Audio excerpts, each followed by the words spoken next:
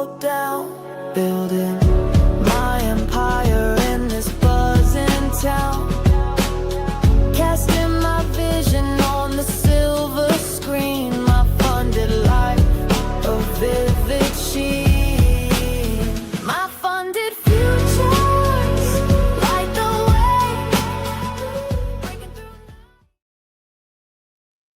Good morning, traders. Happy, wonderful Wednesday. We have a great show for you lined up. Let's welcome our traders, Bold Barbie and Nick Does Futures. Good morning. Good morning, guys. Good How y'all morning. doing? Good. How are you? Good. Saw the market listen to my request Sunday night for us to get out of this range and just took off. Yeah, we are pumping. We are pumping. NQ is at 22,510. NQ futures. It's amazing. It's amazing. It is amazing. Good morning, chat. Good morning, Magnus, Mr. Smith, CJ. Let's go. Everyone smash the like button. Share the show on all of your socials. Let's get this party started. Who would like to go first? Barbie or Nick? I'll have Barbie go first, yeah.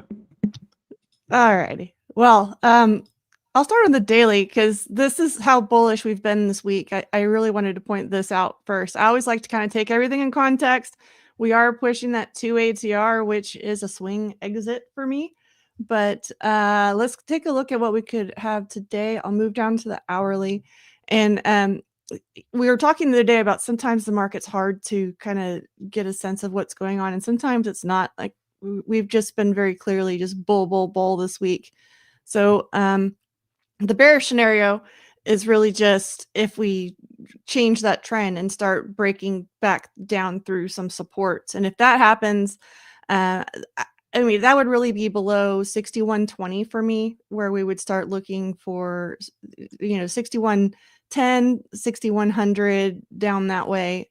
There is some single print area down here, down to the 6082. But in order to get that sort of move, we would have to have something change. So right now we're in kind of lower volume, and we have Powell on today and all kinds of other stuff. That's stuff that the market doesn't really like to participate in. So as long as that lower volume condition kind of holds, I think that a change, this bearish move, is just not the likely scenario. So instead, I'm kind of looking at the choppy scenario and the bullish scenario. The most bullish is just the 6150 target is the one I wanted yesterday. So we got that. We're now above that target. So the most bullish scenario is just 6150 holds, even if we dip below it just temporarily at open with some profit taking or something like that, but really don't continue any lower than this kind of consolidation area and just keep rallying up, which could happen. That is the most bullish scenario. And the bullish targets, 6150 was yesterday. We got that. So the next one I have up there is 6166 and then 6180. We're getting into all-time highs though. So that trading gets a little bit different. If you haven't traded all-time highs before, it's good to kind of go back and look, because a lot of times it'll test through, come back down, and then kind of smash back through.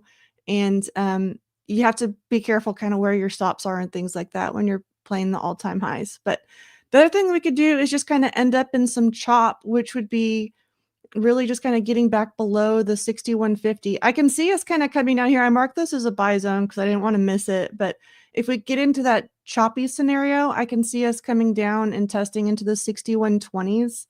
6128 is the level I have here, but we have this kind of whole consolidation area. So in my mind, I'm just thinking 6120s is my buy zone. So I'll make sure I have a stop just below that. And this would be just to kind of get a little range trade going up in here that I could potentially have a runner if we keep breaking out of that area. I was also kind of looking at crude a little bit. This isn't a huge play. I just kind of had this idea on crude when I was looking at it. It's made this major move lower, and I'm still kind of bearish on crude, but we've had this major move lower.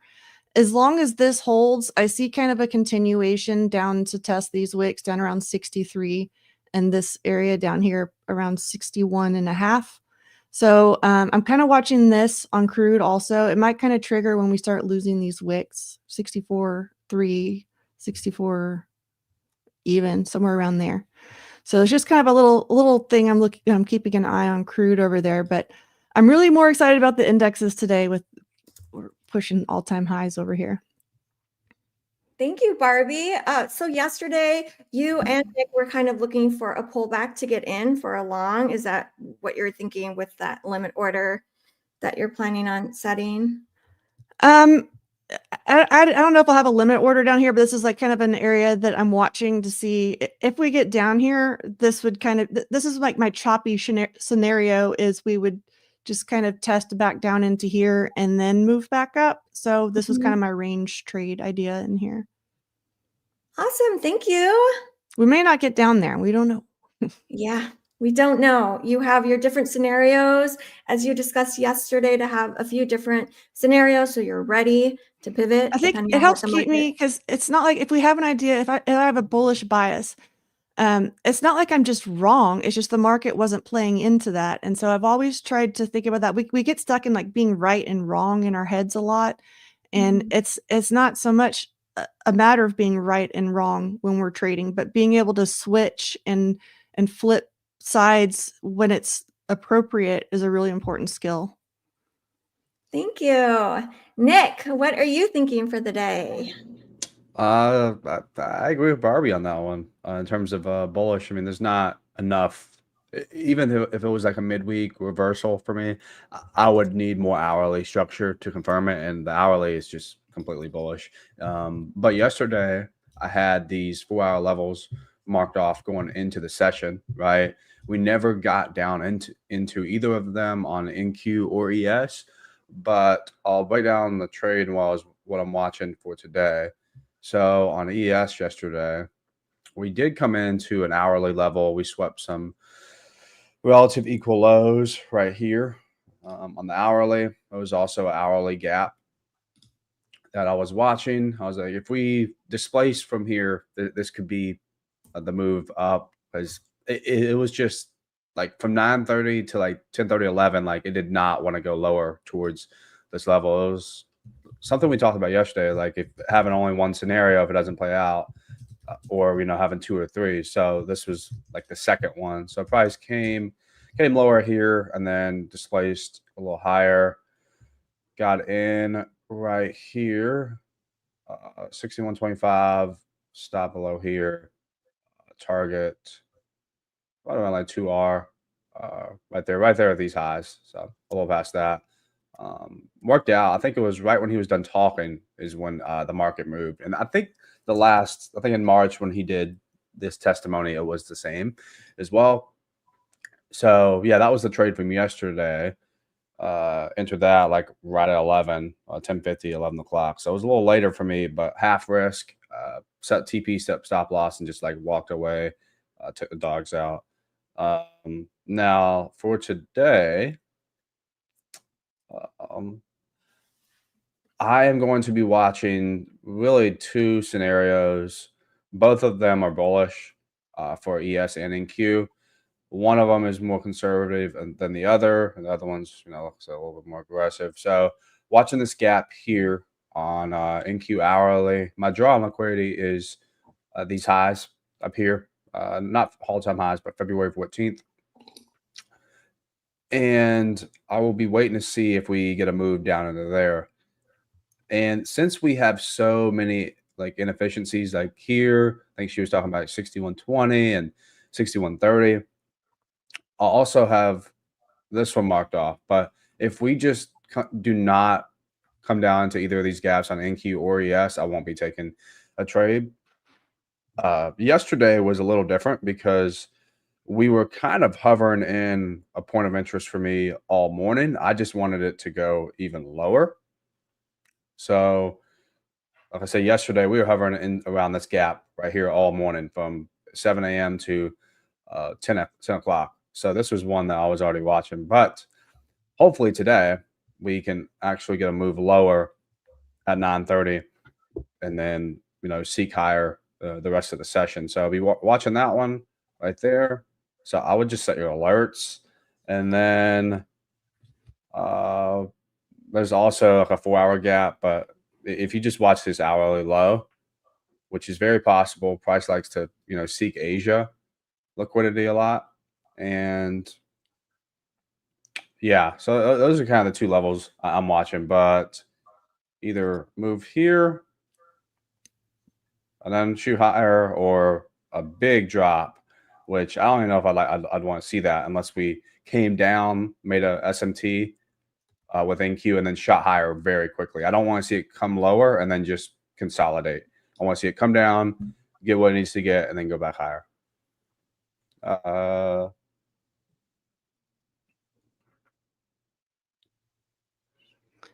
Yeah. So we do have Pal speaking again. The chat was pointing this out, and I think you pointed this out. So he is coming on again at 10. Yeah, so I have this indicator right here. It plots out the news. So this is what we got. He speaks at 10. And this is a continuation of yesterday, I think. Yeah, yesterday. And then it says we have GDP. I think that's tomorrow. Yeah, GDP tomorrow. So we have new home sales today. That one's, I don't know. It's not going to cause the market to trend. It might used cause to be red folder a couple years back, but now it's not. Because it hasn't been moving the market. Yeah, no, it doesn't. No, for sure. But yeah, those are kind of the levels I'm watching. Let me see if I have any questions here in the chat. So what you're saying, even if we remain bullish, there'll always be pullbacks and volatility. Yeah, definitely. I did yesterday's trade. You can also check my Twitter and Instagram. Have it on there.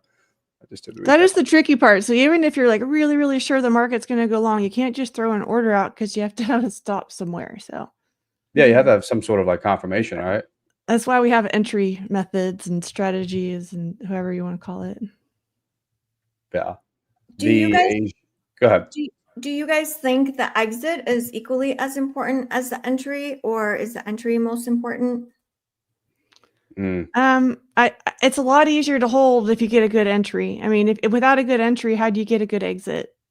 So a little bit.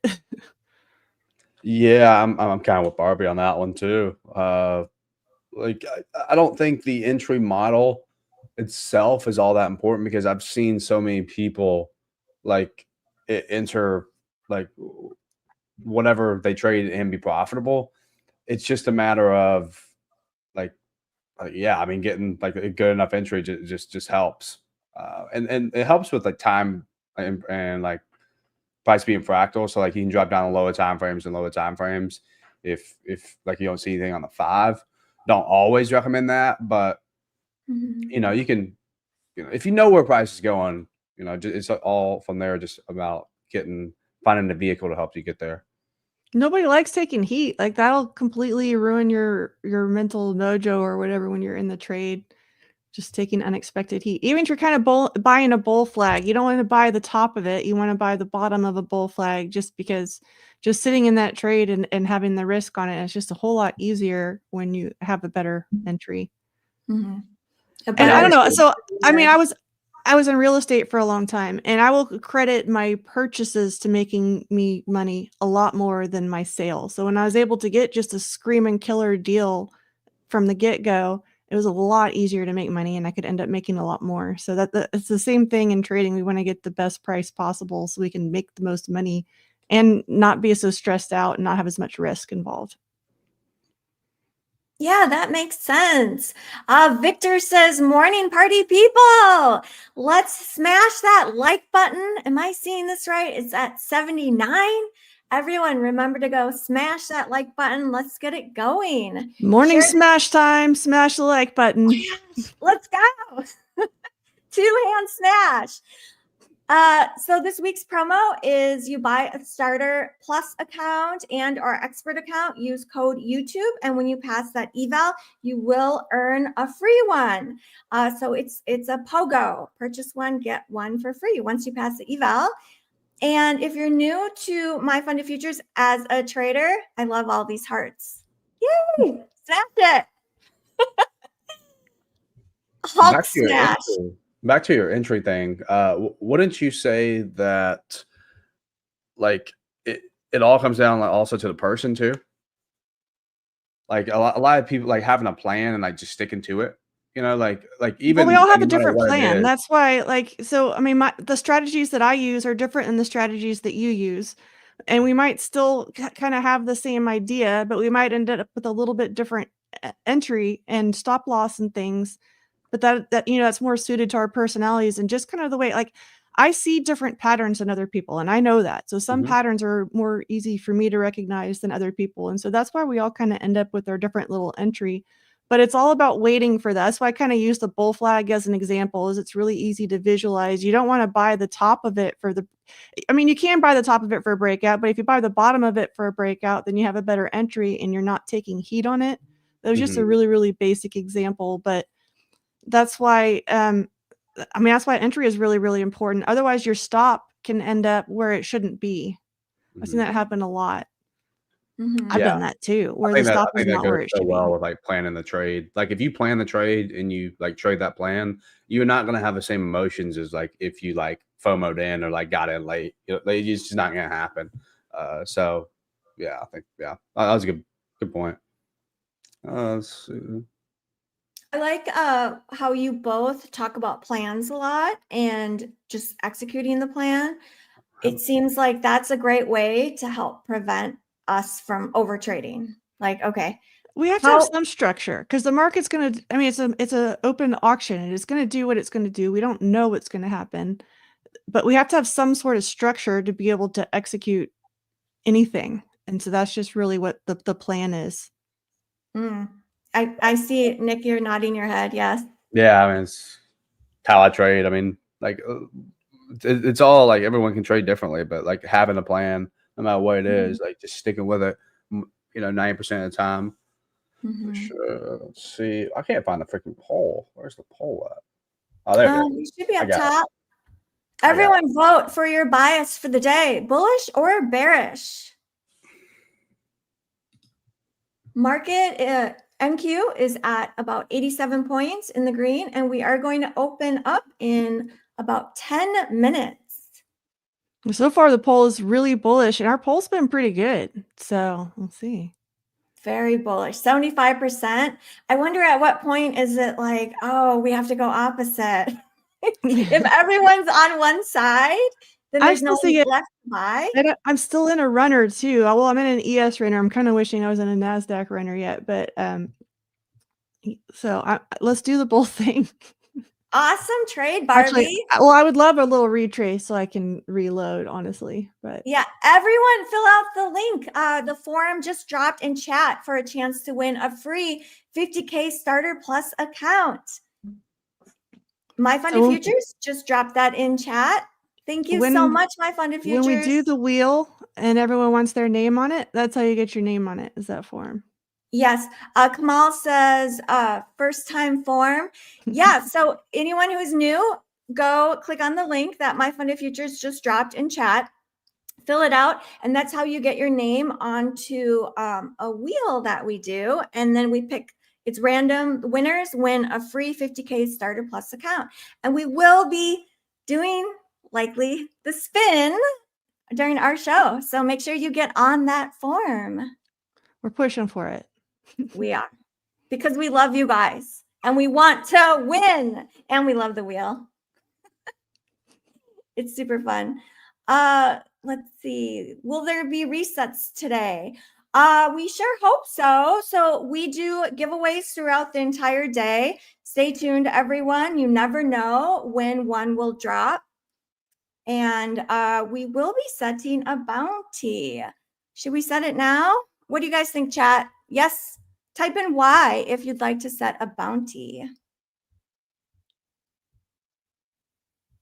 We got to get some good bounties here, y'all, too. We've been making it easy.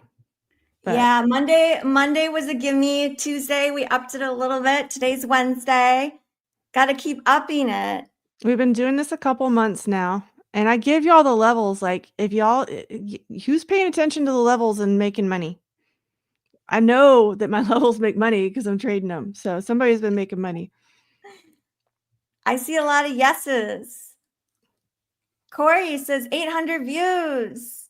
MK says 350 likes. Pine Tree Trader says 500 likes. I think Monday we did 500. Tuesday we did 600 likes for our first bounty. Do we do 700 today? I mean, it's hump day. Let's do it. It is hump day. It's a good day. It's wonderful Wednesday. Let's make a lot of money today. Trading for keep says $6.99. Now, should we get our views to match the likes? Because Yeah, let's do that. Yeah, I like that. So, I do 700 like views, that. 700 likes. Yeah, let's do Pretty it. cool, though. 700. I'm seeing 700. We will set the first bounty at 700 views and 700 likes. Let's go. Let's go, party people. Share the show on all of your socials. Let all your friends know. Smash the like button with 2 hands. We have 2 hand smash. We have about 6 minutes until market opens. NQ is trading at 92 points in the green since yesterday's close. Not bad. Yeah, I'll go over the I'll break down someone asked me again the trade from yesterday. I'm gonna do it one more time before the open.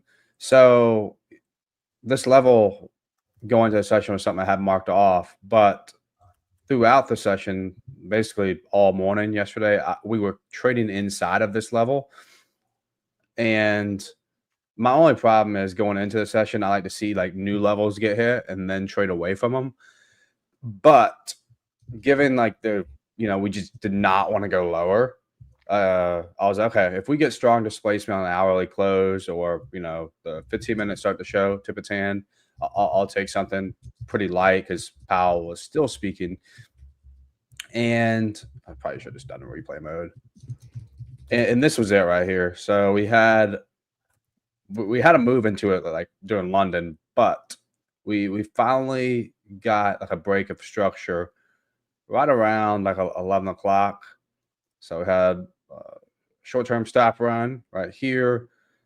Nice move up, close above this level.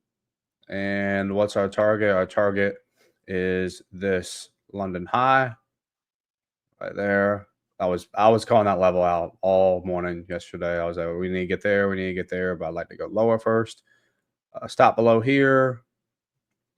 And, target up to here is like 2.2R, somewhere in there. So, and this was obviously a little bit longer of a trade. And yeah, so about an hour. Wow. I didn't realize it because I was walked away. Yeah, about a 2-hour trade. For me, this is pretty long. You got in around 10:55, and I was out at 12:35. So about an hour and 40 minutes. But this was like a set and forget. I just like left my computer alone, just walked away, got some alerts when we hit this level, and that was pretty much it. I wasn't looking at shorts because the hourly did not give me any confirmation for shorts. Mm-hmm. And we got moved down here, move up, retest it, and then deliver nice towards our draw. And this morning we pumped up a good bit. So hopefully, I think it was sunny side to ask. What a great trade. What do you look for, Nick, when you said the hourly didn't give me a confirmation to take a short? Yeah, just some sort of like, I'll show you. Like you see how this hourly here on gold, like this whole chart to me is bearish. Although we're trading inside of a bullish point of interest, I would want to see a couple of gaps get disrespected to the downside. So like probably, given that we have so many like bearish daily candles, I'd probably wait until we got above here to take a stab at longs. Mm-hmm. Some people took a long yesterday. Actually, this is the 4-hour chart. Yeah, so maybe a close above here and inverse this gap. I just want to see displacement on the side I want it to go to, and then disrespect of levels on the other side of the curve. So this is the bearish side of the curve. And if I want to go if I want to flip bullish now, I want to see disrespect of these gaps and closes above like highs, strong closes. And with that, you'll get, strong displacement. You should target in. You plot that out with a draw on liquidity is something that I use. Yeah, that's pretty much it. It It's sounds like it's pretty almost easy. like a I hate rejection. to say Like, it's easy. yeah, it almost sounds like you look for when you say the drawn liquidity, and like it's like you're looking for the reversal for it to reject, to test and reject. Right. Yeah. Yeah. All my entry model is just like a higher time frame retracement, lower time frame reversal is all it really is. So yeah, I'm gonna switch back out now to here. Yeah, hopefully we get a good solid move. I can put on some good risk today. But yeah, feeling pretty good. I'm glad we got out of the range. That was box number 1 has been checked. So but yeah, Checked. just gonna be sitting here and waiting. Thank you. Lucas says, I want longs. Barbie, countdown. Are we getting closer? I think we have less than 1 minute. We will ring the bell together. 30 seconds. Yeah. So the chat is very bullish. Nick and I have been very bullish. What about you, Terry? You just here for the party? I'm just here for the party. Okay. Let's go. Yeah, right. I'm thinking I will also be looking for longs. Okay. No, So we're no inside shorting. inside 10 seconds. Y'all ready? 5, 4, 3, 2, 1. Ding, ding, ding, ding, ding, ding, ding. Market is open. We're at about 90 points in the green. Oh, it's wanting to fill. I wonder if we'll get a gap fill back down. Will it be a gap and go or a gap fill? What do you guys think? Here's VWAP.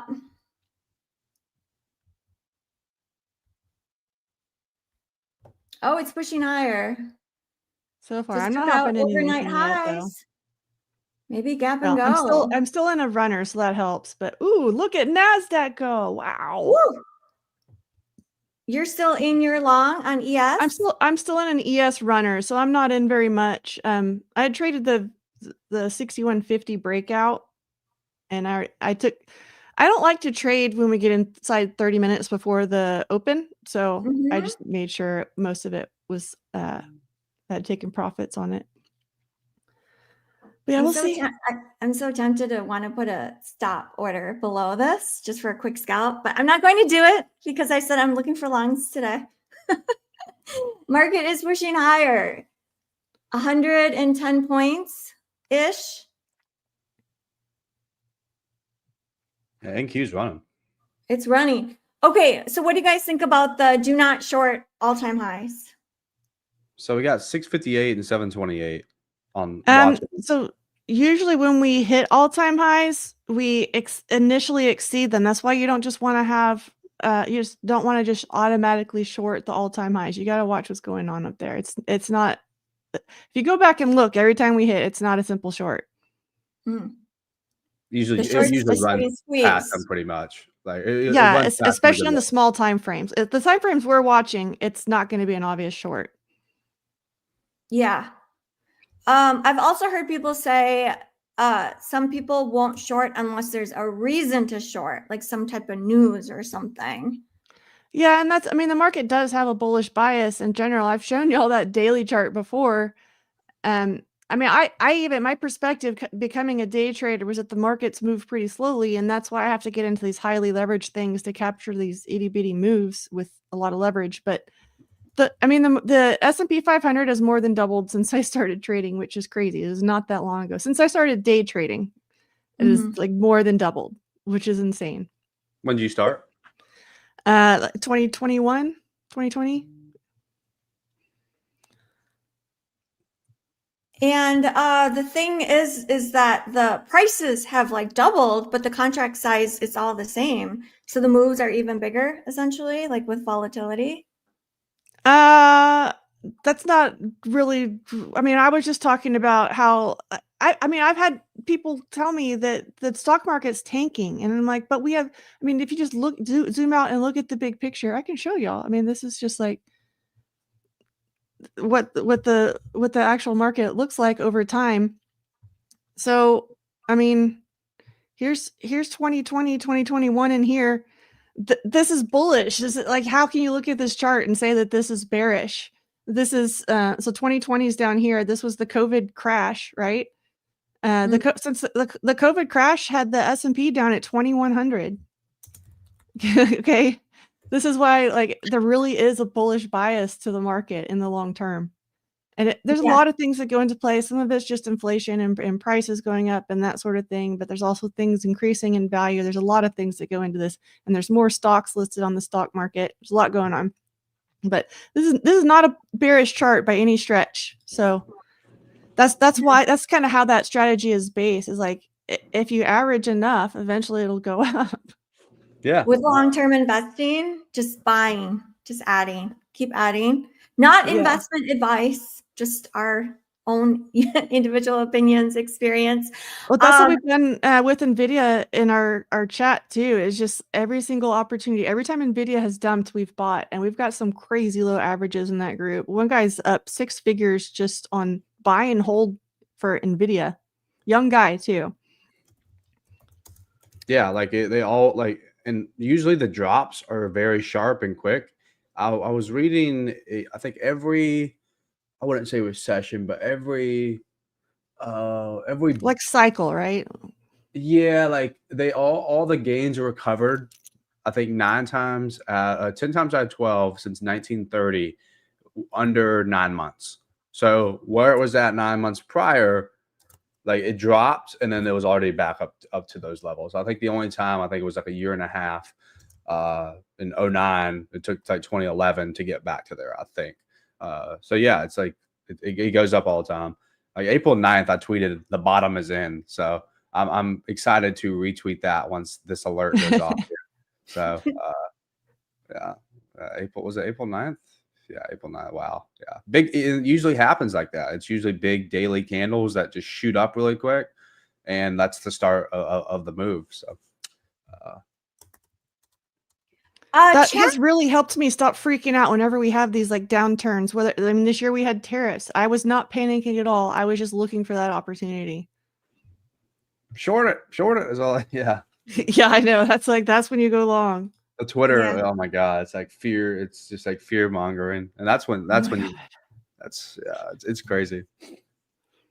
So everyone, we hit the first bounty. Good job, guys. We have over 900 people watching live, over 700 likes. You guys smashed it.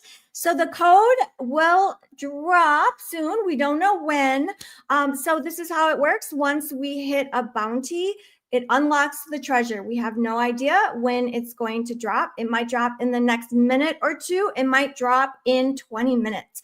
So everyone stay patient and continue joining the party and watching the show. And someone did have a question yesterday, and it was a great question. Market is pushing higher. We are breaking above the first 5-minute candle. So someone had a question about how to redeem the code. Excuse me. So the codes are always for a certain number of accounts. It's either for a reset or for a free account. Usually it's for a reset with the codes. But what you do is you pull up your account on MyFundedFutures dashboard and go as if you're going to do a reset. So you click on reset, and then it'll pull up like the page where you enter in a code and to check out. And that is where you enter in the reset code drop. There are only usually 50 or so free resets. So you got to be fast, you guys. And even if it says coupon accepted, if you're not fast enough with checking out, the 50 accounts go fast. So that's why sometimes it'll say coupon accepted, but you don't actually get it because other people got ahead of you. So that is the jam on that. Everyone get ready. We don't know when. It might happen in the next minute. It might happen in the next 20 minutes. So everyone has to stay patient. And remember, this is a gift that MyFundedFutures gives to us. So thank you so much for doing that. MyFundedFutures, you're awesome. So we'll have giveaways throughout the day. Yeah, I see people asking for free accounts and free resets and for the code drops and for the form drops, and that's why we have all of them. So just watch out because we're doing it all. You guys get all of it. Yes, for our wonderful and amazing viewers and supporters. Abhishek says, win my funded futures. Yes, type in W if you love my funded futures. I'll get us started. Let's see the W's. Who loves my funded futures? We are the best with our end of day drawdowns and our weekly promos, the best. Yes, Yeah, the Bills. weekly promos was a good idea. The monthly, I don't even think it makes sense to go back to just like monthly promos, like weekly. Well, like, you can extend them like we did, but like I think weeklies are the best.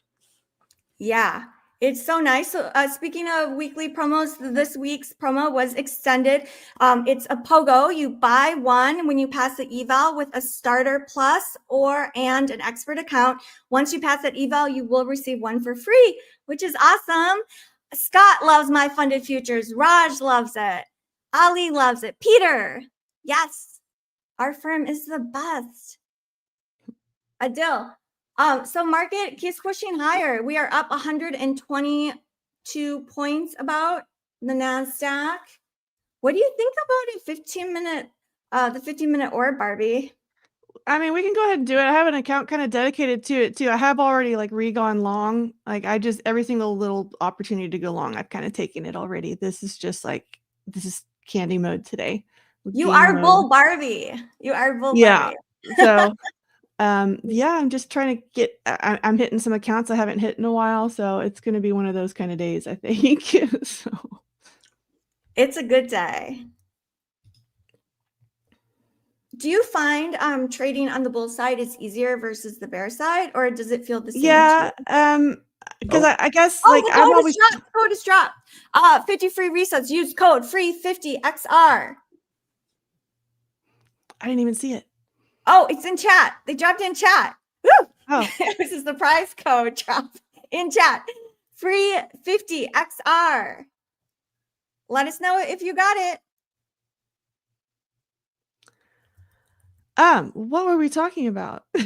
Oh, it says people are saying it doesn't work.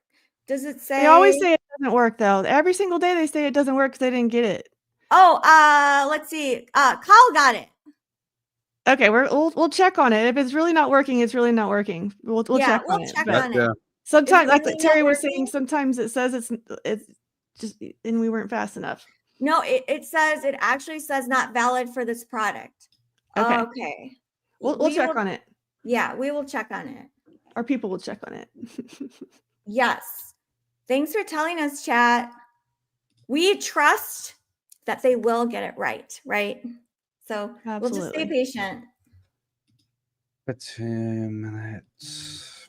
My computer's freezing. What do you think about rate cuts next month? Do you think they're going to cut rates here the next month or two? I think we're looking at 2 months out, probably. Yeah, like August or something. I think so too. I think that would be the safer one. I feel like next month is a little. He's not going to be aggressive. We know that. Yeah, especially when he's got like a year left. He's just gonna have. Well, he's got 10 months left. But the other guy, Waller, who's probably going to be the next chair, he's he's the one making noise right now in terms of talking and saying everyone, majority of the board wants to cut rates. Oh, we were talking about if we like to trade up. I also saw somebody talking about positivity in the chat. That reminded me. Because I think that's like me trying to always have a positive outlook. We don't talk about it on the show because why would we? But we've all been through stuff. We've all been through rough stuff, right? And for me, like the way that I deal with that is just trying to keep a positive outlook all the time. And I have people ask me about that sometimes, like as a trader, like how can you just keep positive? Because I think the outside perception is in order for me to win, somebody has to lose. And this goes back to another comment we were just saying, because someone, I guess, thought that I meant that like I was bitter that some of these young guys in the chat are making 6 figures, and I'm not. I celebrate all of that. I'm winning, they're winning, we're all winning. Just because I make money, that doesn't mean that somebody was on the reverse side of that. We're all in different time frames, making different plays and doing different things. And we can all win, but keeping that positivity is what keeps me going. And I think that's why I have a hard time switching to the bearish side. Because we see on social media is like, oh, the market's going to dump. This is going to be terrible. Sell, sell, sell. and it's very sensational. And we do get these, elevator down moves temporarily, but in general, like I just said, the stock market moves up. And so to have that long-term bias, it makes a lot of sense. So I'm just always trying to stay positive, y'all. Otherwise we're going to crack, Yeah. And that transfers to life with staying Absolutely. positive. And so if we can do things outside of life that help us in trading, and then do things in trading that help us it's like all connected. Wherever we go, there we are. The person we show up in front of the charts is the same person that is outside of the charts. So I did have this is kind of my runner target. I don't think I mentioned this earlier because this other trade, I was looking for this break of 61.50 when I was at the charts earlier. So like this is where I wanted to bank my trade, but my runner, I'm looking for the 61.66 up here. So I'm hoping we get that.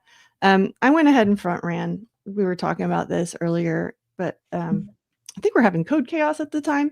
I had to front run that orb a little bit. We'll see. I wanted to get a little bit a better entry there. So tell us more about what made you decide to front run it. Was it a feeling or price? It's just like kind of how bullish we are, and the flow's looking really good to support that. And I don't know. I'm just trying to get a slightly better entry because I'm a little bit more confident with it. May not be the right move, but I've got this account scaled right where this makes sense to me. There's my targets on there finally. Because it's actually closed. My targets are printing. So there we are. We're in. Let's print. Keep making sure I have the right thing on the screen. And yeah, the ES trade, I can't share more than one ninja chart at a time. I just have the one ninja chart up, but this is the ES level, the 61.66. And so I have 61.66.50. And if you don't know about me, I have a don't be a dick for a tick rule. So I'm not going to put my order at 66.50. I'm going to put it 2 or 3 ticks inside of that. And that's ES tick. So like on NASDAQ, I'll go a little bit more than that. Like 4 or 5 times that, I guess, like 10 ticks. Let's see. Yeah, it looks like we're just pushing up. Man. All right.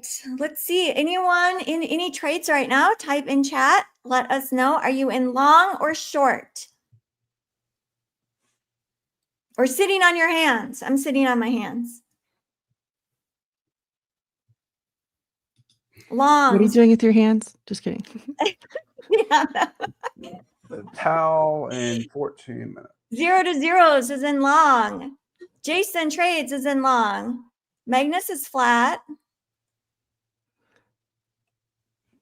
Terry's in party mode over here. If you didn't hear Nick, he's watching the PAL news. So we're 14 minutes to go on that, I think. Is that what you said?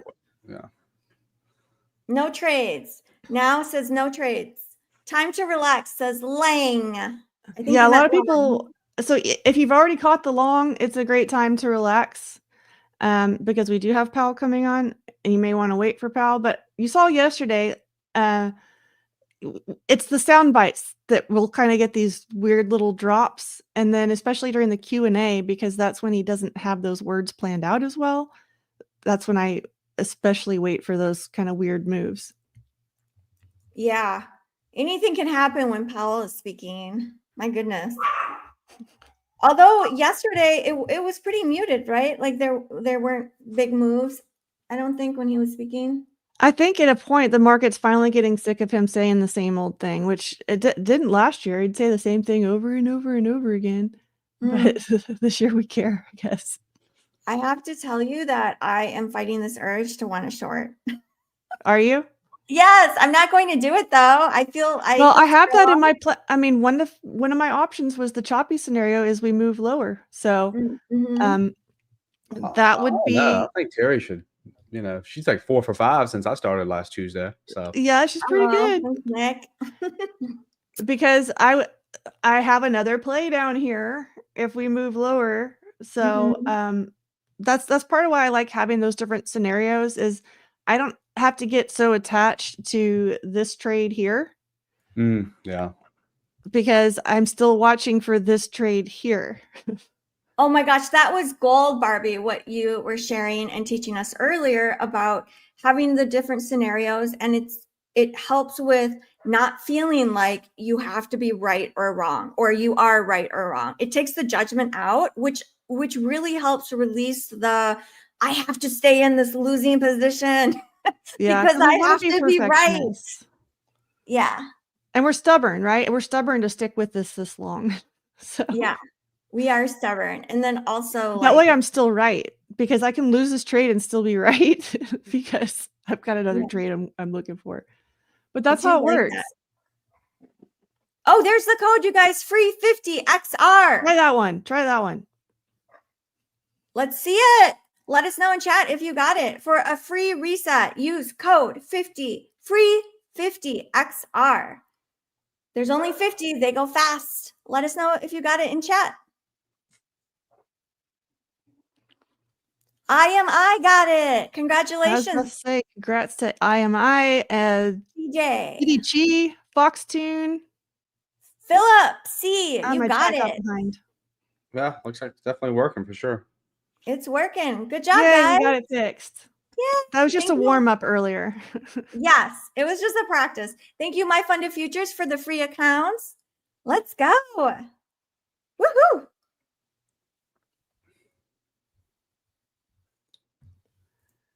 All right, Okay, what's the market doing? Yeah, it's looking I it's think kind of what falling. happened is I think the reason we're dropping is Terry shorted the market. That's it, isn't it?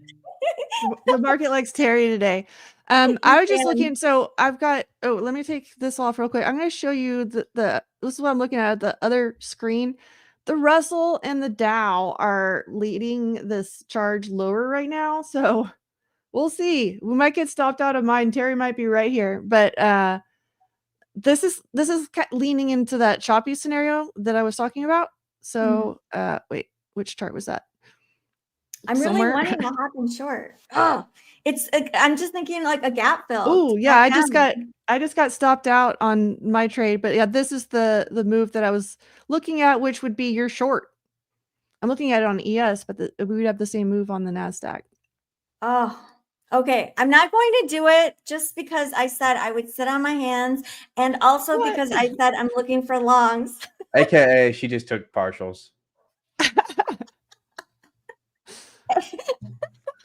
She just hit TP. I'm being good. I'm being good. Terry's I'm trying rich. to be. She just hit TP.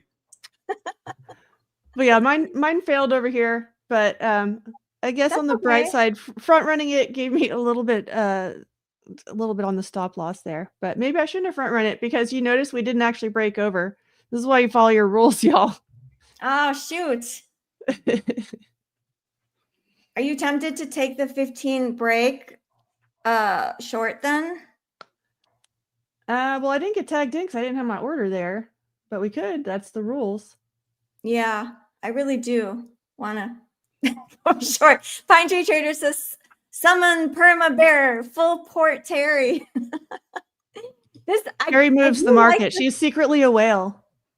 Secretly. Wouldn't that be so funny? Maybe one day I can be a secret whale and move the market. 100 NQ contracts.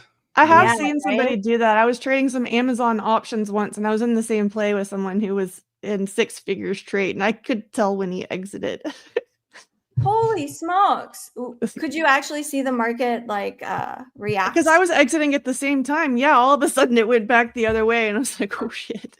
But I mean, I just had a really small position, so it wasn't that big of a deal to get out. But I could see his order. Bill said, I didn't get the code, but woohoo! Anyways, yes, we will be doing. That's what I'm saying. We can celebrate everybody anyway. I find that that's really, really great because I don't always have a great day. That happens, but somebody else will, and I can still kind of celebrate for them and like keep my head in the game and keep positive energy. So the next day I can hit it. Yes, we love the positive energy. It attracts more positive energy, more good things in our lives, and it brings good things to all the people that we like and love. We need more positivity in this world for sure. And we all have that choice. Every morning we wake up, throughout the day, we have that choice. Do I want to add to the positive vibes, or do I want to add to the negative vibes? We have that choice, you guys. Life lessons with Terry. Since Yes. Luke's out right now. Life lessons with Terry. Life lessons with Terry. Patch says, yes, positivity. And I think, to be a trader, it's very difficult emotionally. So the more we can stay positive, the better. Yeah, W's for Terry. W for Terry. Isn't it rude that he's not streaming on his honeymoon? I know. It's like, I guess he wants to stay married. He's off to a good start. So Luke is in Greece, you guys, enjoying his honeymoon.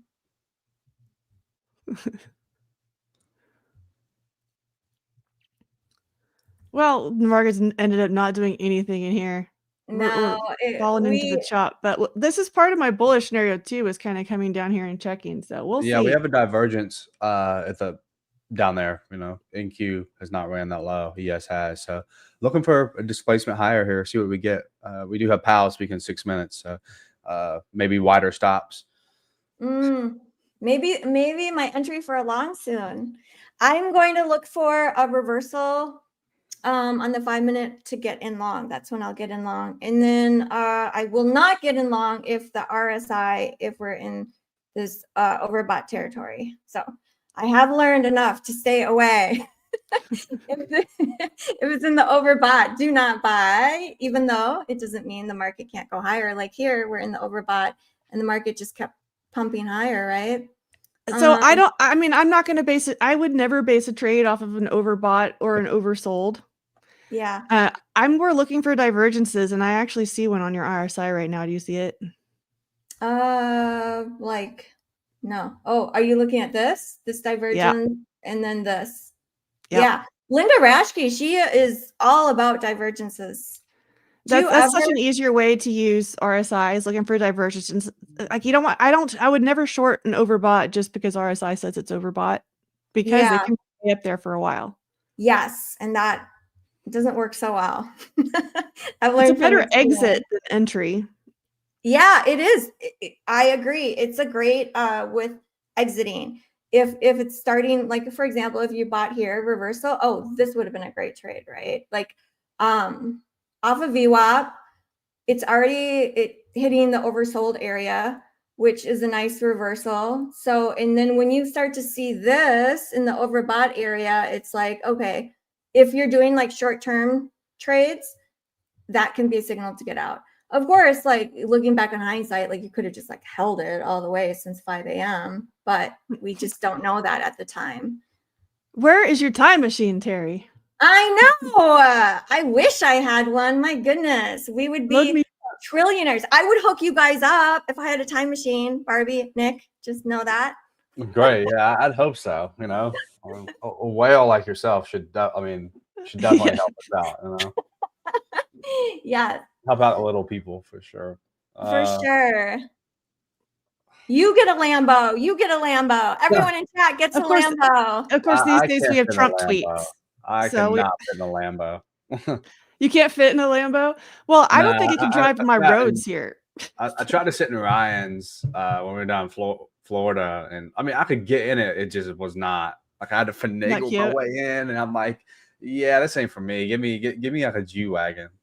A G-Wagon, yeah. BitLogic System says, what about us? Yes, you get a Lambo too, Lucas. Lambos for everybody. If I have a time machine, I will hook all you guys up. One day, I don't know when, that would be quite amazing. I wonder if they'll ever be able to figure that out with like physics and the super, super smart people with quantum physics and all that. Maybe, you never know. Just for trading. We don't need it to solve world peace or cancer. We just need trading. Just so everyone can get a G-Wagon and a Lambo. I'm more on team G-Wagon. You know what I was looking though? Well, I don't know where these stats came up. I would have thought that more women were driving G-Wagons. It's like 87% male driven is G-Wagon. I didn't know that. I see ladies driving them around here, but it's a man car apparently. Nick, you're like, no, that's not the case. Yeah, it's like Yeah, no, 87%. I already got one picked out. It's like a brownish, like I don't know the color. It's like a grayish brown with the red interior. It's so sick. It's so sick. Oh, I want to see it now. Yeah, you can't even find the girly colors like the blue ones with the light color interiors. Those are really hard to find because it's all men's specking them out with the dark and the like all the like blacked out grills and all that. Yeah, Pal's about to speak. I was hoping. I'm gonna share my charts here 1 second for Hal. Let's see. I was looking at ignore the risk to reward tool here for a second. I was just trying to plot something out. So we have an SMT divergence in here inside this gap. ES ran into it. NQ did not. I dropped down to the 5-minute chart on both of NQ and ES. I want to see this gap get disrespected. This 5-minute gap from 945. Preferably on both. I'd like to go long on NQ because this is the one that did not run lower. So maybe a close above here and get ready to trade all-time highs again where you don't have any price targets at all. You literally just have to plot out, take profit levels based on the risk to reward tool. So, but I mean, there are a couple of I mean, if you go back the daily, I think there's it's not really nothing clean at all. No like equal highs, but this could be something to get long on. I just wish we'd close above here. We got 2 seconds, so it's probably gonna rip. If you want to take on ES, you can, but remember Powell speaking here now. So yeah, I'm gonna head out. I'll catch you guys back in here tomorrow, and hopefully Terry can take a long so the market can shoot back up. Yes. Yeah. Thank you, Nick. It's great to Awesome. see you. We'll see you tomorrow. See you tomorrow. Bye. And let's welcome Cove. We have Cove on today. Cove Trader, come on down. There he What is. up? Am I on? You're You're on. on. Live. What's going on? What is happening? How Well- is your morning going so far? I am up a good amount of money, and Nice. I just finished day 4 of a MyFundedFutures account where I will another day of $100, and I will pull another payout out of the same account from last week. Nice. So, Awesome. Yeah, gonna go grab another payout. You know, What type of account? Is it a starter or starter plus or expert? Or I guess it wouldn't be expert. It'd be starter or starter plus. yeah. So it's a starter account. I am gonna grab a starter plus account. I've been meaning to. I actually I just got back. I don't know where Bull Barbie is, but I just got back from Nashville, and I've been meaning to grab one since like Friday, and I just keep forgetting. And I'll probably grab one today. Oh, good timing because MyFundedFutures extended the weekly promo on starter plus accounts and or expert accounts. When you buy one and up to 3, this works for. So use code YouTube on starter plus and or expert accounts. Once you pass that eval, you will get one for free. So you get double. That's a really good deal. To be honest with you, the buy one, pass one, get one for free is a legit deal. I mean, I like it. I definitely like it too. Yeah. Yeah. I think it did so well. Like people loved it last week, and that's why they extended. I've never seen that type of Don't sleep on it. Don't sleep on it, people. Don't sleep on it. So tell us, what are you thinking today? Oh, you can share your chart if you the little tab that says share. Let me see. I'll present. Share screen. I definitely don't want to share that screen. Hold on 1 second. Oh. Not that one. No, you don't want to see Not that the one with the dirty pictures on it. You might get booted. Well, Here we go. Is this it? Are you looking at the right one, or are we just going to get booted right now? oh, I hope we. Were you on my OnlyFans? Is that what's going on? Yeah. Hell yeah. I got to keep my interest during the day. Here we go. Nice. Oh. We see your screen, Cove. Okay. So yeah, so basically this is going to be the second payout in this account. And I already hit the $100 for the day. Obviously the account's up way more than it needs to be. So yeah, tomorrow I'll hit it for another 100 and then withdraw at the end of the day. And then this one I'm taking back from the dead. I went long pre-market and held through open, sold, and I'm going to work this one for I'll get this one over today. That's the plan. Let's go. Got to slam it and get it over. I know Powell's talking right now. I talked to Powell earlier this morning, so he's going to help me out. So we'll All go. right. You have him on speed dial? Yeah. I was like, yo, this is what I need you to say. So he understands what's going on. So I mean, I sent him an OnlyFans too, so we'll see. yo, Powell OnlyFans? Oh my gosh. Yeah. So things are going good. What helps you stay consistent with being able to like keep getting those, 100 plus days? So I got a coin I just flip, and whatever way it goes, and it just happens to be on a hot streak right now. Yeah. But I don't, I'll be honest with you, I keep it really simple. If I'm only going for $100, I'll just play a quick support bounce at a level. Mm-hmm. If I'm going for a long, like where I'm like, all right, I'm a normal day, I'm looking to make $500-700 in an account, I'll look for more of a setup of like a sweep with like a fair value gap inversion on the way back up or the way down, or something like that, or a longer consolidation break like we had this morning. You had this big consolidation right under 500. So I knew eventually we were going to break it. It was just kind of building up juice. And that's where I did this.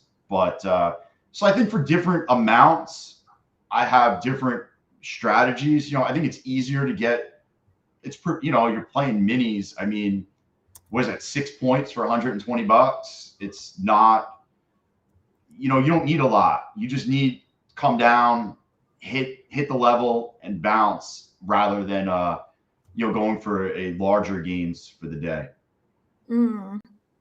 So yeah, I mean, I like to keep things pretty simple. I play the open a lot.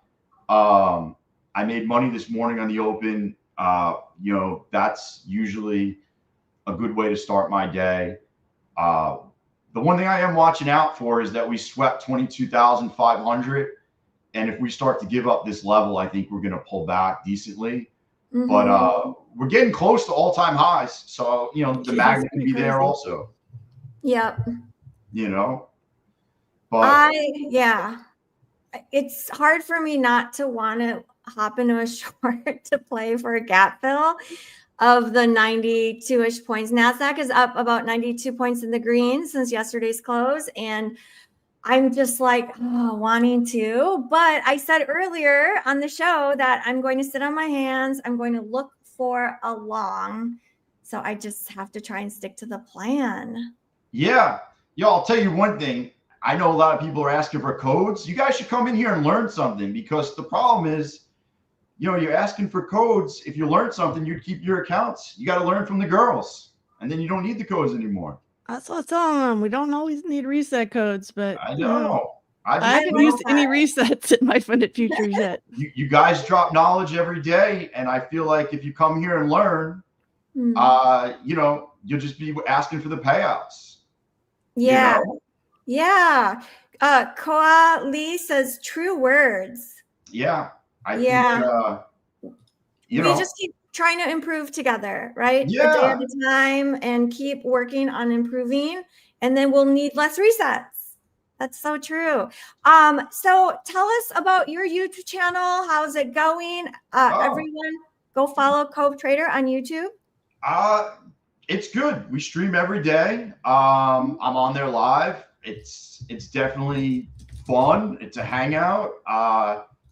It's a good group of traders. A lot of people, actually, there's a bunch of people that got their first payout this week, which is huge. I love seeing people getting payouts, and it's just good people. It's just that's pretty much the best way I can word it. I mean, I know you see stuff that I post on X, or I still call it Twitter, but I just like surrounding myself with good people, and that's pretty much where I'm at. That's if you want, come hang out. But I see Dell in chat. Dell says, "Let's go." Yeah. So Dell did. Dell just ran the contest. I think he came in 7th, and Dell just got a payout this week. He got a MyFundedFutures payout this week. His first Is he in your group? Payout. Yep. Nice. Nice. Yeah, he killed the Ninja Trader arena. Oh, I know. I was rooting for him. I was too.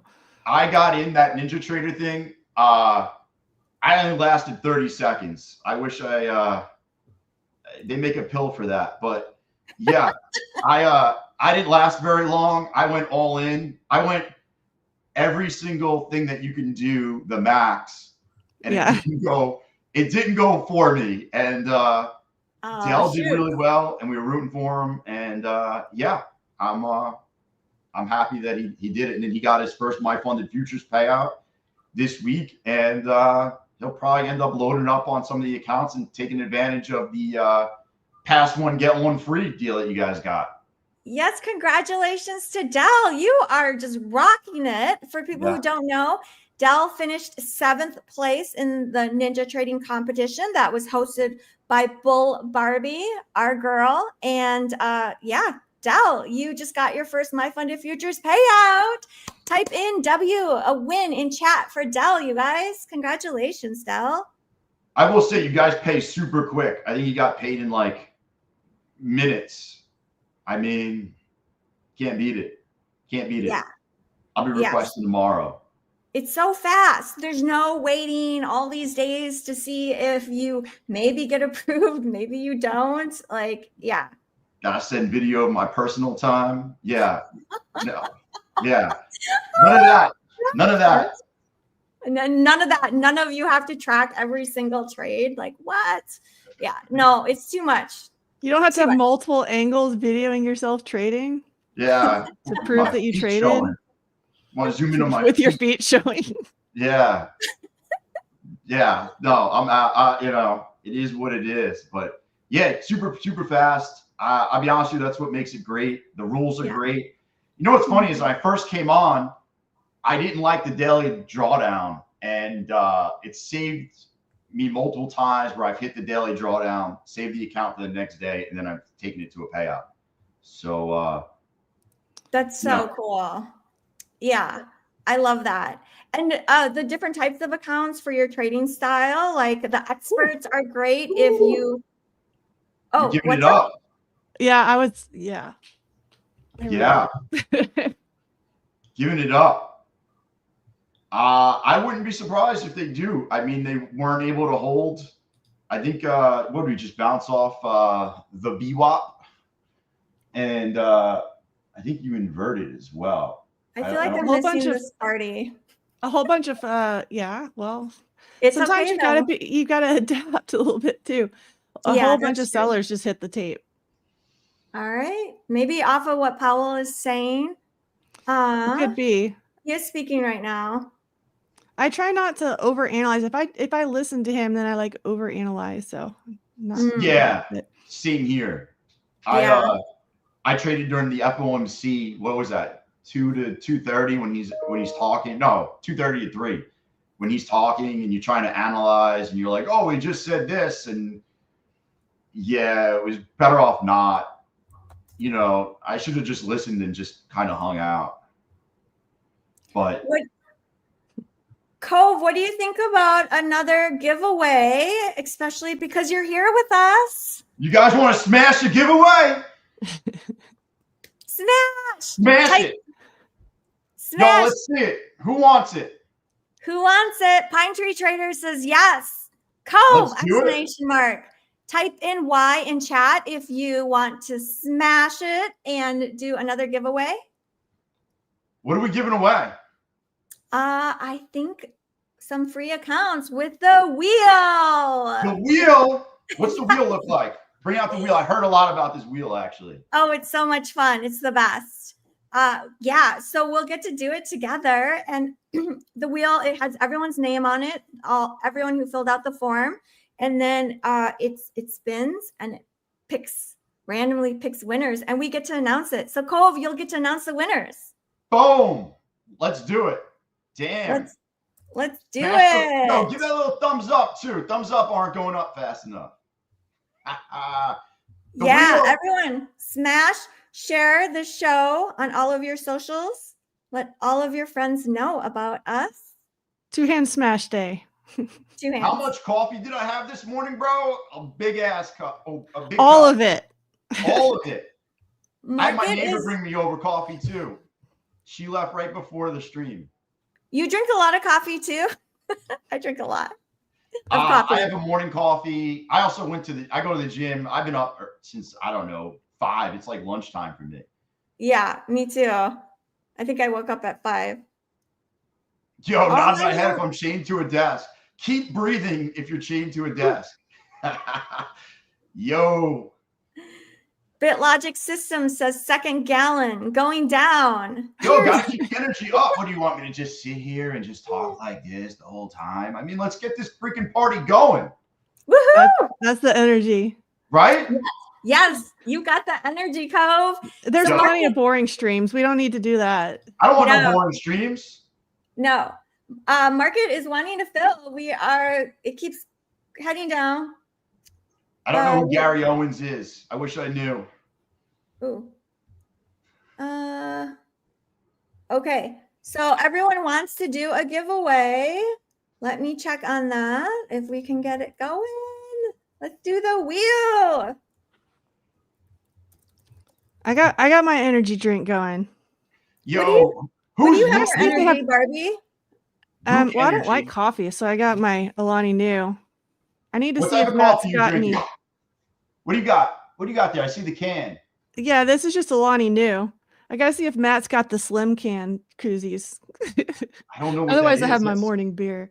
It's an energy drink. It's a girly energy drink. I don't know. The only one I have is Celsius. I like those. Those are good. Yeah. They taste real good. I don't know. Peach Vibe and Arctic whatever are the 2 I go with. That's I don't know. They just get me going when I'm reading the chat. The chat's hysterical. What are they saying? What do you Yo, guys say? Diddy the like button, everybody. Yeah, it is hump day. We got to diddy the like button, I guess. Yo, I like it. So where's this wheel at that everybody brings out? In 4 minutes, it's coming. Okay. I don't know how, I don't know either. There's method to the madness, and I we don't have know. to be bothered with it. We just have to be here and look pretty and we make just- good trades. Yes, I we see. just ride the wave. In 4 minutes, you guys, we are going to do the wheel. Everyone, let all of your friends know about the show. Smash that like button. You guys are awesome. Over 822 likes this morning. I'll tell you what. Yo, I appreciate that, Dash. Yo, I'll tell you what, though. Celsius, yeah, if you stop, but I'm not a quitter, so I just keep it rolling. Yo, I have been trying to reduce my caffeine intake, and it's been giving me headaches, which is tells me You should have probably more drinking too much. caffeine. gotta More? have more caffeine. I mean, I'll be honest with you. I can stop on a dime because sometimes, if I travel, I won't drink coffee and I'm fine for 2 days. I don't really care. But there's just nothing about just sipping on a hot coffee in the morning, just relaxing. And I think it's more of a thing. I don't do the Keurig, I do pour over. So it's kind of I don't know, it's part of my morning routine. Oh yeah, the pour over. That's some of the best tasting coffee. Yeah, I got it. I'm one of those coffee snobs, I guess, but still cheaper than going out. Mm. It's the What's ritual. your favorite? What's your favorite type of coffee? Dude, there's this company. It's called Tailor Made in California, and I have their Sunshine blend. Shout out to Tailor Made. They used to be Tailor Lean. I think it's Tailor Made now. I don't know. My wife buys it by the 5-pound bag, and that's probably That my explains best. some things. Yeah. I mean, it's so good. So good. Afternoon, I do iced coffee, though, if it's hot out. And it's Ooh, that sounds delicious. it is hot out here. It's so hot out here. I'm in New York. I don't know if you guys know, but it's hot and humid. It was like 100 yesterday.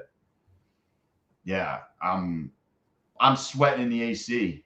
Although right here it's fucking cold. Right here it's cold out. I'm in the coldest room in the house, so this Yeah. AC is just smashing my face all day. When it's hot like that, I feel so fortunate that we're able to make a living by online, by trading, and we don't have to be outside in the heat and in the sun. Bless I'd still everyone rather sweat than who's doing that freeze. right now. Yeah. So, What's that, Barbie? I would rather sweat than freeze. That's why I'm down here in Texas. 100 sounds normal to me, but Oh, yeah, I've never it gone there hasn't yet. been lately. It says it's 78 right now. So high of 89 here today. You're hotter than Texas. Congratulations. Isn't that crazy? Because we're all the way up north. You would Yeah. think it'd be the other way. But is it a dry heat down there, or is it humid? It's usually humid. Yeah, forget that. Forget that. Everybody's still walking around in jeans and boots. Jeans and flip-flops. Oh man. People still wear Houston's jeans? worse for humidity. I mean, I do, but also, like, I mean, we have a little ranch, so I'm like outside working. Like, you still want to wear long sleeves and stuff to protect. But I have done beekeeping in a swimsuit before, just because it's hot, and I just had a couple quick things to do. So you never know. Beekeeping sounds interesting. They do a lot of that stuff around by me. They do it in Texas. It's huge because you can get an ag exemption. We don't have state income tax. We have property tax. And so our property tax is high, but I can get a massive reduction on basically everything that my house isn't on by having beehives. That's cool. I like Yeah. that. That's how I became a beekeeper, is to save money. It is Hey, cool. it is what it is. More money towards trading. It's thousands and thousands of dollars every year what we saved. Take anything I can get. Take it. And then we get honey. Yeah, I love honey. Love it. Let's do the wheel, you guys. Are we ready? I'm ready. Let's I'm spin ready. the wheel. Cove's ready. Let's go, guys. Okay. Whenever we're ready, let's drop the wheel into the show. Let's do it. Michelle says, I'm ready. Uh-oh, here it comes. Jesus is ready. Kim is ready. Let's go. Dal, Here it is. I've seen this. Yeah. All right. You see it? I seen it. Yeah. Okay, those are all names of everyone who entered in the forum. Uh-oh. You want to announce, Cove? I'll announce. All right. Let's see. Who do we got? Congratulations, Blanked. Blanked. You won a free 50K Starter Plus account. Make a ticket to claim your prize.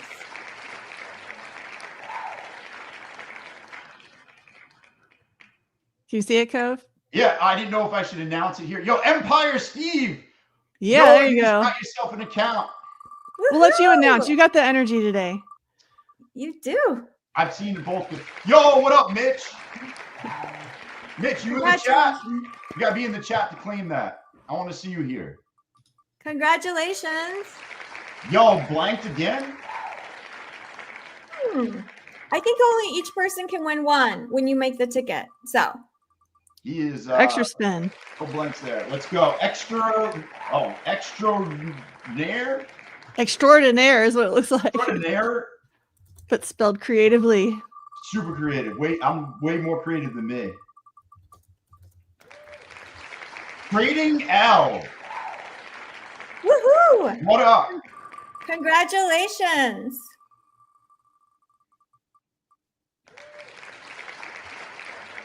Your KK?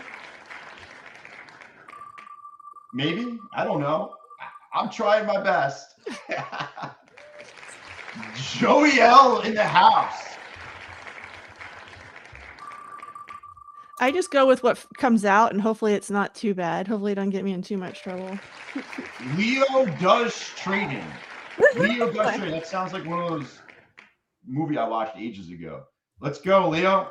Congratulations. Del Caso, are you in the house? Woohoo. Last one. New jeans 50/50. Get some new jeans Congratulations. with a payout. So how you open a ticket is you go to the MyFundedFutures when you log in, and then just click on the support and let them know that you won from the wheel today, and they will hook you up. Mitchell, why didn't we? The wheel did not like you today. There's always tomorrow. Come back tomorrow if you didn't win. Yes, and we will be doing giveaways throughout the entire day. So everyone stay tuned. Lots of opportunities to win some more accounts. So let's check on the market. NASDAQ is up about 55 points. We are trading below VWAP now. Yeah, I've noticed VIX is heating up a little bit. Yeah, it's getting pushed. Yeah, I'm watching. So I am in the orb short, chilling. Oh, that was it. Basically hit trail. Nice. I have the long on there too, so if that comes back later, because yeah, that's what that guy is. That's the if we go back out the other way. I've gotten a lot of questions if I'll trade back out the other side. Yep. Yeah. Now did it just go through the orb on the bottom side? Yeah. Yeah, that's my favorite trade, to be honest with you. Like when we sweep below the orb, I take it on the way back up mostly. If I had, if I was. Oh, I'm short. Oh, you're short? Yeah. It's trying to stop me out at break even though. Yeah, it stopped me out at break even. Well, break even's fine. I mean, people get all weirded out like, oh, I don't want to go to break even. I get to break even as fast as I can. It's a free trade after that.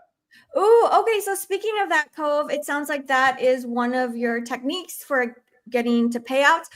Derek just asked for advice on how to become profitable. I'll be honest with you. I go to break even after I'm up 20 to 25 ticks, which is 5 to 6 points. I move to break even. I'm fine with I'll get stopped out break even 5 times in a row. I don't Yeah, I care. mean, it's not a loss. I'll do break even plus commissions. So I don't mind scratching out. Yeah. Personally. It doesn't bother me that much. No, but some people get all annoyed about it. It's a free trade. I'm in, I'll leave the trade. I'll go grab a snack, come back. I don't have to worry about it. Yeah, you know what? I think a lot of it's mental also. I'll watch people every single day. They'll take a 3-point gain and then they'll hold for like a 20-point loss. Yeah. And I'm just like, dude, that's never going to make you a winner. And then they tell you you're not profitable if you tell them otherwise. I would at least go for you don't have to do 5 return, 5x. You could be 1-to-1. If you look at my stats, if you went 1-to-1, my win rate's over 50%. If you're at a 1-to-1, you're going to make money. Go to break even, let it move around. I just think people are very quick to hold losers and not just not let a winner run. That's pretty much the biggest thing that I see is, especially that you have MyFundedFutures has end-of-day drawdown. So yeah, getting stopped out, letting it run and getting stopped out. The way I look at it, if it's not a good idea, if the trade's not working out, or if at least it's not working out in the time frame that I wanted, I would rather be stopped out so that mentally I'm ready to look for the next trade instead of hanging on to old baggage. Yeah. Yeah.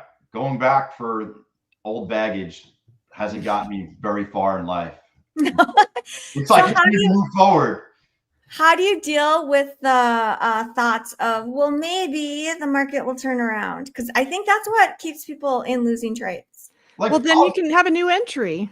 Yeah. I joke around a lot just because I want to pass the time, because I'll be honest with you, trading is monotonous. I've traded alone. So I joke around a lot during the day, like, oh, I'm trading on hopium and stuff like that. But listen, if the trade's broken, it's broken. Like, just get the F out. Like, you know when it's broken. You definitely know when it's broken.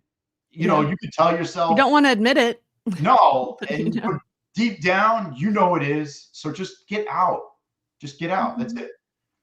Yo, how long did it take me to be profitable with prop firms? Probably like 3 to 5 months. And I'll be honest with you, I'm coming from an options background of being very profitable for a very long time. So it was rough for me in the beginning to not be profitable at something in the stock market when I make a lot of money trading other things. It was actually, I was having a hard time with it. You know, I'm just reading the comments on the people in the chat. Yeah, and 3 months is really fast. That's the fastest that I've heard. But that's what he's saying. He already had strategies coming in. A lot of people are coming into prop firms without strategies, and they're learning to trade while they're in props. That takes longer. I've been in the market with stocks since 2007 and options since 2017. So it wasn't like I was starting from scratch. But even somebody that was super profitable, it still took me 3 to 5 months to, you know, at some point in 3 to 5 months, you start just breaking even where you're like, hey, I spent $1,000 this month and I got $1,000 worth of payouts. And it's like, okay, well, my biggest thing that put me into profitability was not more winners, less losers. That was the biggest change for me was I started jotting down losing trades that I was taking during the day. And I started to see a pattern of trades that were losers. And once I took that out of my trade plan is when I started becoming profitable, not adding. It's super easy to make money, guys. Anybody can make money. Holding it is the hardest part, you know, and that's just being honest. And that's with any part of the stock market. Anybody can have a huge win. Anybody can win. The hardest part is holding on to the gains. Yeah. Protecting the downside, which one of the real skills that you shared with us today, what you do is you will trail your stop once you're at 5 points or so in profit. You are quick to trail it to protect. Trailing is awesome. I mean, there's no, you know, like I just hear, like Philip said, risk management is key. It is, because if you're trailing, first of all, once you break even, you have nothing to lose. And then as it continues to move, you know, you just kind of move up along the way and you let it run. You know, you're just moving your gains. You're never going to sell at the top. And that's just the way it is. You know, everybody's like, oh, that's a good point too. Like, yeah, everyone wants that high point. Even if I call the high of the day, even if my target, like yesterday, I wanted the target of 61.50 on ES. Even if I have that target, I'm selling before that. Like, I'm trying to see where we went yesterday. It went above that. It went to 52.50. I was out before that. Yeah, I never hold to the top. Listen, I was you out don't way before that. You just need a piece of the pie. If you think about it, I don't know if you guys trade mini. I trade minis. So like 10 points is $200. The biggest problem with people on the stream or just in general is they'll make $200 in 5 minutes and it's not enough for them for the day, but yet they'll go work for 8 hours and make $200 and then they'll be like, oh, well, that was good. It's like, dude, that's what I've been trying to point out. It's like, get good at that $500 a day and then add another account that's doing $500 a day. Thank you so much, Barbie and Cove. This was so good. You guys shared so many helpful tips with us today, and it was fun. Happy Hump Day. Hump Day! Hump Day. Cove, Cove's links, YouTube is in chat at Cove Trader. Go follow Cove on YouTube. Also follow Cove on X. You do live stream, which is super awesome and fun. So everyone go check out Cove. Thank you for coming. We appreciate you. I love being here. Always a good time with you guys, with you girls. And yeah, just listen in, learn, and get a little better each day, you know? Back test. Everybody needs to back test. Yes. That's where you get your confidence in everything. Yep. I'll leave you with that.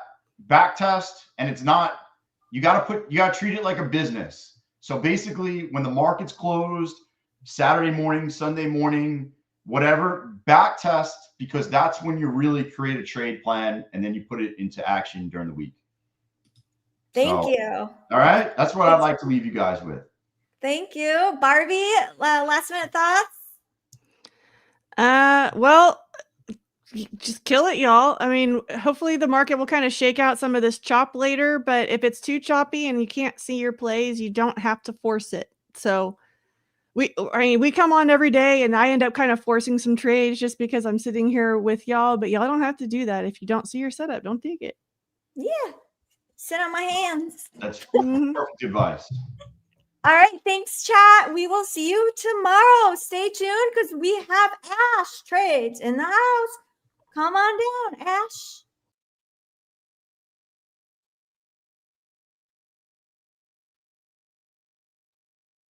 Hey, how's it going? Hey, good morning. Good morning. Yo, Jim Blab said, sit on whose hands? My hands. I've been practicing this morning. I've been practicing setting out a plan and sticking with it. And my plan this morning was to not short, to look for longs, and a long setup might happen soon here. But yeah, it was hard. I mean, not super hard, just a little hard. I did feel that like, oh, I want to get in a short when we took the 5-minute orb on the downside. Mm-hmm. But the whole point was just to stick to the plan. I'm practicing that discipline, right? I love it. Yeah, being process driven. I mean, being able to come in here, create a defined plan, know what you're looking for, and then execute that with defined risk management. That's the goal every single day. Fall in love with the process, allow the results to be a byproduct of it. Yes. Thank you. How's your morning going so far? Good. It just started. We just took a long here, as you guys could see on the screen. We just entered it. So at this moment in time, it's a matter of accepting the risk and allowing the probabilities to play out. Nice. I have to my long now too. Woo! Let's go longs. Yeah, let's Okay. see what happens. Let's see if they want to run it back to the high day. Oh yeah, we will see what happens. And like you said, accept the possible loss. Yep, No the risk biggie. was accepted before the trade was taken. So at this moment in time, it's just a matter of waiting and being patient. Okay. Well, I will let you take your show away. Go Alrighty. running. Hope you have a good day. Thank you. You too. Bye, Ash. Bye, chat. See you guys tomorrow.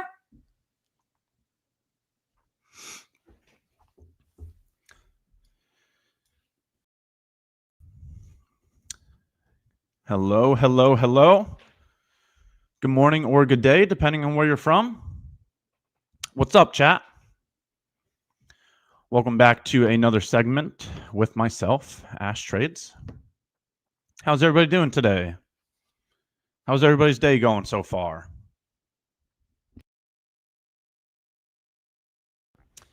Let's see how chat's doing to start the day.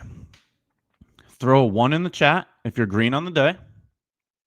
Throw a 2 in the chat if you're red on the day. And throw a 3 in the chat if you've yet to trade today.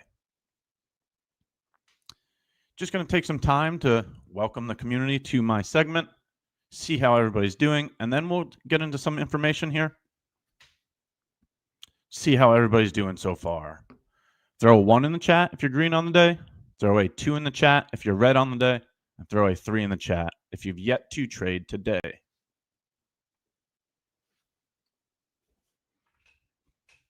And let's see. Starting off with some 1s. Okay. A couple 2s in there as well. Also a couple 3s. So looks pretty 50-50 at the moment.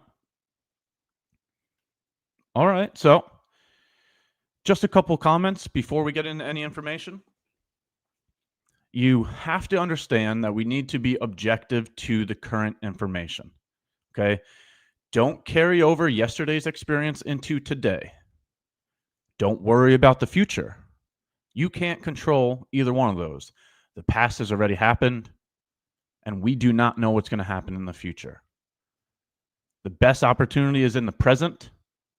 So all of our undivided attention should be what's happening right now. Focus on the present, be objective to the information, show up willing to work and learn every single week, and put your undivided attention into trying to get 1% better every single day. Okay? Don't allow any kind of emotion or mental response from yesterday's trade deter you from your objective today. Just focus on today. All right, so I hope everybody's day is going well. I hope everybody's week is going well. We'll talk about the trade here in a minute. Just wanted to welcome everybody to the stream, get everybody in the right mindset. Next thing I have to say is, once again, I'm going to put a little risk disclaimer out there every single time I'm on here, because you have to understand that this is not a signal service. I'm doing this to document my own trading business. This is a way for me to record all of my trades, to be able to talk about my logic in real time, to then have the ability to go back and learn from it at another point in time. Okay, so just because I have a trade here, that does not mean you should take the trade. This is not a signal service. You are responsible for your own risk, so you make all of your own decisions. Okay? Understand that I'm here documenting my own trading business. I'm taking ownership of my own risk. This is not advice. This is me documenting my trade.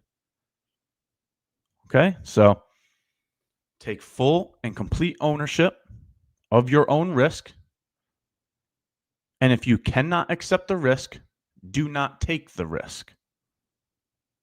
All right? So we do have a long position on here this morning. It's just dancing around at break even. We'll see what happens here. We're looking for high of day as a target. Essentially in the same scenario that we were yesterday morning. Markets are very bullish right now. As I've been stating for quite some time, new all-time highs are my longer-term target. That explains the long position. So during New York Open, price immediately ran higher right off the open. That's not where I look for longs. I don't look for longs above old highs. I look for longs below old lows and inside bullish fair value gaps. So this morning, I allowed it to run higher because it doesn't fit my game plan. I wasn't chasing off of the open. Instead, I remained patient. I waited for a pullback. It pulled back into a bullish fair value gap. I don't want to mess up the order. Just give me a second. Right? Bullish fair value gaps and below old lows is where I look for longs. This explains why I did not chase during the open. I waited for a pullback, and now we got into a long position. You can see the breaker here.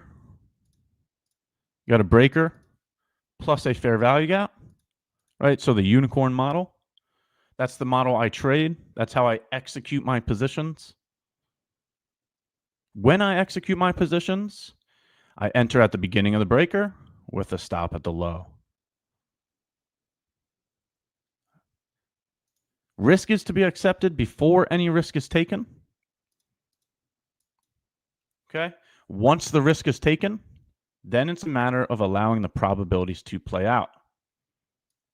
So, since the risk has been taken, we are now at the point in time where it's time to be patient and wait. Wait to see where price goes from here. All right, so we do have some targets here. Right, you have these failure swings right there that we can aim at as a draw on liquidity. Relative equal highs. Same thing there on NQ. You have this failure swing here to target. Again, the longer term target is new all-time highs. So the idea of looking for longs is to be on the same side as the higher time frame order flow. Okay. So we'll see what happens. It's a matter of allowing the probabilities to play out at this point. Now, as we're waiting and watching, we can throw some questions and comments in chat. Just now heading over to chat. So if I missed any questions or comments, do me a favor and throw it back in there. I haven't gotten over to chat yet. I'm just loading the page on my other screen right now. So just give me a moment.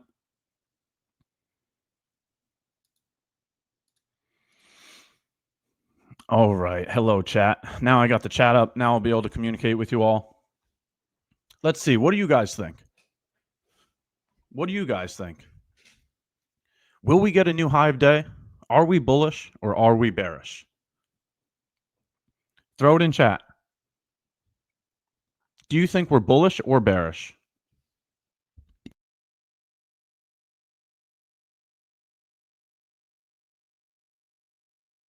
Are you guys bullish or bearish? Are we going to get a new high day or are we going lower?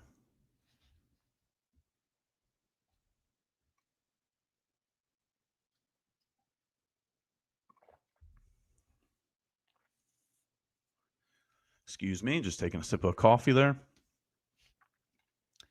Let's see, new high day, bullish, bullish. Yo pienso que va a bajar. I don't know Spanish, but maybe that sounded good.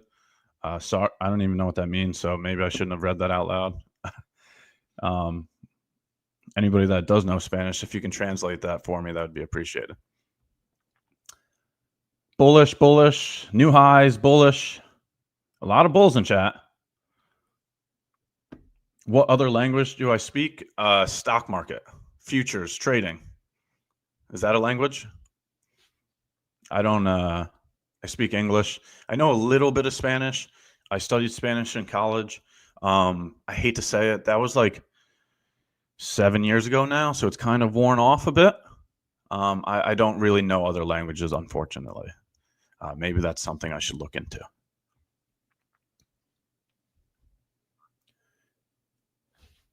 Okay, that means it's going to go down. So, yo pienso que va a bajar means it's going to go down.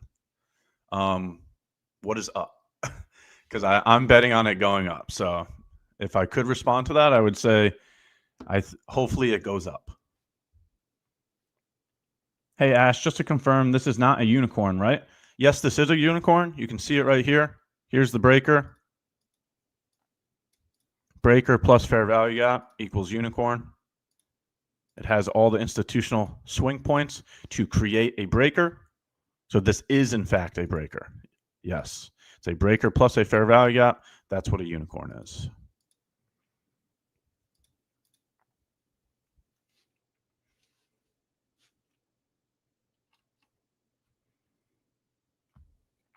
Hey, Ash, do you think about the 5-minute unicorn on gold?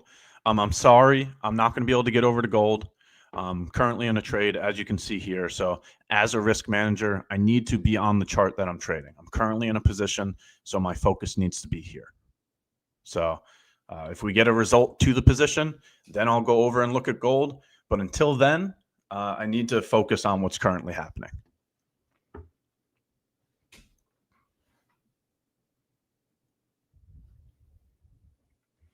Ash, please explain from macro to micro the entry.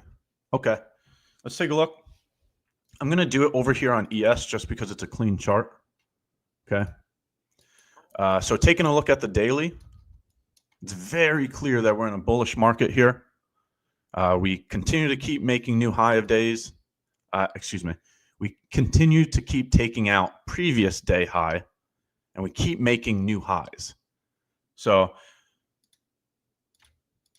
after taking out the swing high here, we created a bullish fair value gap.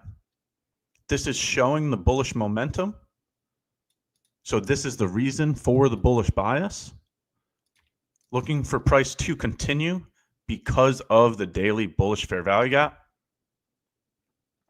Okay, so now once we have a bias, we then look to long below old lows or inside of bullish fair value gaps. You can see the 15-minute gap here. Right, so we moved into a bullish fair value gap. When we moved into that bullish fair value gap, we got bullish SMT. So you can see on the 1 minute time frame, ES did not take out the lows, while NQ did take out the low right here. That's bullish SMT. So after the bullish SMT occurred, we got a bullish unicorn. So you have a higher time frame bias. With that higher time frame bias, we're longing from a higher time frame point of interest. When we longed, we saw a crack in correlation showing a bullish SMT, confirming that idea. So it's going to sound a bit repetitive, but my positions are normally the same. It's a higher time frame bias, then it's a higher time frame point of interest, then it's a crack in correlation when we tap into that higher time frame point of interest, then it's the unicorn model for the entry function. That's how I execute. That's the model I go with. One more time, it's higher time frame bias. I'm executing a position aligned with the higher time frame bias from a higher time frame level. When we get to that higher time frame level, I'm looking for a crack in correlation to confirm that idea. If we get all of these things confirmed, then I'm looking to take advantage of the unicorn model. And that's what we have here. The entry occurred. We entered at the beginning of the breaker. We put the stop at the loss. Excuse me. We put the stop loss at the low. And now it's a matter of waiting and watching. Now it's a matter of I'll understand whether I'm right if take profit gets hit. I'll understand whether I'm wrong if the stop loss gets hit. That's where we're currently sitting at now. So the risk has been accepted before the risk has been taken. So whether this is a win or a loss, I'm completely okay with that because I'm more focused on carrying out my process. The results are just a byproduct to that. Whether it's a win or a loss, I conducted the model, and that's what I'm looking to do. I'm looking to come in and conduct my model each day, no matter the result. So let's see what we get.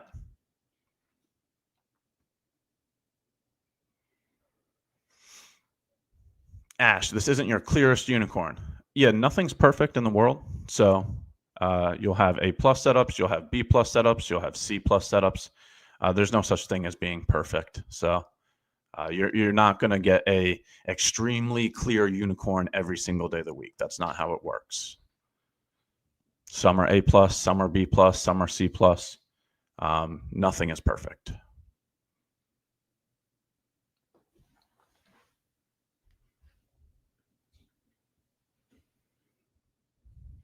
So if you want to ask any questions or comments regarding the position or anything regarding trading, feel free to throw it in chat.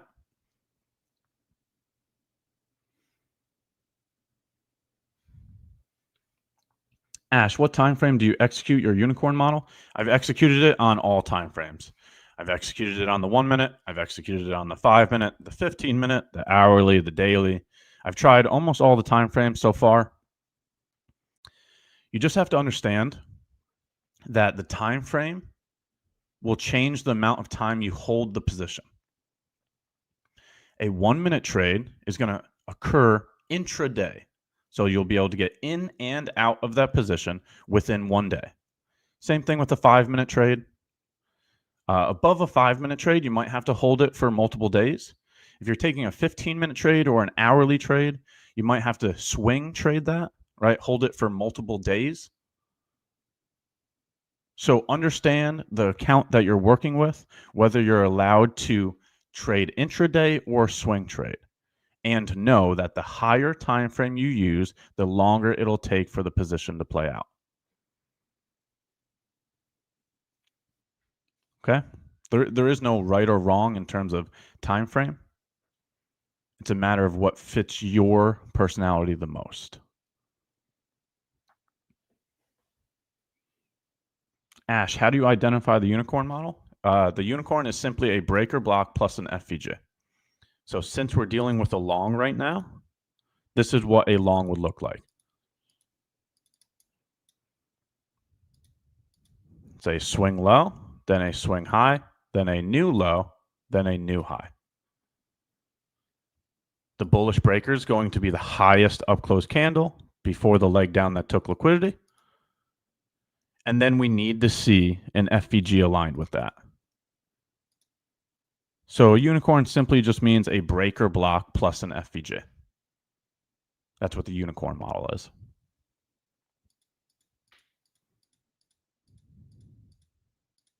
All right, and you can see that here. So just mark it right here. Swing low, swing high, new low, new high. And there's an FVG aligned with it right here.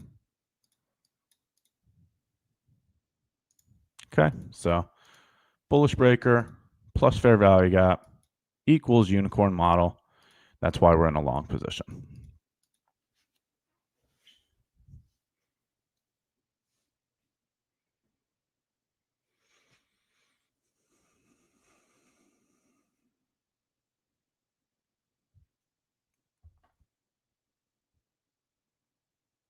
Ash, the 1024 candle in NQ that went to a new low did not close below the previous low.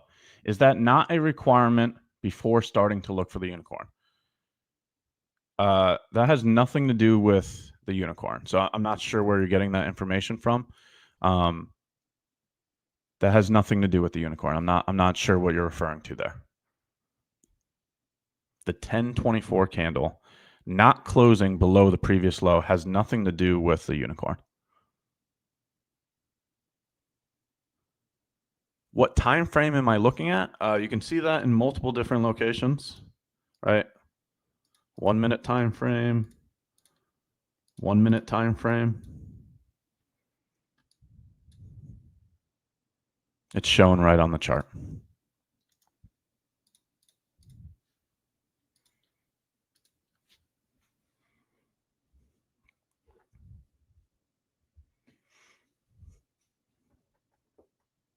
So we're doing questions and answers right now. If you have any questions regarding trading or my model or anything to do with this business, feel free to throw it in chat. While you do that, sub to the channel, like the video, turn the notifications on. We've been going live every single week.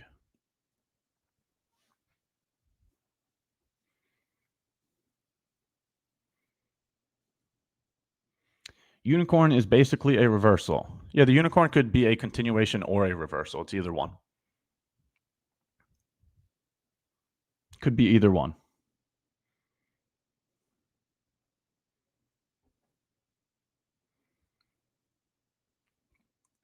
Ash, based on your time frame alignment, from the hourly, you drill down to the 5. And on the 5, there is no unicorn.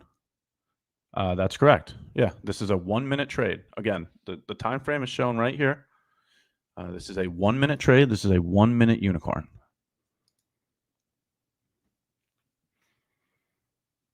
You can look for unicorns on any time frame that you'd like. You just have to understand the higher the time frame, the longer you'll have to hold the position.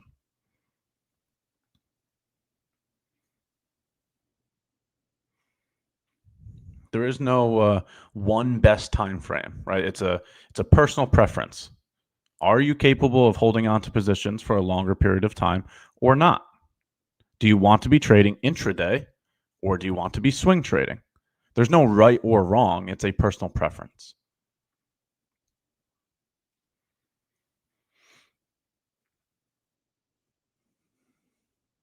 Ash, you said you lost the most on the 1 minute chart. Yes, my prior results show that the 1 minute chart has the most amount of losses in my career. That is correct. That doesn't scare me away from the 1 minute chart. That just makes me want to get better. Keep working on my trading business.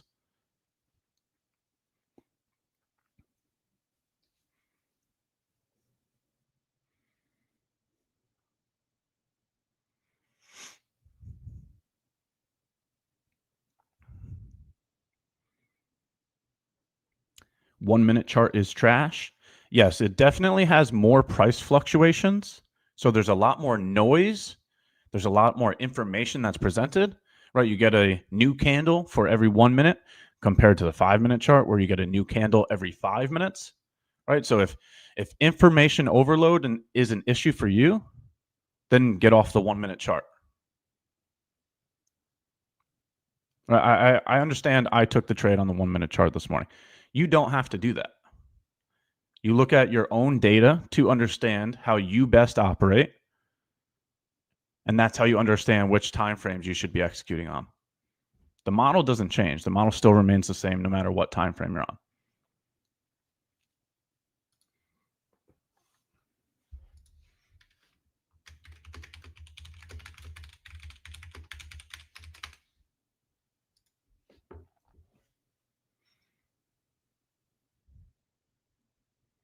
It's really just a personal preference. Some people are good at executing on the 1 minute chart. This is a you versus you business. So you should be an independent thinker and understand your data provides the information you need. Just because I'm doing something doesn't mean you should do something. Your data provides results in which you analyze to understand what you're doing good and what you're doing bad. You should be analyzing your data, and that's why we're documenting every single day. Documenting via text, documenting via these live stream recordings, the whole nine.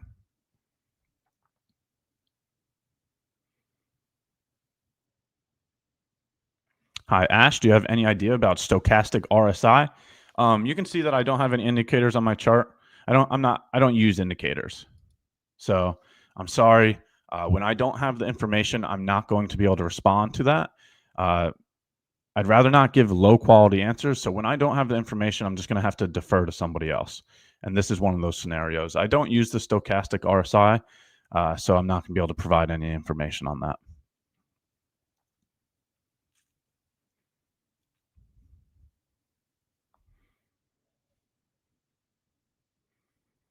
Ash, what do you do if a bearish unicorn forms after this bullish unicorn? I'm already in a position.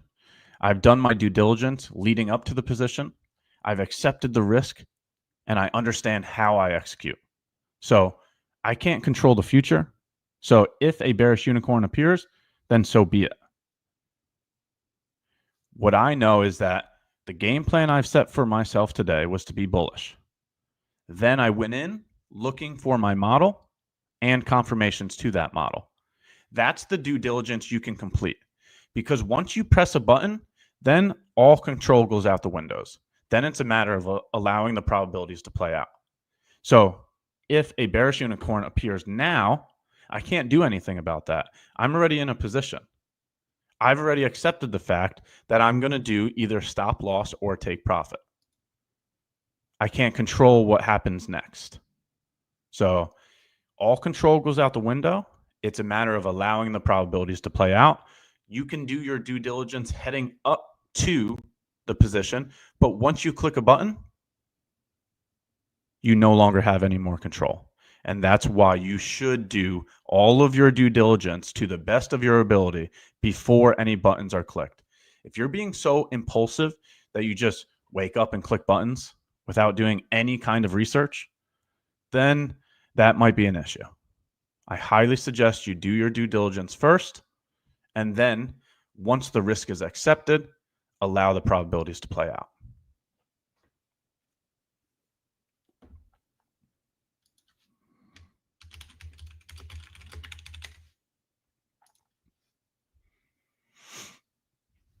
Give me 2 seconds. I'm just going to take another sip of coffee.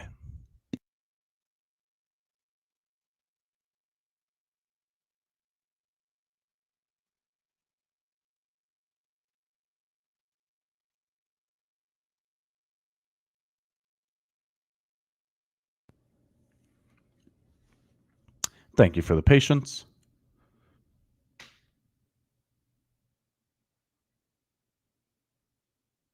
Ash, can you draw the path on the price that you usually do to explain your unicorn entry? Yeah, so again, a bullish breaker is a swing low, a swing high, a new low, then a new high. Right? So you have to have all of these institutional swing points to create a breaker. Here's the swing low. Here's the swing high. Here's the new low. Here's the new high. Bullish breaker will be the highest up close candle right here. And you need to have an FVG aligned with that. So swing low, swing high, new low, new high. That's what a bullish breaker is. When an FVG is aligned with that, you have yourself a unicorn.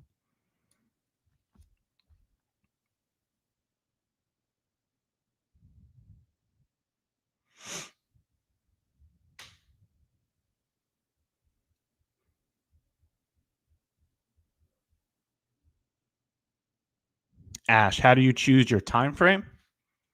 Your time frame comes from the data that you've collected. Okay? You should have so much data from all of your prior trades showing you what time frame you're best at executing on.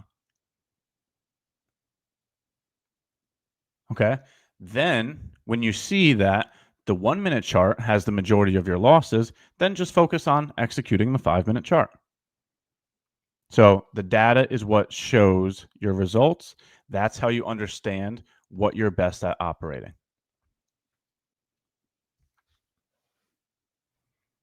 All right. And so just like that, we had one win this week and one loss right here with you guys on stream. That aligns exactly with my win rate. I've been preaching a 50% win rate at a 1 to 2 risk to reward. This exactly shows that. You're getting that information in real time. We had one win this week, one loss this week, and that's where we'll finish the week. A 50% win rate is a realistic win rate. So if you're falling into, some misinformation on the internet, people stating that they have a 90% win rate, I highly suggest you look at your own information, what you're capable of doing, instead of falling into that marketing. So we had a losing trade today, and now this is the moment in time where it really makes or breaks you as a trader. Do you feel the need to go back in saying, oh, I need to make that money back? Or are you the individual to have a stronger emotional intelligence, mental intelligence to understand risk management is the number one priority? That you should not overtrade. You should not over leverage. Overtrading and over leveraging is what burns accounts. So what you do when you have a loser will define you as a trader. And right now is that moment in time. Okay, so do not go back in thinking that you should take another trade. Be done for the day and move on.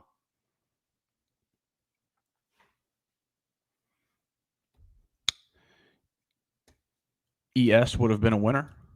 No, it wouldn't. I had my target of new high of day, so that did not reach the new high of day.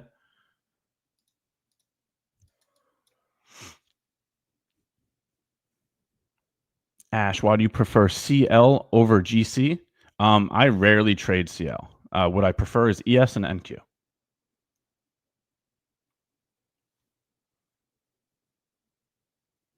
So I actually don't prefer either one. I prefer ES and NQ.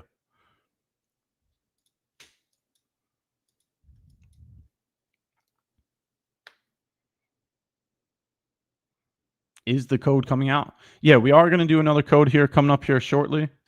We like to do some surprises sometimes. We like to do some scheduled ones other times. Today, it looks like it might be a surprise. So just stick around, and the people that are participating here in chat will be rewarded with it.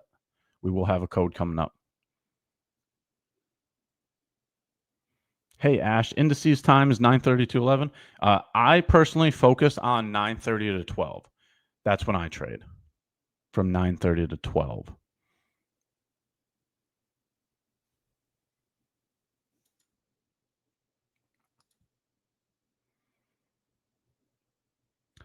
You always said to take the trade on the weaker pair. ES was in the 1 minute SMT. You have to understand that you still need an entry function, right? So this is not a bullish breaker because it didn't take out the low. Yes, you are supposed to long the stronger pair and short the weaker pair, but we still need our entry function is the difference.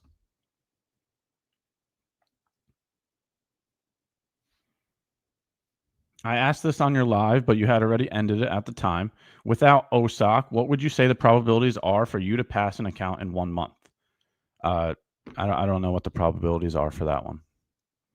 It depends on the risk that you're taking, right? If you're only doing $50 for $100, it's going to take you a while to get to the target. If you're doing $500 for $1,000, you'll make it to the target in a couple trades. So it's a risk management decision. There's not a probability that will determine that.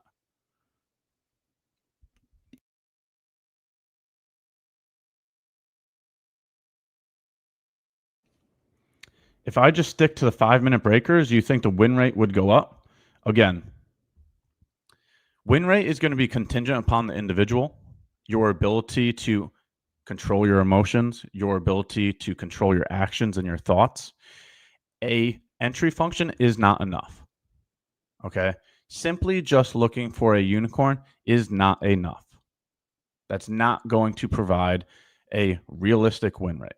You have to provide logic to your decision making. And that logic that you provide to your decision making, along with your ability to be a good operator, is what's going to determine that win rate. A model doesn't do that.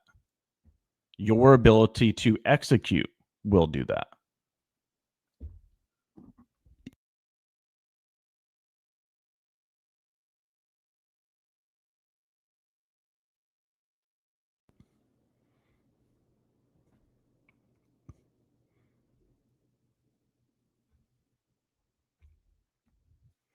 So we got another 20 minutes here before my segment finishes up. 1 win this week, 1 loss this week. We're going to call it a week on that. That is the risk limit in terms of trade. So it's a good learning experience for everybody here. We were able to see 1 win and 1 loss, both live in real time. How old am I? I'm 30 years old.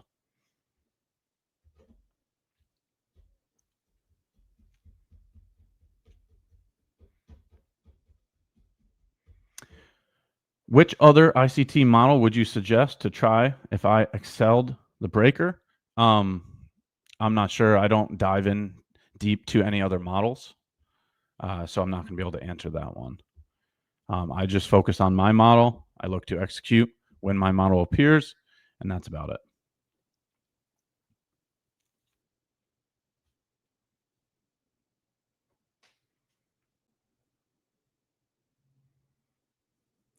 Ash, do you personally, Ash, how do you personally navigate all-time high conditions? Do you long in all-time highs? Yes, I definitely long in all-time highs. That's a matter of just watching market structure, right? Because you can't really go off of a draw on liquidity there. There's nothing to reach higher for if there is no price action above us, right? So it's a matter of watching market structure. So that's where I'll go out on the 1-hour chart, and I'm looking at swing highs and swing lows on the 1-hour chart instead of the daily. So, for example, if we're looking at the current market structure, it is very bullish, right? We continue just simple trend analysis, making new highs, higher lows again, new highs, higher lows, higher highs, higher lows, higher highs. We're very bullish right now. So in terms of market structure, we have yet to see any type of change in the state of delivery. We've yet to see a change in market structure. So I will follow market structure. We're not at all-time highs yet, but if we were at all-time highs, I would simply just be following market structure, looking for changes in the state of delivery, looking for divergences to confirm those ideas, right? So if, let's just say we're in all-time highs now. So let's go up here. And right, this is the market structure we have, right? I'd be bullish, right? Just sticking with the market structure. Okay. But the moment this happens and you get a change in the state of delivery, then I would be looking over. Why is my screen locked? Okay, I guess I can't go to the right, so we'll go to the left. The moment we get a change in the state of delivery, then I'd be looking over on ES to see if there's SMT, right? So if you had SMT at the highs with a change in the state of delivery during the time that price is at all-time highs, then I would look for lower prices, right? So it's just it boils down to watching market structure is what it comes down to. Very good question.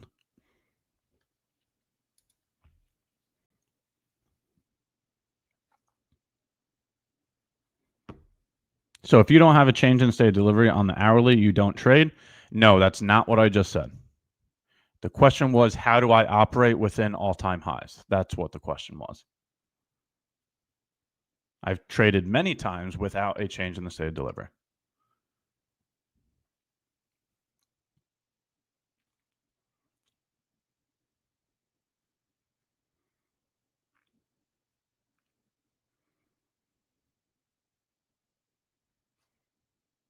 Yeah, my longer term target is still all-time highs.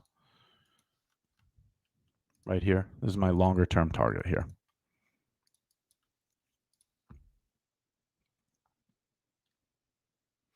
Have you ever taken any? Oh, there's the code. Hopefully everybody was paying attention. 50 free resets. The code is Let's Go 50. 50 free resets there. Let's see who gets one. Who got one? Throw a W in chat if you got one.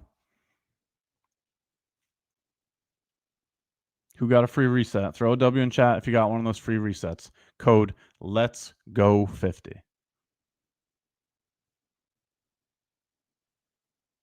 Who was able to get one? Nice.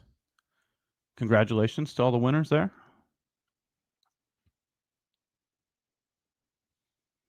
And that's what I was mentioning earlier. Sometimes we'll do it as a surprise. Sometimes we'll do the wheel. Sometimes we'll do it scheduled.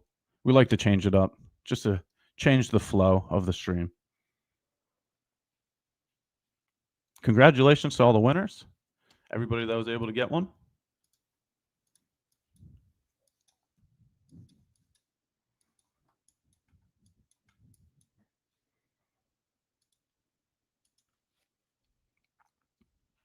Congratulations.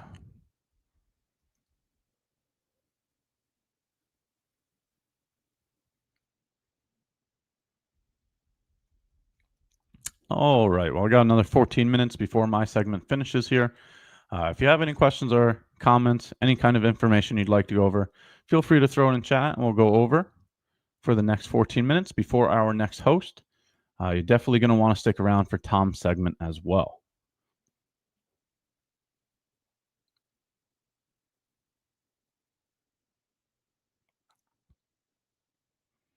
Ash, do you have a channel or a Discord? Yeah, you can see my @ sign right below my live stream picture. @_Ash_trades_. That's for all of my socials, Twitter, Discord, YouTube, Instagram. Matter of fact, you might want to go over to my Instagram. I'm currently doing a giveaway over there as well. If you check the post on my Instagram, I'm currently doing a giveaway. You just got to complete the criteria to enter the giveaway to take a chance to win that one.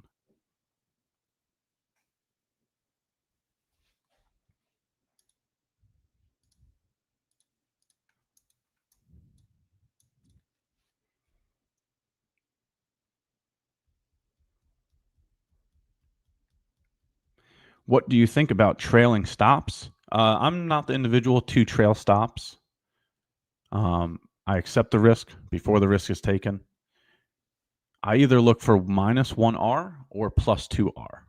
I'm not the individual to be trailing my stops. In terms of protecting capital, that's done before you even purchase an eval, right? If you can't accept the risk of an eval, don't purchase one. If you want to protect your capital, that's done by keeping the money in your bank account. When you come to the market, that's to risk. So I'm accepting of the risk. Ash, X handle. Again, my handle is right below my screen. So right where you can see my face. Hello. Right here. It's right below. @_Ash_trades_. It's my handle for all socials.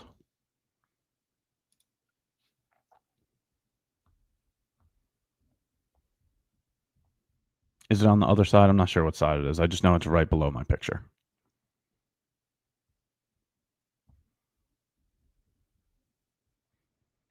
The codes are shown on the screen. The code already happened.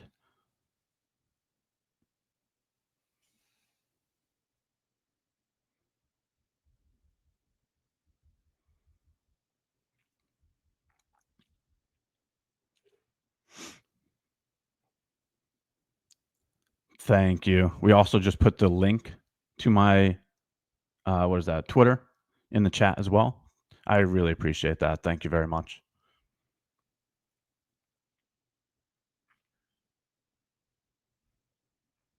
Okay, we could go look at, now that the position's done, we can take a look at gold. I forgot that somebody asked about that. What do I think about the gold bias? What do I think about that is that looks like we just swept out a swing low on the daily chart. Just swept out a swing low on the daily chart.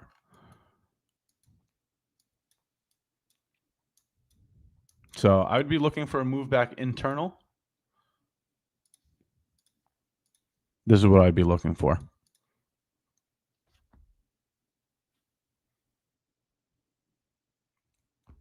Just swept out a swing low on the daily chart.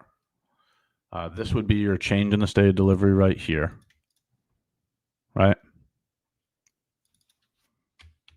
So you swept a swing low on the daily chart, then you get an hourly change in the state of delivery. So I'd be looking for a move back internal. Look to see if it could go rebalance this. Right, some more of this bearish FVG.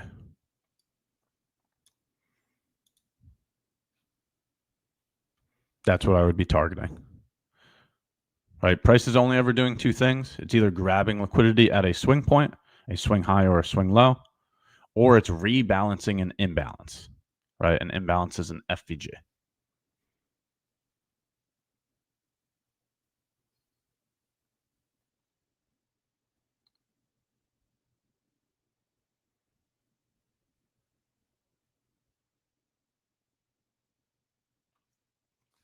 So I'd be looking for a move back internal there on gold.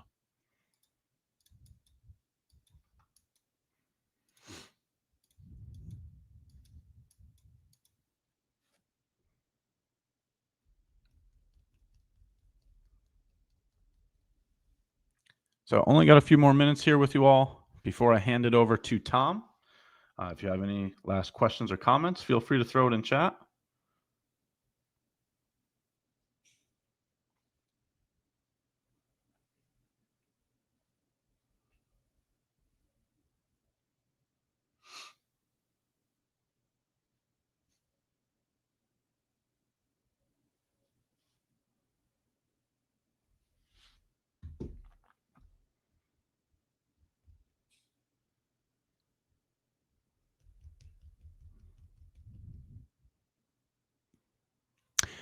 Also, just want to say, notice that there's no revenge trading here.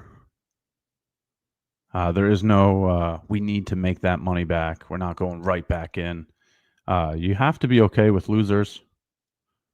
If you're not okay with losers, then, maybe trading's not for you, but losing in this business is inevitable. So the best loser is going to win. Definitely go read The Best Loser Wins by Tom Hogard. Give you some great perspective on that.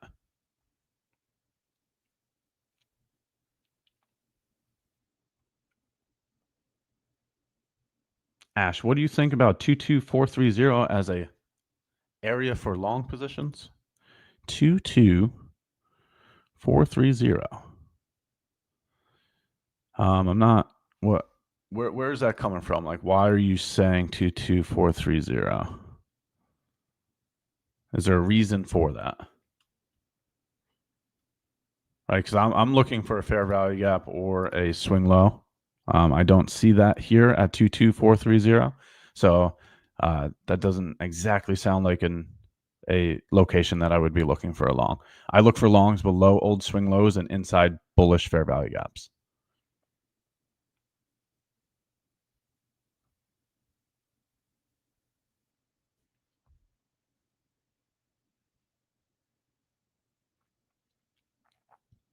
Love how cool and collected you are after taking a loss. Once again, losses are inevitable. Okay. Anybody that tells you otherwise, I don't think they're actually trading. You're going to have losses, and the way that you react to your losses will determine how long you'll be in this business. If you're the individual that feels the need to instantly make that money back, you will burn your accounts. Over trading will ruin any account. Okay, so fall in love with the process, allow the results to be a byproduct of it. And that's where we're at right now. I completed my process today, so now I'm done. I have no need to go back in.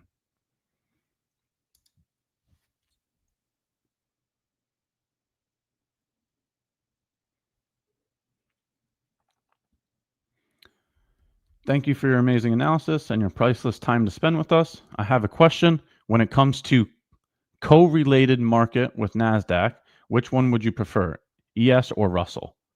Definitely ES. So I focus on NQ and ES. NQ and ES are both correlated pairs. So I look for divergences between them to engage with my ideas.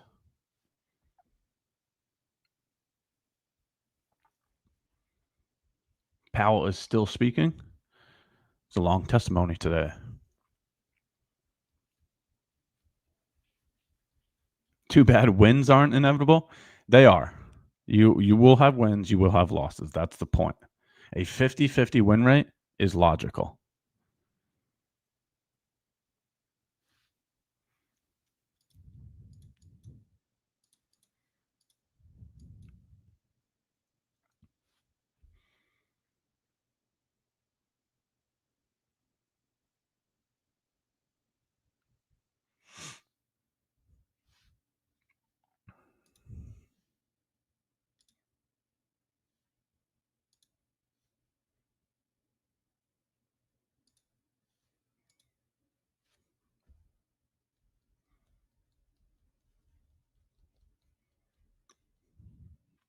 So, last couple of minutes for me here.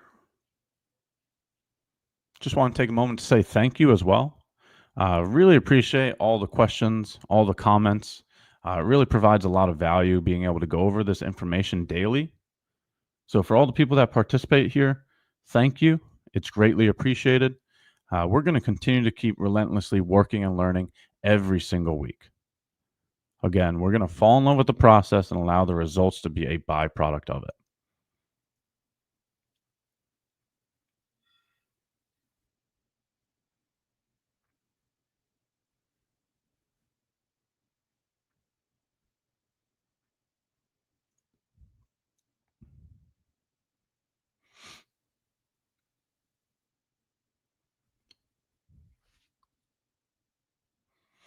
So, looks like we ended up getting the lower prices today.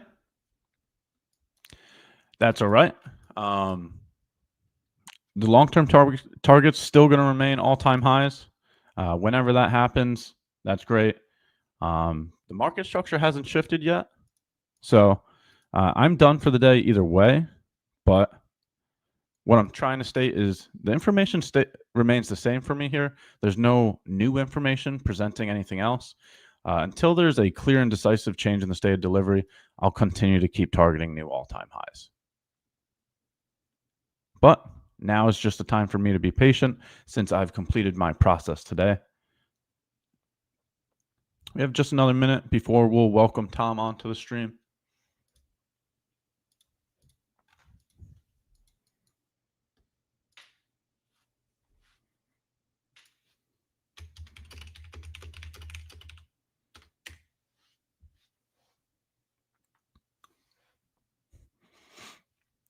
So definitely stick around for Tom's segment. We will welcome him onto the stream. Good morning, Tom. How are we doing today? Oh, hey there. Nice to be here. Full energized. And obviously, like this market right now, it was crazy. I do have to share some info about it because this was just crazy what happened. Actually, I took the same trade as you, by the way. And I gotta say, like, I'm a little bit like bird myself on this price action, but nevertheless, looking forward to look for the next setup. But yeah, I enjoyed your segment, by the way. I was listening in, so it was Yeah, cool. so it's just another data point. I was trying to talk about how losses are inevitable. Exactly. We'll have wins, we'll have losses, no matter what. We got to continue to keep showing up, relentlessly working and learning each week. Exactly. Our results don't determine us as a trader. The way that we show up to the market and the way that we work will. So no matter the results, we'll continue to keep working. So I'm very happy to see that you're on live stream again. Oh, What yeah. do we have to look forward to for your segment? Well, as always, I'm going to do some technical analysis from my view and what I'm expecting for the rest of the day. And I have some new topics trading related about high probability, low probability setups, or what to look for. I mean, first red flags to look for if you're in a bad trade, or what to look for in a good trade. So I have some good topics there, and I think we're gonna just reassess as usual for the PM session. But yeah, it's gonna be good. So stick around, everyone. Very good. Well, thank you for joining once again. I will head over to chat, and I enjoy watching your segment, so I'll definitely be around communicating and participating as well. I hope you Awesome. have a great segment. All right, thank you. Great. Have a good day. All right. Ash was having an awesome segment, and he's really always talking about the key points regarding to trading strategy and trading mindset. So I do like it. So welcome everybody again. Actually, hello everybody. Good to be back. And obviously, as I said earlier to Ash, like this market today burned me a little bit, but not too much. Not too much. I was reading somebody saying I'm a high risk taker. Yeah, sometimes I am. But let me just say what I think has happened so far today. The London session. Oh my God, everybody. First, let me just say hello to all the hosts and all the mods here in the chat. And of course, to everybody who is just joining or being here throughout the day. I just love being here at MyFunded TV because positive vibes, super valuable information. So just stick around because it's just everybody is sharing the best infos throughout all day. London was horrible. Yeah. Hey, Abhishek. Magnus, good to see you, everybody. So, London session, I must say that so far, oh man, this was one of the worst London sessions of the year. I would actually say that this may have been the worst London sessions for 2025. So anyway, this was so bad. Actually, I took a risk here on a 5-minute fair value gap on the London stream. Hey, Itwip, good to see you back. So I took a short trade here, targeting that 15-minute demand zone low, because usually I work with, if some of you are new, I use ICT 2022 entry model combined with supply and demand zones, but usually, like I would say, smart money concepts. That being said, we outlined a 15-minute demand zone during the London session. So we just took that out. It was almost to the tick, but actually we take that out. And then after that, I was just waiting for the 9:30 open. What I can say is that we were talking about this yesterday and last week too, I think. Yeah. That if you go to the 1-hour chart, and I'm just gonna keep repeating to show this to you guys. On the 1-hour chart, if you go back to February 21, 21st of February, just at the New York Hill Zone start, you're going to see this textbook order block, bearish order block, or supply zone. Okay, so that's going to be important for the future.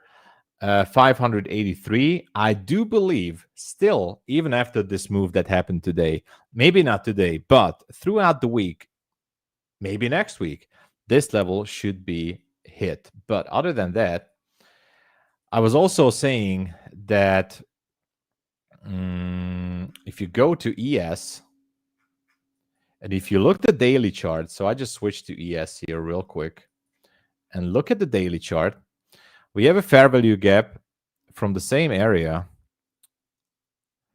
February 21st, and this is a daily fair value gap. I do believe, I have a very strong conviction that ES just wants to push it to 6170. I actually put an alert there just to make sure that I will know, but 6170, I think that's where ES wants to go. As long as it's not going to happen, I think NQ is just going to go shotgun beside ES, but that's just the big picture. I think it could happen. So anyway, this morning after the 9:30 open, I was so convinced that we should be going for that 583 that I showed you guys on the hourly chart. And before that, we have a 571, which is a 15-minute fair value gap, you know, for low-hanging fruit if somebody wants to hold a long position. So I entered to a long position somewhere around here. Unfortunately, we saw what happened after that. So what I did, I entered to, hold on, I entered to another one. After this sweep, I was a little bit super aggressive. I shouldn't have. If you ask me, this entry was definitely like, this was almost like a revenge trade. So I also said on the stream that, man, I think I'm over trading now. And for the third time, I forced myself into a third trade. Actually, this was a good one. So I'm not feeling sorry about this. Out of these 3 trades, actually, 2, like this one and this one, was valid. The middle one was just a revenge trade after sweeping the low. So actually, I just tuned into to MyFunded TV as well, and I was seeing like Ash was in the same trade, and like I actually took the same exact position, but what happened after that is right at the last moment when I saw that this is just going to take out that 463, I just closed my position and I immediately reversed it for a scalp. So that's why I said I like to take risk. I'm not a risk. I don't like to take risk.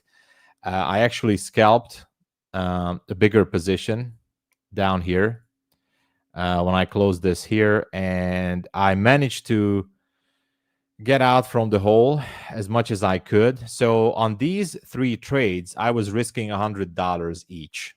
I know it's not much, but I told you guys that overall, I'm willing to risk about $500 to $600 a day per funded account. So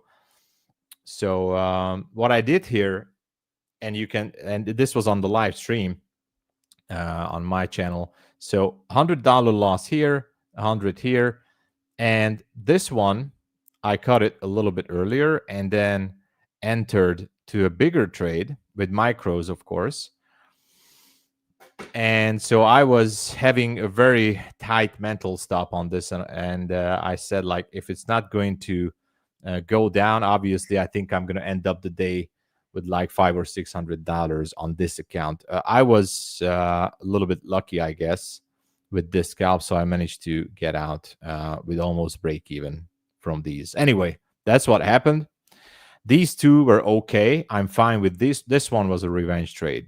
So I do make the same mistakes still. I still have to work on risk management a lot. I actually broke my rule with that position right there, but it happened. It's water under the bridge, but it happened. And on the downside, we had a 5-minute demand zone, which we just took out. And we have another one, which is also a 5-minute order block down here. But this order block or demand zone happened between the London and the New York Hill zone. So maybe that's not so significant for the market to take that out. Like if it really doesn't want to go down for that London low, which is that spike down there. What's the price of that? 405.25 on the micro. So if market doesn't really want to do anything with that, maybe we could see a possible turning point here. But even to consider to look for the long position, I really need this market to push above the 500s. That's it. If this market is not going to push above the 500s, I'm not going to look for any kind of long position. It's a little bit tempting, by the way, to jump into a scalp and maybe target that 426. I'm not going to do it. And what Ash just did, and like he closed down his trade. It was his second trade live here on stream. And you know what? As he said, when you put on the trade, you actually accepted the risk and you move on. If you lose the trade, and that's why I don't like to mess around with my stop loss too much, because when I put on the trade, I accepted the risk. I accepted it that, okay, worst case scenario, this is the number of positions or dollar amount that I'm going to, just try to walk away from the computer. So, and you know what? I think Ash did an excellent job there. And this is how we all should behave after the loss. Once your game plan that we talked about yesterday too is not playing out, it's just not working, then that's the point when the market is going to make you or break you. So breaking you by, okay, it's just going down, then immediately, enter into a much bigger position and try to go short. And imagine yourself like full porting here, like at 450, and the market goes against you to 470. That could blow up your account easily, especially if you're full porting. But anyway, I just trying to make an example here, and that's the point when the market really makes or breaks you. So I think it's really something to learn from. And this is the technical side so far that I have seen the market today. Maybe you can say that I'm a little bit attached to the idea that we should be pushing above the 500s. I think we will, but maybe not today. Actually, how far is that? It's like 130, 40-ish points from here. NASDAQ can do it in 1 minute if it wants to. And I have no idea, by the way, if anyone knows for how long this hearing is going to take. Like Papa Powell is still going to testify maybe until 2 p.m. I'm not even sure. All I know is that these hearings can last for hours, and like 4 hours, maybe 5 hours. Last time I think it went on for like 5 hours almost. So that kind of time is just not good for day trading in an indecisive market, I should say. All-time high is the most difficult areas to trade. I agree, by the way. I agree. When the market is at all-time high, it's extremely difficult. I know. SMT, ES, and Q with London session lows. We might have to look at that. You're on a 7-day losing streak. That's interesting. 7-day losing streak. So you ended up all your days in a loss, and 7-day losing streak, you must look back and try to journal down or write down what did you do wrong. Obviously, I think it was not your strategy. I think it's most likely revenge trading or oversizing, right? Yeah, it's very bad price action. It is, but maybe we can expect something. Depends on how long is this hearings going to take, and maybe during the lunch hour we can see some moves. Well, actually, I'm not expecting it. Like who knows? How far are we from this low here? Actually, I'm just curious. Not far. The problem is the range is too tight, so I'm not gonna force myself into it. As I said, it's a little bit tempting to see if this order block is gonna get triggered at 426, but I'm not sure. Exactly. Oh, 1-2 trades a day, 30-point stop usually. Okay, so if you're on a losing streak for 7 days, and for example, you took 2 trades a day with 30-point stop, are you sure? Yeah, I mean, if you did everything correctly with your risk management, then maybe you're in a better situation because you applied your risk management. You always exited at your 30-point stop. Obviously, I don't know your entry model. I don't know your risk management style, but other than the 30-point stop, then maybe there is a problem with the strategy. Maybe you have to do some back testing more, collect some information. And actually, that's the easier part. Because even if you can execute a bad strategy, I know it sounds weird, but actually it's true. If you can execute even a bad strategy, which has no edge throughout the whole week, by going for the you're using the same exact stop, you're doing everything as written down to you. If you can do that throughout the week and you're losing, there's at least one good point, and that you've proven to yourself that you can follow up with one strategy. And that's easier to fix, much easier to fix that than, for example, having some kind of a meltdown with the decision-making process, like the psychological aspect of trading. So much easier to fix a bad strategy than the thinking process. If you already, then you know what I mean. Tight risk management, that's good, but the strategy needs to be fixed. Givenchy, hello. If fundamentals show opposite bias to your technicals, what do you do? There has been some time when I was very strongly watching the fundamentals. I was strongly reading the FOMC reports and all the news and everything, like what can happen. And it just made it all much more difficult to me. And I think I said this last week, like nowadays, especially in the last couple of months, the market just doesn't really care about the news anymore. Like, yeah, it cares in the first few minutes, it does its thing. But then after, when the dust settles, the market just doesn't care anymore about the news. So having said that, I don't care about the news anymore at all. Yes, I'm reading the headlines, like if there was recently there was this war thing between Iran and Israel, the missiles and all the stuff, and we have the trade war, and all we have to know in today's market that if President Trump is commenting or when Papa Powell is speaking, right?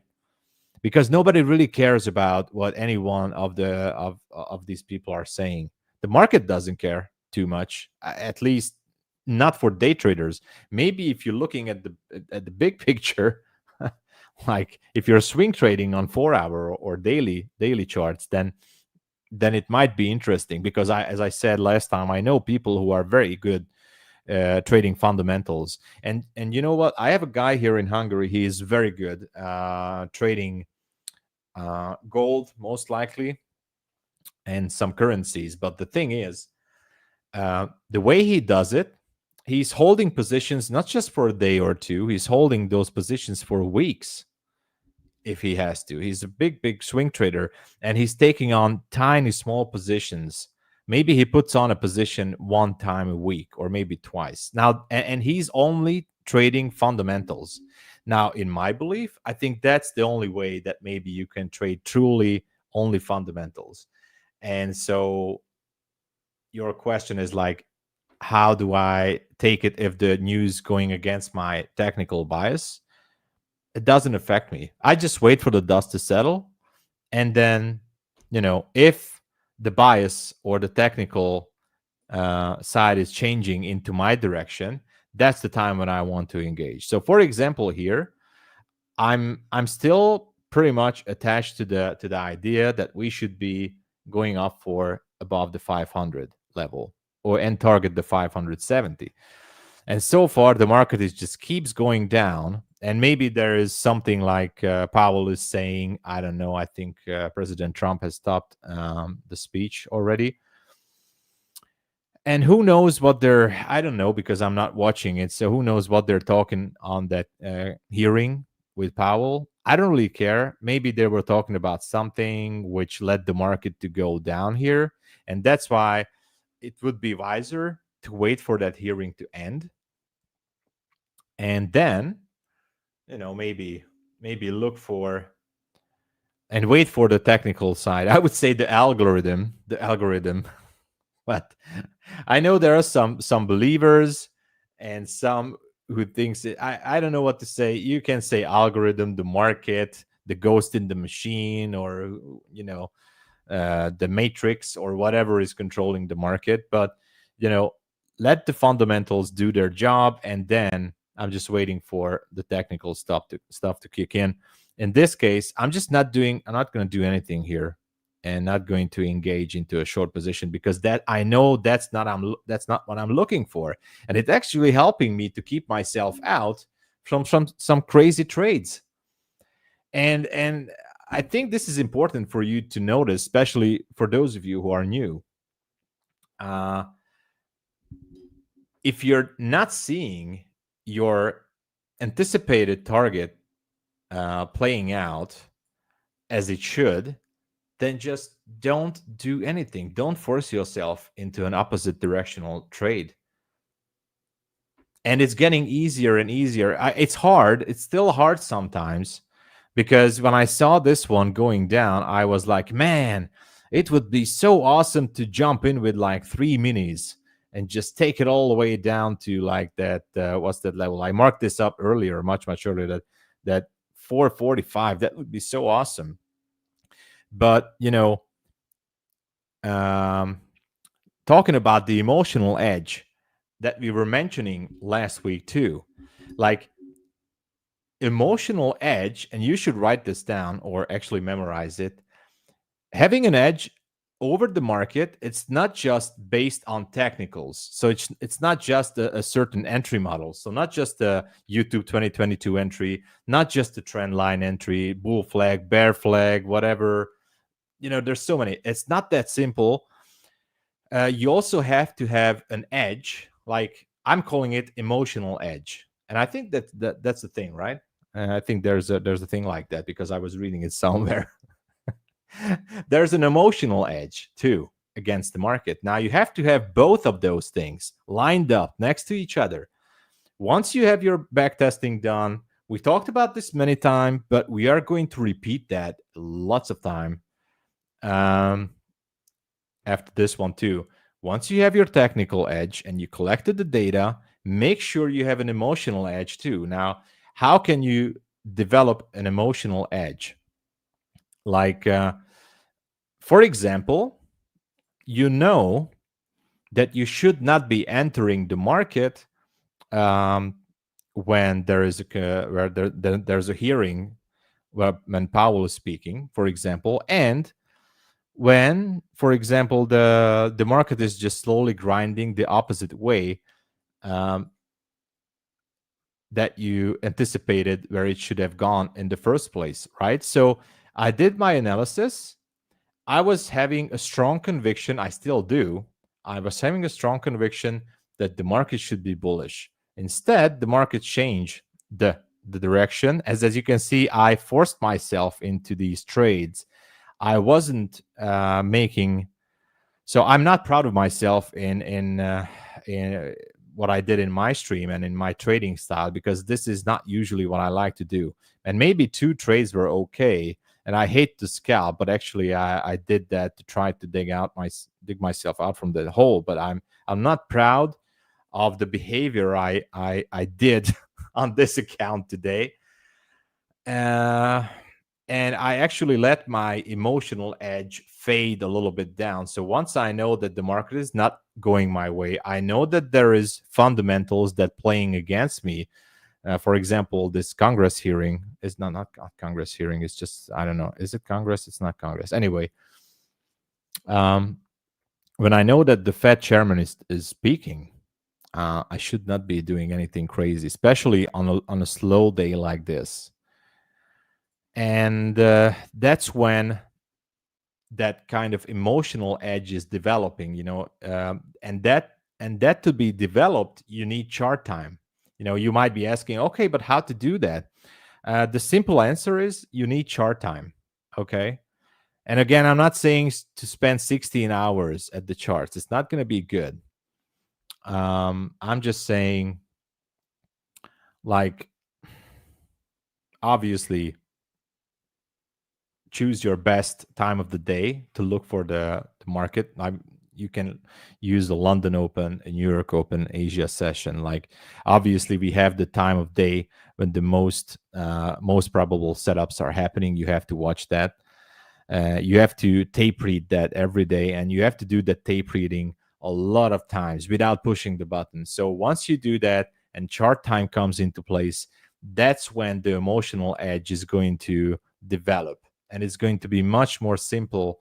It's going to be a more simple task to withhold yourself from taking some kind of a stupid trade.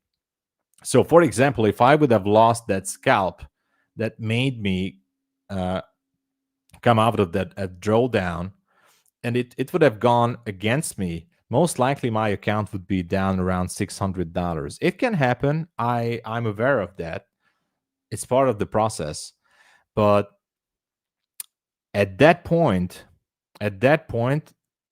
on my end, that would be the breaking point. Like, what would I have done after letting my account, which I would like to present to you guys here on MyFunded TV, to get that account to more and more payouts and to a live account? What would I have done? That's actually extra pressure on my end, because I really want to prove to you that tight risk management is the name of the game. That would be my breaking point. And after, if this would have just spiked up, I would have been exited, obviously, and down like $600 for the day. And that is exactly the breaking point for me, where I would say, okay, now this is it. I'm locking myself out.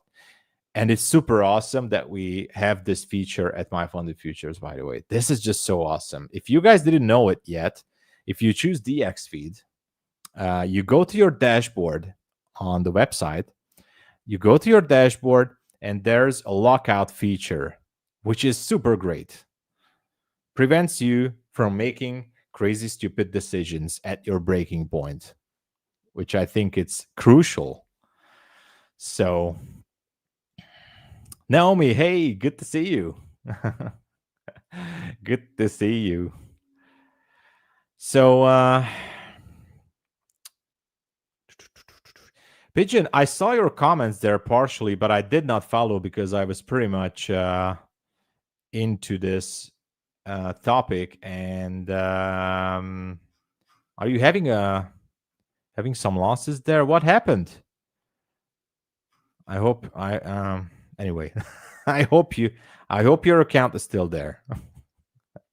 So I asked you that, Tom. Oh, sorry, Abba. Yeah, I missed some questions. I'm sorry if I missed some questions, guys. If you have questions, please type it in. I would be happy to answer. I don't know yet anything about the code. I'm checking it, but no extra information, so stay tuned. Let me read Abel's comment here. I find that button really cool. Whenever I should be able to chance, just exactly. Yeah, exactly what Abel is saying. That button is actually That's going to help you a lot. Use it. If you have DX feed and you're not trading on Trade Await, it's available. Winning streak finally ended. Pigeon, come on, man. Come on. The account is still there. Okay. All you got to do, Pigeon, is you have to fly here to Hungary. I got a good place. We're going to have some good palinka. Okay. That's actually the best solution for red days. Don't worry about it. All right. AJ, I blew my account because I was distracted by your handsome face. I know, I get that a lot. And actually, we are working on it. We are actually going to do an AI version of me. It's in the making. So it's going to be pretty awesome. Look at these eyes, you know. This is just going to work out just fine. And so we're going to use this model for the stream. Okay. So we're working on it.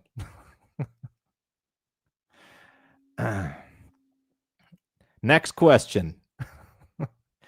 Can you be refunded for this? Well, you know what? You have to write at least a 2-page essay for MyFundedFutures about my handsome face, and maybe it's gonna happen. Who knows? All right, moving on. Got to have some fun too. Like, what do we do in a market like this? Obviously. All right. Yeah, he owns a BMW. I know.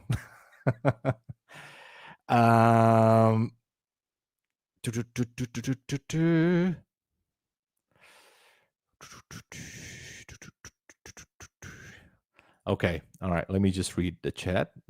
Okay. All right, Pigeon. I'm waiting for you. All right. I don't know about, so I don't think there's codes yet. Yeah. Okay. Yeah, there's going to be no code, and maybe at Matt's segment, you know, but stick around, you know, I'm trying to share valuable information. If there's going to be codes, I'll let you guys know. I'll check with the mods, but maybe there's going to be a Matt's segment. So far, I don't know about codes in my segment, but that doesn't mean you can leave. Okay. So you must stick around. That's it. It's not a, you know, mask up or something. This guy, I know, AJ. I know. Have you traded all-time high during summer month? Not that I recall. That was, I mean, I was trading last summer too, and you know, my aha moment came around last July when everything started to turn around with the zone. So I'm not really sure about the exact levels about last summer, but I know it was a good July and August for me. That's for sure. So you presented great. Thank you for the comment there, Luis. Well, I try to be. That's the, you know, patience is a virtue. That's why we're here. Yeah, I'm better than codes. All right. You're waiting for your aha moment. It's gonna happen. And by the way, I got this question earlier. Is there an aha moment in trading? I think there is, but it's. I think the aha moment is like there's many small aha moments, like what you maybe learn something one day and you can't sleep because you can't wait to test it out on the next day. Did it happen to you and you guys anytime? Like maybe you find a magical indicator, or you find out the next ICT model, and you were the first one to listen to that ICT model, or I don't know, or you found some magical entry somewhere at the edge of the internet maybe, and you thought that, okay, I think I know, I cracked the code, and you couldn't wait to find it out, like how it's going to work out, you know. And I'm going to talk about that. How many trades per day do you take on a single account? Also, when did you start doing that? So on a single account, I usually trade 3 trades a day, maybe 3 trades per account. So and when I started to do that about a year ago, and that's when it started to change, and I tried to tone it down like to 1 trade. So I'm going to get back. I'm going to circle back to that aha moment because I think that's crucial. So what do you do when you have a fair value gap below and like market is coming down again, but they create another fair value gap on the up? So which is going to fill first? Well, it's not that simple. I get your question there, but the thing is, where is your target? What are you anticipating? What is your bias? First you have to decide that. What is your bias? So if my bias is bullish, and for example, there is a fair value gap, for example, this market pushed here, and let me zoom in because I want to get back to that aha moment. I think it's an interesting topic. So for example, here's the fair value gap. Boom. Look at that. Market pushed down. Market structure shift happened. We have a fair value gap. And by the way, look at that. It's kind of holding. Look at that. It's kind of holding price. If it lines up with my target, it's good. But since there is another, and in this case, I have another zone down here, that makes it a low probability trade. So even if I want to take a trade like that, I'm going to take it with the smallest, definitely a smaller size. Disciplined Trader, aka Alicia. Disciplined Trader's real name is Alicia, by the way. But I'm not going to dox him, don't worry. That's all I know. So, welcome. So I'm just saying, if you're anticipating a move higher because your bias is bullish, and once you see a nice push here, and you have your entry model, like for example here, but you still have some major levels that you anticipated that could be taken out down there. And if you're still within your daily dollar drawdown negative limits or drawdown limit, your mental stop limit, maybe you can take a trade, but with smaller loss. It all comes down to risk management. There's so many variations to do this. Size down the position for lower probability trades and then go in.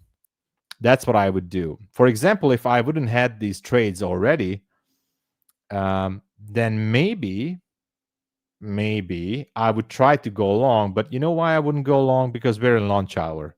And usually I don't like to take a trade in launch hour. So if this price action would have happened sometime around 1 p.m., then I would say, okay, I kind of like this. It could be a reversal. Maybe if not going up there to that 570, then we still have some zones here. So actually, I do have a target. Oh, it's too bright. I do have a target here. So why not anticipate that one? I'm going to show you another one right here. It's actually valid. 2 zones right below each other on the 1-minute chart. So why not? Maybe I would have jumped in. But anyway. Yeah, Pigeon. Right now, I would not take this trade because we have this zone here. We are in the launch hour. Even if it goes up there, so even if it goes like this, nicely taking those levels, don't feel the FOMO, because this is also, by the way, guys, this is so cool. We're just having good example, and I still have to circle back to that aha moment. This is also an emotional edge. Can we call that emotional edge? I guess we can. No, not really, but it's still an edge. Technical edge, I would say. You know that you're in the launch hour. You know that there is a zone down there. I'm just giving examples of my point of view. There's a zone down there. It's launch hour. I'm not going to take the trade because it's low probability. Okay. If this setup would have happened after 10 a.m., I would be gladly jumping in to the trade. And that's why it's important to understand time and price. So there's so many videos about this online, time and price. Okay, we're going to talk about that too.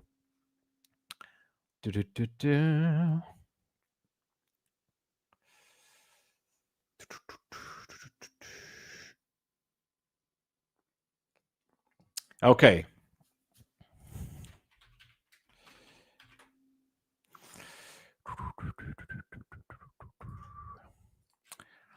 All I can tell you, everybody, I just have a small confirmation to stick around. There may be codes, but just stick around.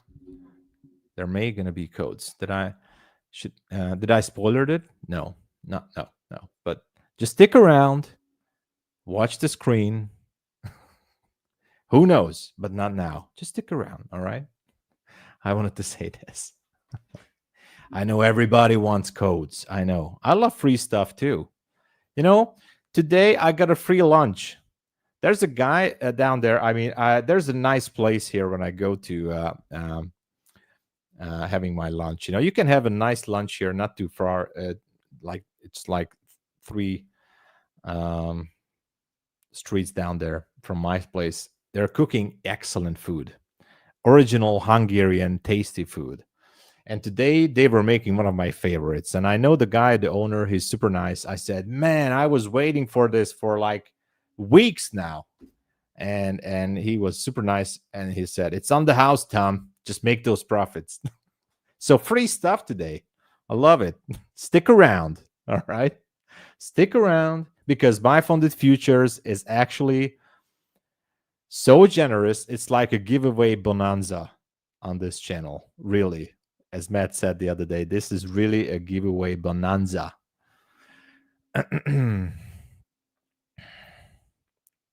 All right.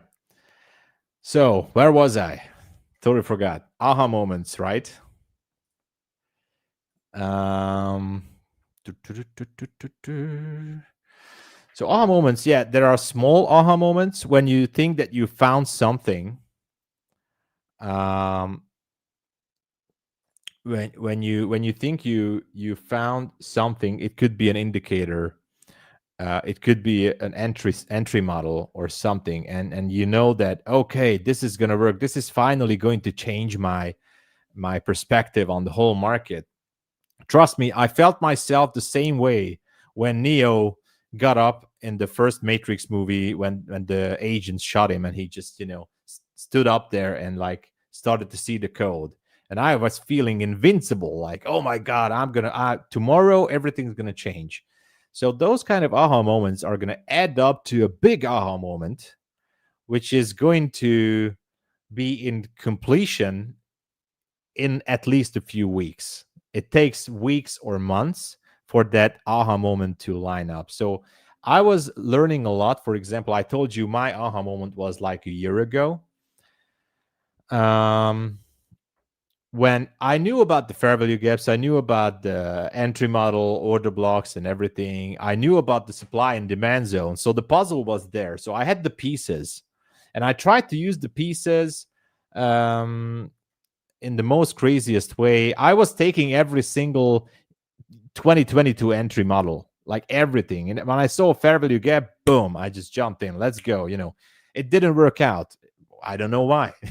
Taking every setup. And then I jumped into the order blocks. I was like, man, let's take all the order blocks. Who cares? Oh, it didn't work out. No problem. Let's go search for the supply demand zones. We need to make money with those. I saw it. It's working. And then finally, when the puzzle, all those pieces come together, like, okay, let's just step back a little bit. Let's look at the bigger picture. I saw that, okay, I started to notice something. Like, I think it's something like, really, man, what's that movie? Brilliant Mind or something? Who is Russell Crowe? He was the mathematician in that movie. When he stood at those numbers at the university, and he just started to see the code. Beautiful mind, exactly, beautiful mind. So I was kind of like watching the chart, and I never did the tape reading that much. I did the trade reading, yes, before that, but then I just sit back. And this was last summer. This was like last year, May, June, actually. It took me for like 2 months at least. I mean, I was trading before then. I took payouts before that, but I sat back and I was just watching the chart. I was not even pushing the button. I was like what the heck is that? What is happening? Oh, you know what? Let's just draw this level here because I think, yeah, ICT says it's an order block, but who cares? I'm just going to draw this level here. And I started to notice something. I started to notice that, okay, price really likes to go there. Okay, let's just notice that. Okay. What is price doing before it's reaching that level? Oh, oh, look at that. It's just creating a 2022 entry model. Okay. I think there was a lecture from ICT, and I'm really not praising him right now. I'm just saying I did enjoy some of his lectures. It was called Building Bridges. Maybe you will find it on his channel. It has to do something with bridges. So I need a bridge to get from point A to point B. In this example, maybe it's not the best example, but I need a bridge to get there. My bridge is that I need the market structure shift. I need a strong conviction, a good level to see how far or how much does this have to go. I mean, this is just an example on the technical side, but then I started to wait and I started to observe how these entry models are lining up with the levels that I'm looking for. And I said this already like a couple of times. So I think that's when it all came together as a puzzle piece, that the puzzle pieces matched together. And I was like, okay, I think this is what I was looking for. So why not try this at home? Why not just try to take an evaluation account, for example, with MyFundedFutures, put a little bit of extra skin in the game because I need to feel the real process in the real live market. So I started to test it out the same way I told you guys you should be doing, with the smallest position, 1 micro, 2 micro maybe. So I started doing that, and it just started to happen.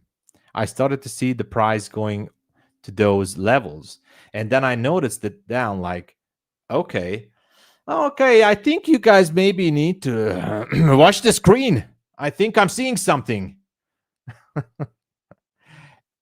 Come on, everybody. Come on. Let's go, everybody. I see something on the screen, man. I think it's there. Need a reset. Oh, okay, everybody. Maybe this is not the way I should have done it, but no problem. Let's move on. So, and it's gone. So who needs a reset, right? So anyway, those things started to line up. I had my target. I had my entry model. So these pieces came together, and I really, started to enjoy the fact that the price was really, the market was really delivering the price into those levels. And that's when I would say the small aha moments became to one big piece. And I said, okay, this is something. All I need to do now is manage my risk, and I should be making it. And slowly things started to change. So it's not going to happen like in one single click or one single day, but anyway. Let me know if you guys have questions. I would love to answer questions about risk management, trading business, all this stuff. Maybe I got a little bit carried away, but I hope you like this topic too. So,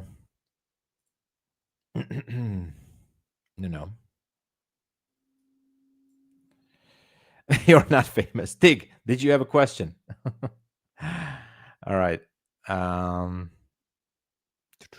Yeah, the code was out. Okay. So I do have some other topics related to this one still. And again, let me just say that once going back to that emotional edge, or because we do have that technical stuff that you have to go by, like what is there a liquidity sweep, is there a fair value gap happened already.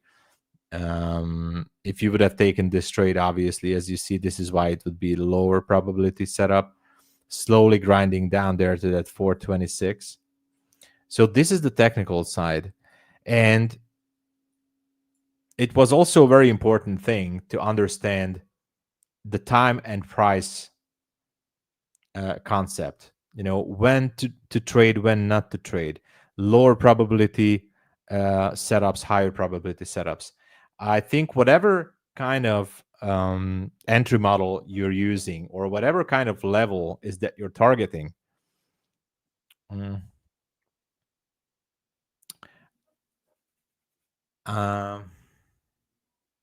it's not going to work without time and price concepts.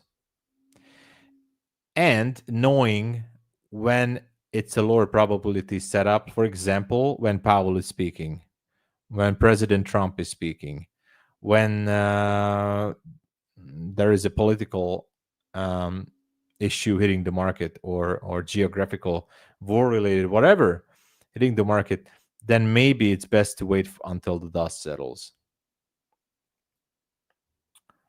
But not just that. Obviously, we have the kill zones. That's why I also like these concepts. Like, I know the highest probability setups are happening London between 2 to 5 a.m., New York between 7 to 11. I know I said 11, not 12. 7 to 11, and from 1 p.m. to 4 p.m. And my favorite is definitely going to be like 2 a.m. to 5 a.m. and 9:30 to 11. And one of the reasons, I mean, I'm not really taking any trade from the 7 a.m. to 9:30 session. And the reason is that almost every week we have some red folder news at 8:30. And I just don't like to be in a position before that. That's also an edge. Just saying. It's your decision. Oh, look at that. We're going down to that 26. Okay, zone is gone. And so knowing that you have a significant level down here in itself should be preventing you to enter a trade here. You're not in the optimal session of or time of the day. You have also a significant zone down there. And even if you see that setup, that's going to be a low probability. And I was really eager to take a trade here live on MyFunded TV, but not in this market, Yamil. Familiar name. Hey, what's happening, Yamil? Zero trade. Exactly, Mike. It's just not that kind of market that you want to be part of. So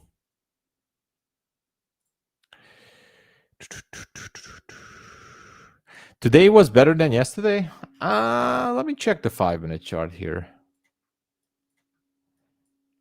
This was I don't know.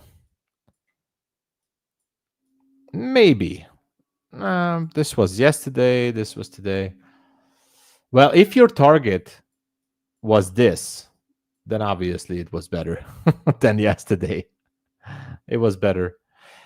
I don't know how you guys are. I mean, what's your opinion on this? But I just don't like to be in the market when Powell is giving these hearings.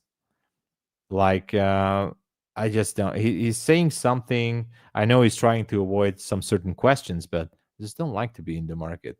And this London session, oh my gosh, I really have no idea. I guess sometimes the market needs to do some accumulation, but and I think that's why I was so much attached to that 583 level. Like, I was anticipating that we should be accumulating positions and pushing up there into that 1-hour order block. It's not going to change the fact that my bias overall is still going to favor that level. Maybe not today, but tomorrow.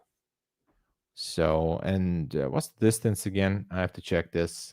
It's like 150 points.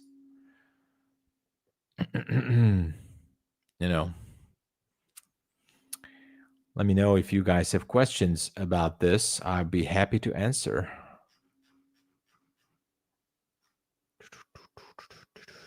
So if you're in profit after the AM session, just lock yourself out or walk away. And there's also a very good thing to do if you're having a hard time walking away from the computer. Actually, it's not the most cost-effective way, but if you have a hammer somewhere around the house, it's very easy to use. You have to smash the screen real hard or the computer. Got to make sure everything is plugged out, and I think you're done for the day with that. Got to make sure the hammer is always working. Okay. Pro tip. What do you think qualifies a minimum range in points to start trading the Yankee futures contracts from high to low? The minimum range? Yamil, that's an excellent question. Minimum range would be minimum 50 or 70 points. That would be the minimum range. So in my understanding, actually, if you have a 50-point range in London, that's actually not that bad. But in that range, you can maybe do a scalp trade, but not like those kind of trades that I'm looking for. But you're maybe find a possible level like this one here. The range here in this London session was like 30 points. Oh my God, actually. So I just went for a scalp here and this morning. How to set the daily profit limit. I think I can show you guys that. Just a second. Where the codes show? The codes are usually showing up somewhere on the screen there. Just a second.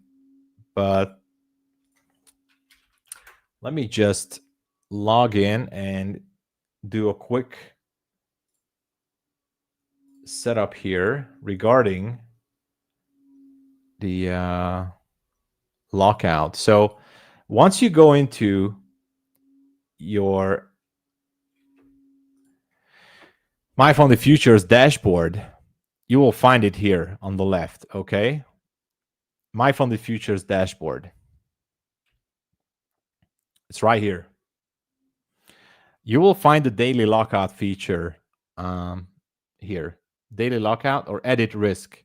If you click on edit risk, you're going to be able to set daily profit, money or percentage, or weekly loss, weekly profit, daily loss. How awesome is this, right? Very, very, very easy to use. And this feature, it's going to save your account. That is 100% sure. It's definitely going to save your account. You can also lock yourself out of the day. And this is how easy to set up everything. So I love this feature. I think it's just awesome. That's only for DX feed. Yes, only for DX feed. I'm sorry, I said that earlier. Yeah. MSG UFO, hello. Good to see you. Hey, Paul. Paul, good to see you, man. Yeah, it's on DX feed. So if you're trading, for example, Quantower, ETS, I think, I don't even know which platforms are available to connect to DX feed. I'm not sure Ninja is available. Ninja can do that. I don't know. I don't think so. I don't know. I wish I have to get into that. But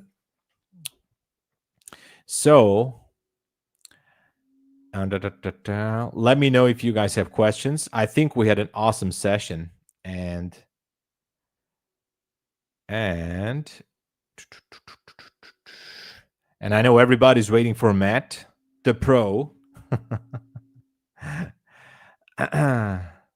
So, yeah, regarding that previous topic about developing your edge, that's why I cannot emphasize enough that please do your pre-analysis before entering the market. Okay, it only takes a few minutes. Okay, just a few minutes. Draw out your levels. it doesn't matter which I mean, obviously it matters, but those levels that matters to you. It can be a swing high, swing low, fair value gap, a pivot point, whatever it is that you're looking for. The VWAP. I got people laughing at me, but because I have an accent from Hungary and I say VWAP. How should I say VWAP? Anyway, it can be a VWAP. It can be a pivot point. It can be support, resistance, whatever is that you're looking for.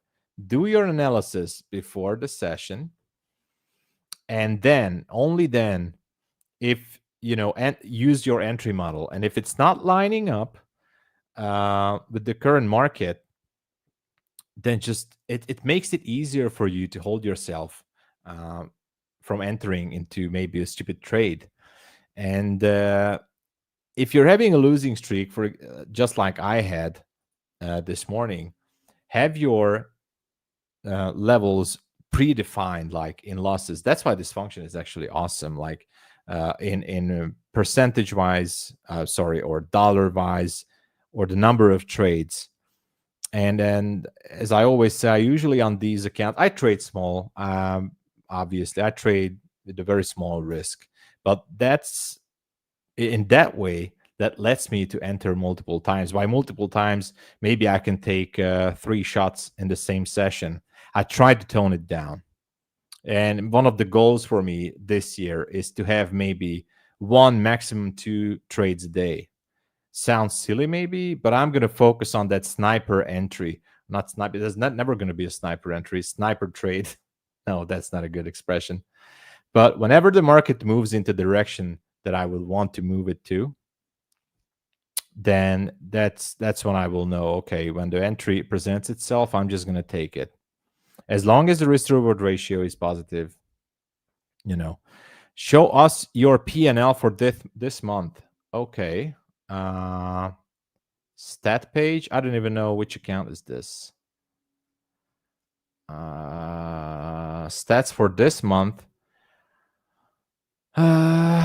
This is one of my funded accounts, but yeah, I started this account last month.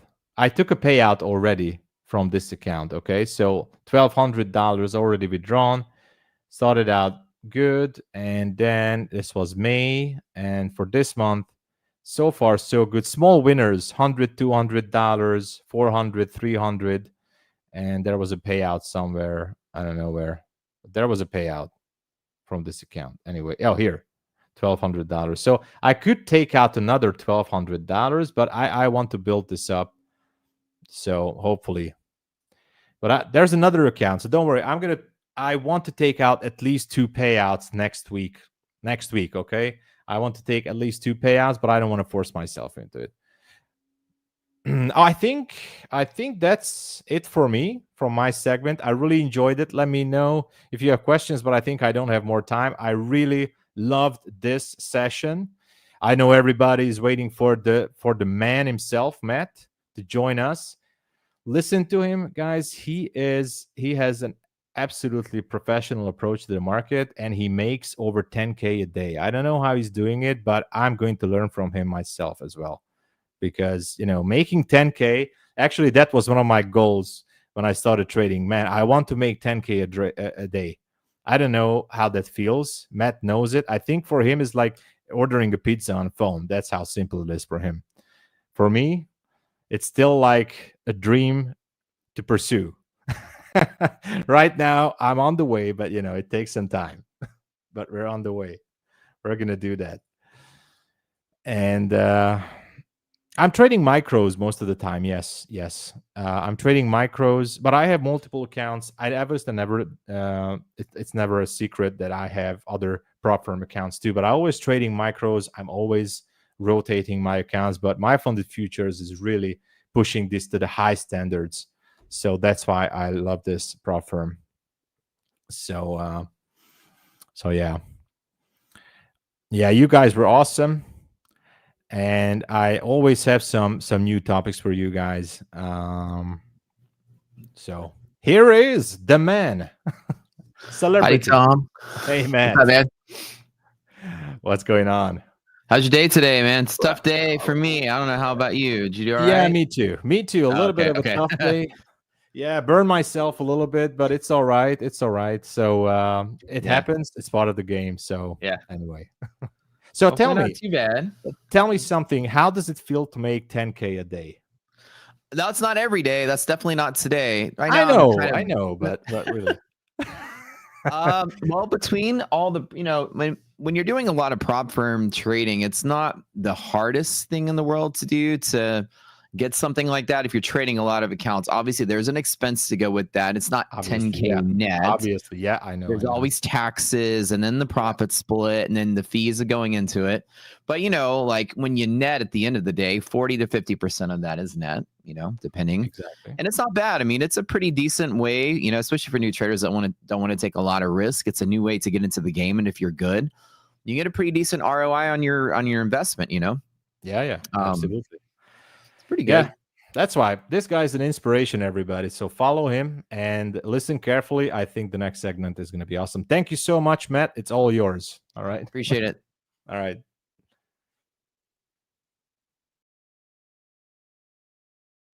Join up in here. I get to see like the last 10 minutes of it. Yeah, no, not 10K every day, you guys. Y'all have seen a lot of 10K days the last couple of weeks, but it's been pretty marvelous trading, especially with the volatility from the Israel-Iran stuff. Created a lot of good opportunities. Just luck of the draw. I ended up being on the right side a lot. Today I'm on the wrong side a little bit. I've been up or down. I think right now I'm down about $1,000, give or take, amongst all the accounts. Things are sort of just like I took some good trades out the door, actually. I was up about 6,000 this morning between all the accounts, and now I'm down 1,000. This is just the way that it goes. And I'm looking for, I was basically trading in these liquidity pockets, which you always talk about. Really nice setup. Market opened bullish. Then all of a sudden, almost all the sectors started selling with the exception of tech and comms. So, basically now that we're trading throughout half the day, we're seeing some rotation into energy and healthcare, and utilities was doing really bad. Sorry, energy and healthcare and what else was it? Technology, sorry. And utilities was doing really bad this morning, and so was real estate. A lot of things were like -1%, 1.5% when we opened. So market basically gapped up, and then a lot of the big stuff was holding, but most of the stocks are selling. So basically today we had the Mag 7 holding the fort where everything else is kind of dumping. So the market just started taking a little bit of light selling pressure. We didn't really have any major news or catalyst today pushing it down. Powell was kind of talking, but I don't think that really was the mechanism. I think this is just psychological selling off of all-time highs. You do see this sometimes.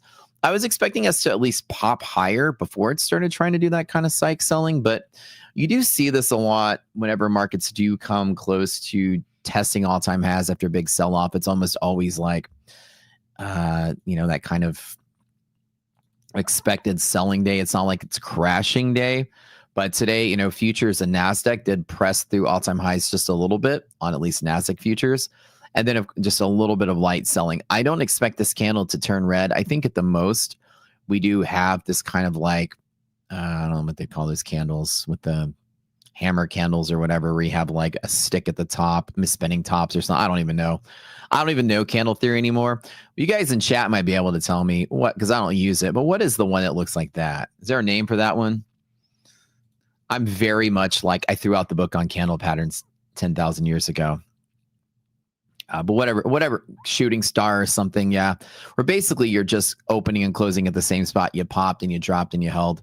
I think we might get that. Now, a doji, if I remember correctly, is one that's like basically this and that. A doji is like equal side on both sides. I think I do remember that one. Maybe a spinning top is like a doji with a thing in the middle, but the wicks are practically the same. What is the one where it's like this and there's a wick on the top and like the tiny one at the bottom? It's got to be a name. Inverted, the Darth Maul, the doji's the Darth Maul. Oh yeah. Plunger, inverted hammer. Like everybody has like there's a different name for it. But point is, I don't use candles. I don't have like a candle theory thing. I threw out a long time ago. Somebody just got really really pattern happy when they started naming these things. But basically what you're seeing is that the market just hit all-time highs and hit a little bit of that psychological selling and then started pulling back. At least Nasdaq did. I don't think S&P has pierced the all-time high veil yet. I think we got close. So let me double check. Kind of been a busy morning today. Let's go back to the daily chart here and see if we got close. Did we get close today? Did we break it? We got pretty darn close. Now, we didn't break it all the way. We got a smidge below it. 6166.5 looks like to be the high. We got very close, right? 6166.5. So we were an inch from breaching all-time highs. The market started selling a little bit. Now, what I'm doing is I'm taking a kind of a gamble long. It's not really when I say gamble. It's a low probability setup, kind of like I would rank it in like B along my A-B setups. And now it's kind of fallen into line of being maybe like a coin flip. I normally, when markets are bullish, we have 3 indicators we look at, especially rocks here, tell me the market's bullish. Market's bullish, right? We're just doing selling in a bull market. Profit taking. Number 1, we have the stock ratio, which is the DD we call it up here, is 0.9. So the market's extremely bullish. Most of the stocks are bullish and just getting a little bit of profit taking. This ratio is greater than half. The stocks are comfortably bullish, which is totally fine. If SPY is getting positive gamma hedging or positive gamma, which means delta flow into the long direction, on the monthly scale, we call this monthly hedge pressure, basically gamma positive on the month scale, then that's also bullish for the market. And SPY being, the ETF that tracks S&P for S&P futures is the 500 companies in the stock market. We are clearly above this orange level. So the market is comfortably bullish as well. We're just basically selling in a bull market. The last thing is the projection on the 3-month scale. We can see 3 months into the future with Rocket Scooter, and we can actually see what the stock market looks like in 3 months. This goes all the way out to the end of September. And basically where we are at 607 is in a bull zone. This light gray is bull zone. As long as we maintain support above any of this bottom red line, then the market is bullish, which means the bull market can have dips that fall as low as any of these pivots a long time. So that we're like rallying here and the market does like nosedive here. It's like a bull market, right? You use this as like how far the market can support and still be bullish. Like this can fall down to there in August and still be bullish. This can fall to there in September and still be bullish. It's only at the worst case scenario. The market is bullish above, this 550 level going forward, which basically means for the majority of this time, this gap that we had doesn't fill. The let's fix the trade war sort of gap is still bull support going forward. So it's very unlikely that we do lose this gap going forward. And so basically says that the market's bullish through the rest of the year, which is kind of nice, right? The idea that the dark gray is sloping down, it means you have more and more and more calls deeper in the money as time goes by, which means there's just more buying pressure as time goes by, which is good. The bulls are getting stronger. And as time goes by, there's more bulls entering the picture. The other side of the coin is this light gray sloping down. It means bears are squeezing really hard. So the short squeeze is now in effect, and also new bulls are stepping up to the plate. These are all good signs for the future. So all 3 of our greater market indicators are bullish.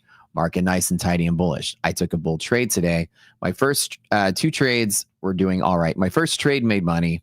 I was up about 6K. My second trade made a little bit more and then took a loss. I attempted to trade one more time at the half gap with positive resilience, and then I stopped out again. And then as some of the stocks started picking up a bit, it's this white indicator at the bottom. This is a gap fill predictor on the index. And I'm looking at S&P and NASDAQ together. NASDAQ is right at 0. S&P is right below 0. It's making an attempt to get there. But what I use this for is to see if the index is actually going to fill its gap or not. We gapped up today, right? We opened higher than yesterday's close. And then all of a sudden, it's filling its gap downward because some of the stocks are selling. I don't have the evidence that the market's going to go higher. So my confluence is very small. So I got one S&P contract. That's it. I'm trading it very light. The anticipation is that it's not going to rally from here just yet. And my expectation is that in the middle here, this resilience basically is now negative. I need to change this note, but if it's negative, this is now resistance. So today, it's actually resistance, and this is actually what's expected today. Now, because it's right on the edge, I'm going to take the gamble that it turns bullish, because I always try to err to the side of the bull market. As long as all my greater market indicators are bullish, I may just hold a little bit of drawdown, and my confidence is very low that it does rally from here, but it's still not bad enough that I think it's going to sell off and crash. But even so, because of that, I keep my position small, my risk small. So we good. The R&R is really good on a particular setup here. There is a liquidity pocket like from earlier. So if I do hook that, the R&R is really great. Like if the market does, if NASDAQ does fill its gap in a second, and now see resilience is now nosediving, this is an indication that I probably should get out of the way. I'm going to give it like 5 seconds to close the position. Resilience is a leading indicator, by the way. Some of the stocks just took a nasty nosedive, and because of that, I'll probably be smart just to get out of the way, as it just got worse. So right now, let me just like close everything out and chill. So while it might rally from here, I am using my indicator to kind of give me that confluence. And while I do think the market might support, I'm not really too confident that it does. So we'll have to see if like anything does come out of it going into later today. Now, with this nosediving, what it does mean is that the stocks that gapped up are now filling their gap to the downside. There's better trades to take. And yeah, so the R&R is good, but the confidence is low. So when I still want to take the bull side trade, I just take it with something really small. Yeah. Kind of how that works.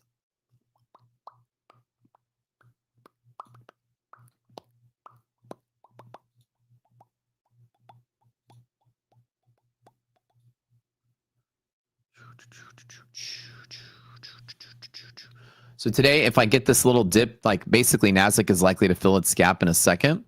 400 might be a decent place to long from. It was support all day. Resilience being a leading indicator, as you guys can see on the screen, I've got like a, almost a 5-minute head start on seeing this before it falls. So now that it actually rejected this level and is pulling back, watch the red candle come out in a second. The index is often delayed behind the stocks that it's tracking, right? Almost all the time. So we're using this as arbitrage to say, boy, we just took a nasty dive in the stocks. And before that even happened, even right here, this ticked green 3 different candles, right? And then started selling after that. So you have a little bit of a head start, which I love resilience as a leading indicator. It's by far the only indicator I trust and use. So today it's gonna be kind of a blah day. I just think it's psychological, all-time high selling. There's no real mechanism pulling this back. There's no real news this week except for GDP tomorrow.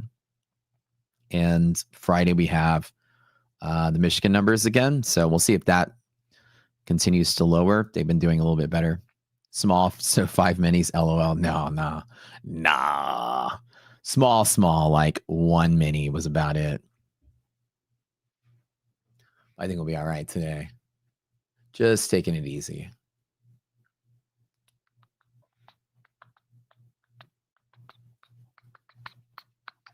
I want to take a look at some of the stocks in the Mag 7 just to see if there's anything that does look still okay. NVIDIA is still good. Apple is kind of like okay, but not great. Amazon started losing its gap. Amazon gapped up and pulled back. Google not. Google's good. Microsoft gapped and is now filling. So Microsoft is what's now the big one that's pulled back. Does everybody see that as soon as you see the stocks move? So this white box, Microsoft closed here yesterday and opened here today. It gapped up. Now with Microsoft now crossing the midpoint to the downside, you see how resilience took a nosedive. It's watching all the stocks at once. So the minute that Microsoft pushed through the middle here, resilience took a dive. It's very sensitive to stocks at the middle. But see, Microsoft does have support down in here. So it's not like it's the worst setup. It's just not... it's just likely to like have a quickie little nosedive to fill the gap, but there is support underneath it. So what I anticipate is that we might have another leg or two lower. And then as soon as we do, I think the stocks will likely bounce from there. So not really like very, I guess I'd say like very scared about this market. I think it's probably okay, but we'll see.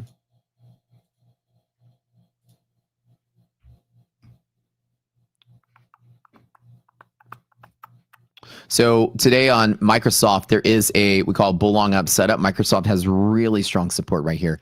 I think that just essentially all-time high profit taking Will kind of pull us back a little bit. And then after we fill that gap here, it might support out. So any of the stocks that are looking bad, and Tesla was also taking a dump today. Tesla just, fell a lot. And that's another reason started sparking a little bit of the selling pressure. But other than that, I think Nasdaq's probably, there it is. And Nasdaq just went and filled its gap. See, I got out of the way before that little dive happened. It looks pretty solid there. Again, I don't have any play off of this other than I can just bet that the S&P doesn't crash today. S&P does have solid pivots down in here, and I might, now that we finally flushed that, I do have evidence that the market's likely not going to rally, but I do have solid pivots here to still take a trade on. And while I am not risking much, I might want to take it with this resilience line being less than 0. It just means we're trading down in here now. The R&R to half gap is still pretty okay. So maybe I might take it with just one contract. Again, going against the indicator, but I trade small when I do. Again, this is one. My normal size in S&P is 4. So 1 is just putting something on the table in case the stocks do bounce again. So we're going to watch this very carefully. And let me watch Microsoft. So when you're trading futures, you got to really keep your eye on all the stocks to see what's really actually going on, because that's going to be something that's very important.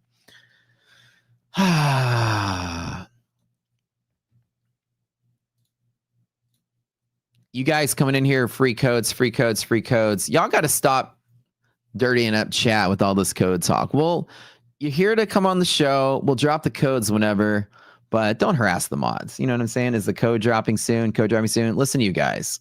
Listen to you guys. Come on now.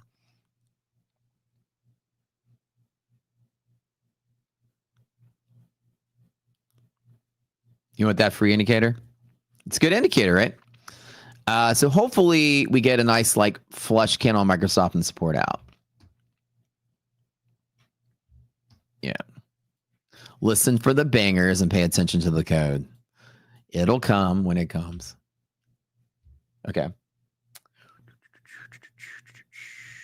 I'll give you guys a hint. It's going to come at the end of the stream, so don't ask. People have lost accounts in last week and this week. Markets have been tricky for traders. It's been tough, man. And if you've had a hard time the last couple of weeks, like, don't be discouraged, because it was really tough, especially with the fact that the market, is still on standstill about what's going on with the tariffs. And we kind of forgot about it for a little bit once Trump started saying we're going to work out deals with China, this and that. And market just gapped up and started going. And then we started having the Fed tell us they're not going to cut rates 2 times this year, maybe not even once. But then Jay Powell's talking today and saying that they're seeing a lot of pass-through. They're seeing not a lot of pass-through on companies' tariff expenses to customers. They're saying data is showing there's less pass-through than they expected. So that's kind of cool to see that, companies are more willing to absorb the cost of the tariffs and pass it on to clients. On smaller companies, they're not going to be able to do that. But bigger companies, a lot of them are doing that, which basically means that the Fed is started seeing like, okay, maybe inflation might come down a lot more than we thought. The company's going to absorb the cost. So Microsoft, where it did break through, did fall in that bounce point. I'm going to keep an eyeball on Microsoft kind of out of the corner of my eye here.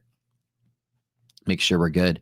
Hopefully, after we get that NASDAQ gap fill, there's a little bounce here and we can support. I don't think the market's selling off and crashing. I do honestly think today, at worst, we're like this, and then we probably spend our time in here. If it closes lower, would be fine.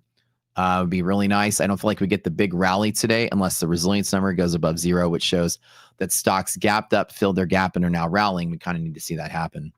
But in the meantime, because I don't have the confluence, I still take the bet. Always size down. Instead of 4, I'm trading 1. And that's pretty normal in a world where, you're betting on the stock market.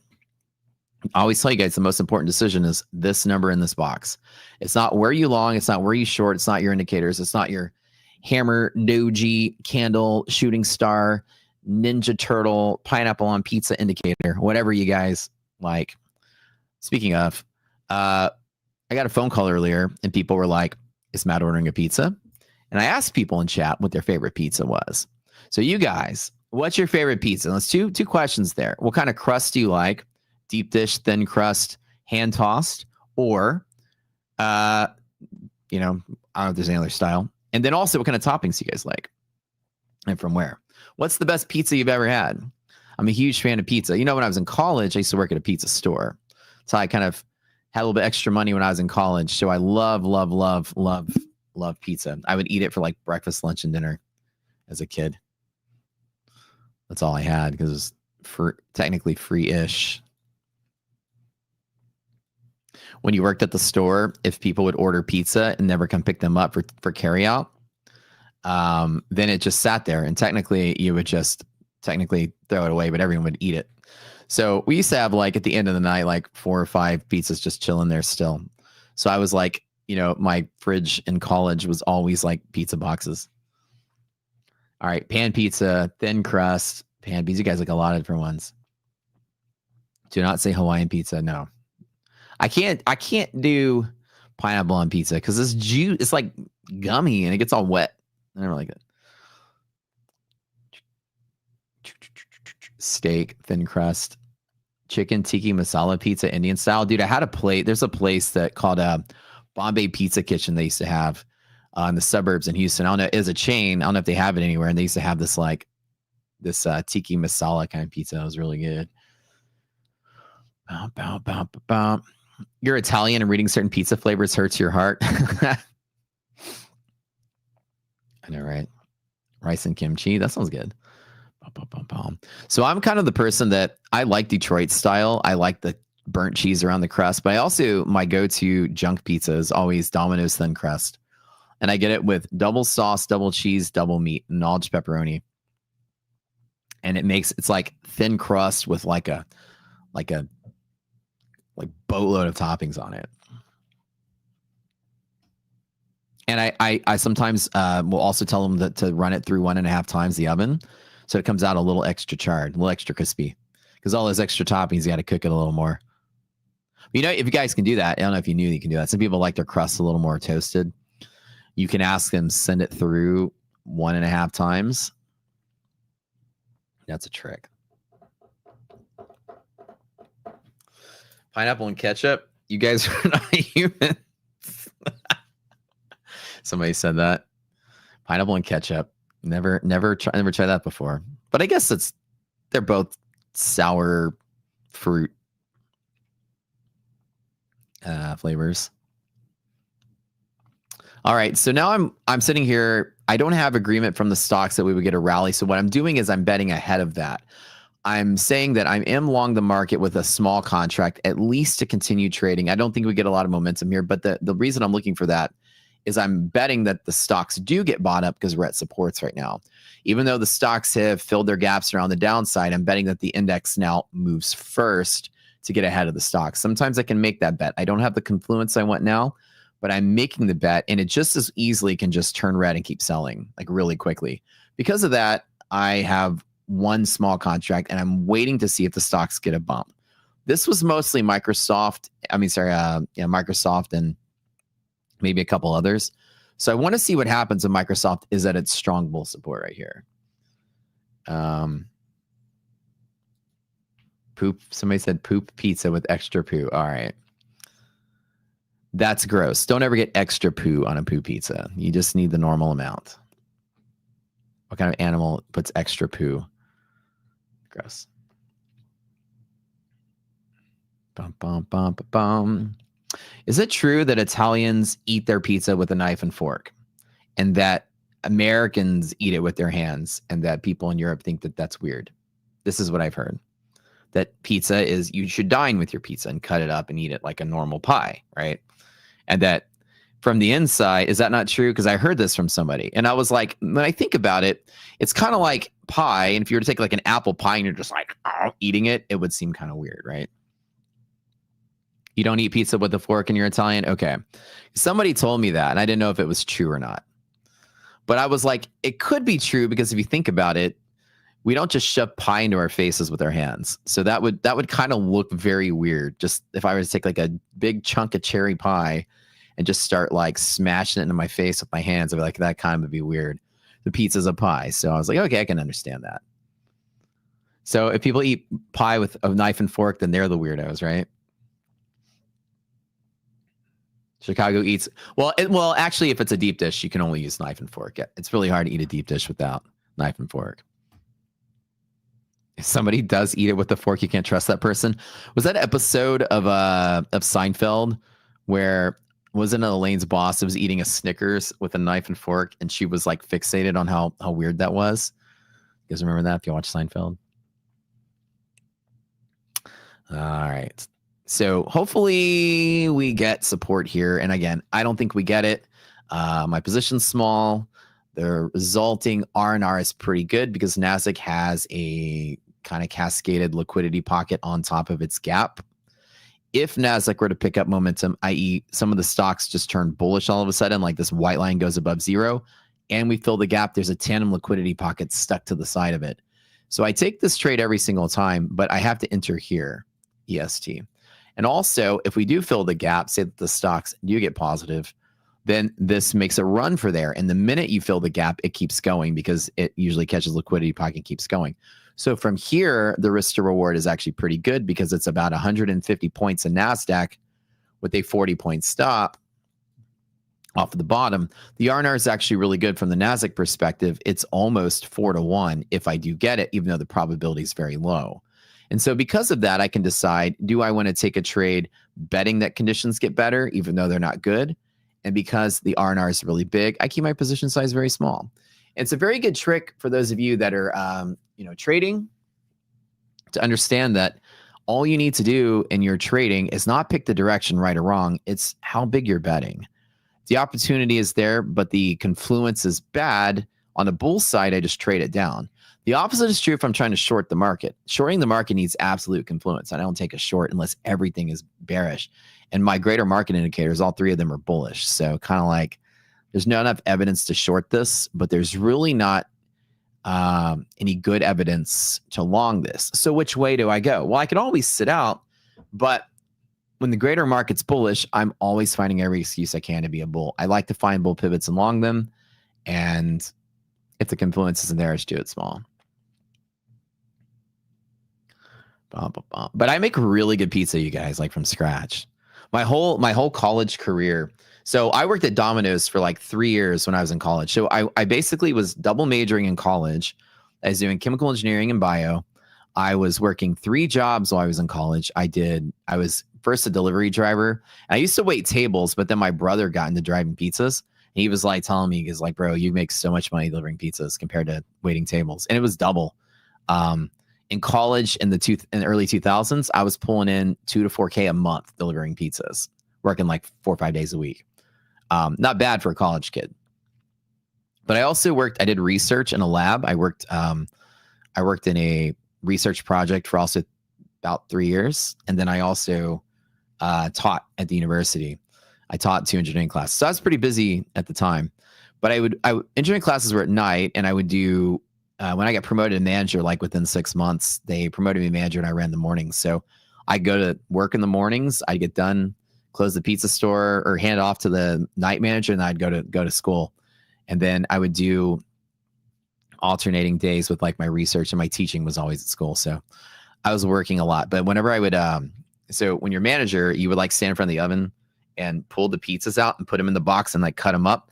I always would have my textbooks. If you go look at my textbooks that I still have, the side of the books are covered in pizza sauce. It's so funny because I would have like my organic chemistry books sitting there, and I'm studying like while I'm on the phone taking orders and scooping pizzas out. I'm also studying for my organic chemistry test. This was my life in college. So my thermodynamics book I still got, you just see this just red stains all over the book because the pizza sauce would splatter all over it. And that's like, that was my life. Domino's is greater than Pizza Hut. I would say so. And I like the old school Domino's before they made the zesty crust. I like the boring Domino's crust they used to have, but yeah, that was my jam. These days I like more like boutique-y pizzas, but every once in a while I'll go back to Old Faithful and get a Domino's cracker crust, the thin crust ones. Somebody sold their body for science for money during college. You have a few ears on your chest that help you listen better. Join in some of those experiments. Yeah. Experimental things. That's funny.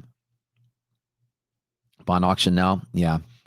5-year note auction is now usually runs a little late. So that could actually cause a little bit of blah. So kind of worried about this and keep an eye on it. But yeah, we might have some movement off the bond auction.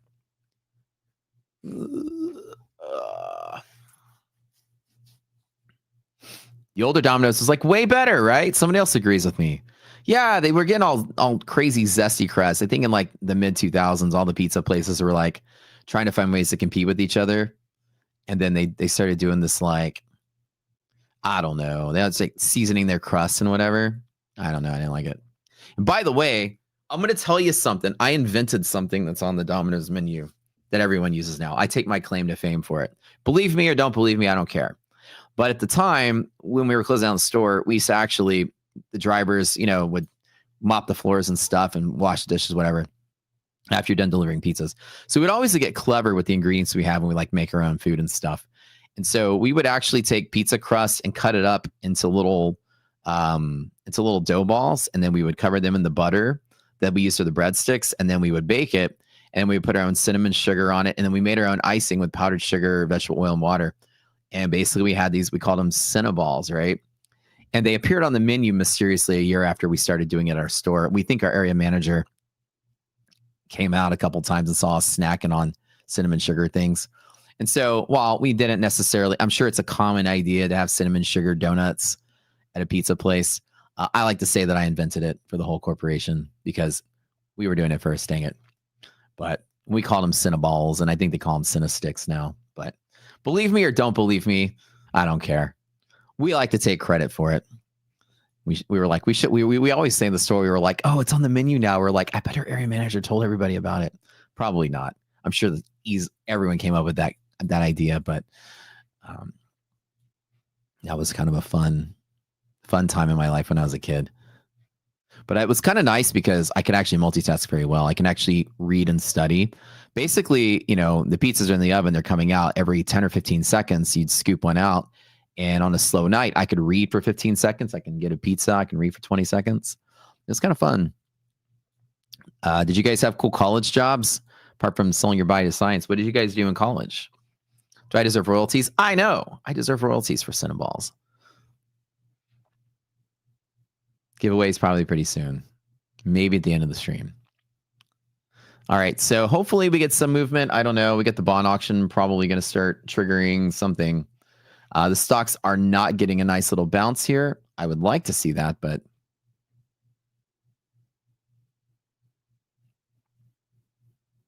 watch Microsoft again.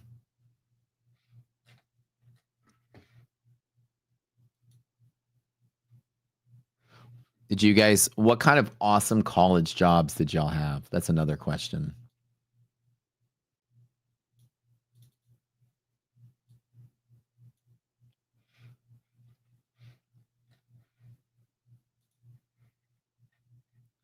Why can I not see chat anymore? What is going on? Oh, there it is.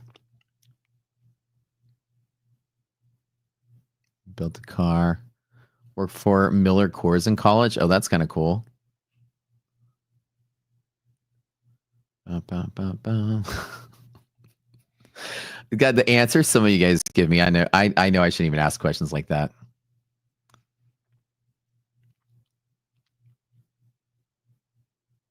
What kind of computer setup do I have? Oh, let me show you guys. Y'all want to see my computer setup? Let me pop it up. I have a video on my Instagram. Let me pop it up real quick.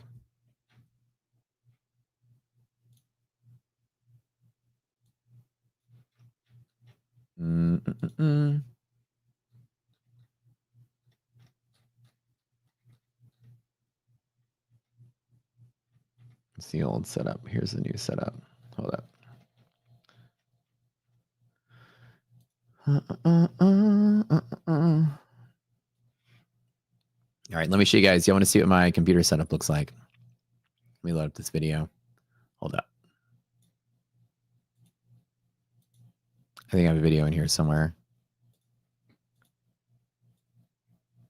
No, that's the old setup. Oh, here's the new setup. Okay. All right, hold on. Let me pause it. All right, so this is my office. Now, this is before I fully decked it out with all the lighting and stuff. This is like when I first moved into the new house. So you can see that I have a computer right here, and that's my old computer. I have a new one now. kind of watching this market too. I'm going to show you guys really quick, but I get my eyes back on the market. So this is what I have here. You can see on the right side, I have a little bit, it's not on right now. You can't really see it, but I have this like tablet that I can draw on the screen with. It mirrors my screen. Then I've got basically 6 monitors. And the reason I got 6 is because I have a lot of stuff I need to do. And I got this like really sweet 4K gaming station off to the left on this other desk. Do all my gaming over here. But what I do have here is how do I go back? There we go. The middle monitors are basically, the middle monitors for like the screen that you guys are watching. The right monitor is for me managing my camera and my stream stuff. So the reason I have 6 is not, you don't need 6 to trade with, but my stream stuff is over here. Usually like music or other charts are over here if I need them, or my Discord. And I usually use this to maintain and monitor all my accounts at once, this to do my trading. All my extra DOMs are there. And then I watch YouTube chat here. So I got like all kind of stuff. I'm watching my accounts up here. I got my DOMs over there. I got YouTube chat over here. So that's my trading setup. 7 screens, and they're all actually used. Most of them are used for managing the business, though. Discord and chat and all that other stuff, running the stream. For trading, I really only need like two monitors at most. But because I do a lot of prop firms, I also need a 3rd monitor just to kind of watch all the accounts at once. Yeah. Somebody else said pizza delivery, lifeguard, tons of stuff. Wow, you made bagels as well. Pizza was good money 25 years ago when I did it. I did every kind of odd job as a kid, though. I had a job ever since I was 14. And when I was 14, I used to work at the baseball field at the concession stand. And I used to get paid like $10 a game to sell candy and Cokes. So I was always working to help family pay bills. Am I a gamer? I do. I play a lot of games when I get time, which I don't always get time. But I definitely do like to game. I used to be very competitive in gaming. In college, I used to compete in Halo. I used to go to MLG tournaments in Halo. So I was really competitive, Halo 1, 2, and 3. And then when Titanfall came out, I used to play that a lot too. And so I was actually world ranked in Titanfall 1. I was Diamond 5 ranked. I was one of the top 50 players in the world back then.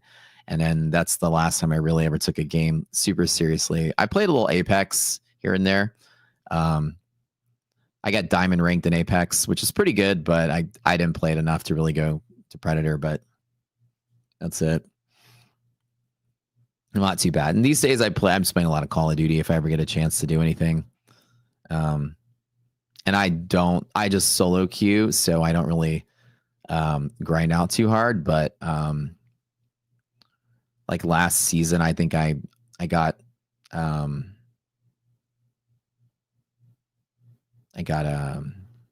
I think I probably could have gone to Crimson solo queuing, but I didn't really play that hard. League of Legends, not really. I like it, but I never got into it. Apex, yeah, dude. Like in early scenes of Apex, I was Gibby main on the team, and then I played when the new healing tank meta came out, when Gibby Lifeline Newcastle was the hot thing like this earlier this year. I was playing that a lot because Gibby came back in style, which is kind of fun.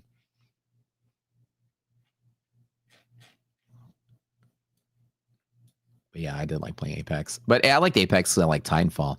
I wish they would make a game just like Titanfall 1, again, with all the wall running and stuff. I loved that. It was so much fun. What kind of chair do I have? I have a Herman Miller Aeron chair. Let's see. Hold up. Here, hold on. Let me show you guys. It's like the best chair ever. Oh, I can see it back here. I've had it for maybe like 5 years. I used to have a really, really, really crappy chair. And I'll tell you something really funny. The reason I got this chair is because, if y'all know Trades by Matt, he was watching my stream one day. He had the day off and he was just tuning into the stream. And he was like, bro, you need a new chair. He's like, let me send you something. And she's like, this chair will change your life. He's like, I got one. Because everybody was talking about my chair in that stream. And then you can thank Matt, because he's like, you need to buy one of these. It's like literally the best chair ever. And it's good. I've had it for almost 5 years now, maybe. And it's absolutely like been like the best chair ever. It's really nice. Very expensive though, but I would say worth every penny. Do a chair giveaway. It's the biggest delivery I've ever gotten in my life, of anything. It literally came in a giant box that was like 4 feet tall. Apex respect. Yeah, I play it like right now. If I do get some time, I play either Call of Duty or I'm playing Elden Ring right now. Go-to games. Man, I like a lot of first-person shooters. I like a lot of MMORPGs. I used to play a lot of those back in the day. I love like Red Dead 2, GTA 5, you know, just any like open world game you can just jump in and get lost in.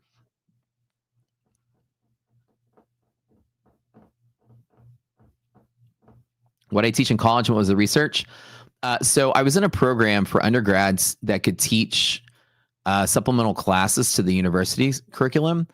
And so essentially in our school, it was this program they had where the professors can select one student from the class to be the teacher of the supplemental class. And so it was a 1 credit hour class you would take in addition to your 3 credit hour class you would take. It would count towards your GPA.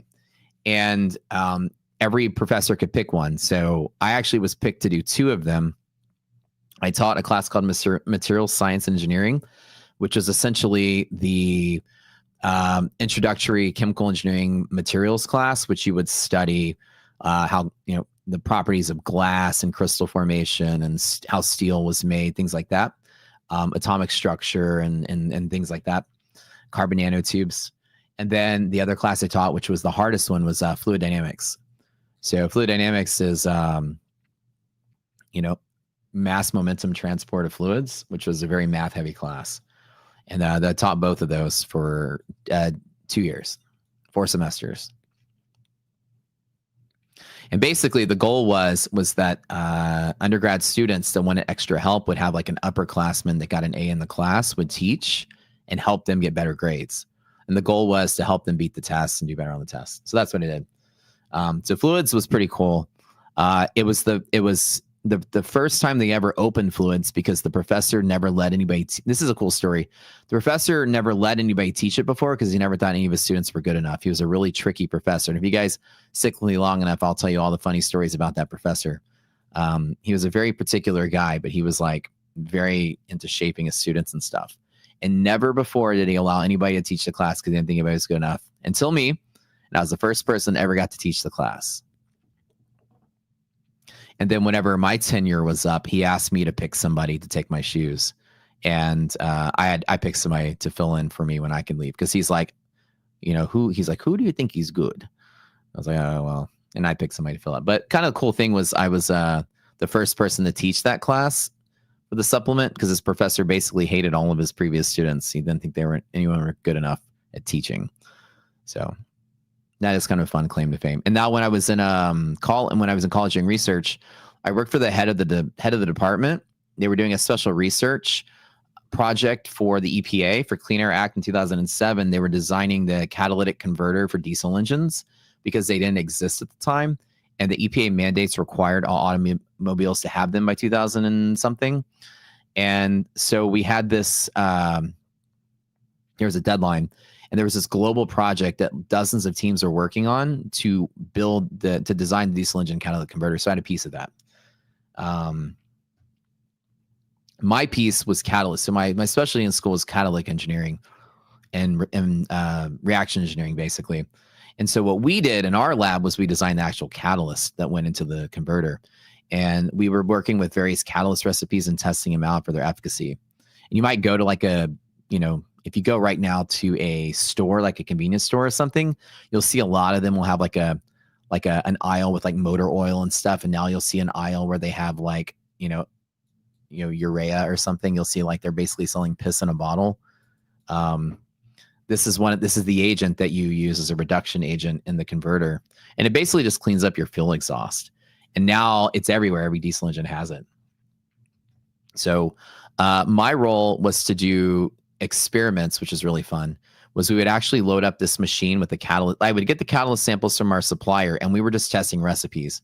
It was like, which recipe do we want? 60 to 38% or 60, 40 or 58, 44, 42, which is the best recipe with the best yield. And so we were doing studies on that, and I was running these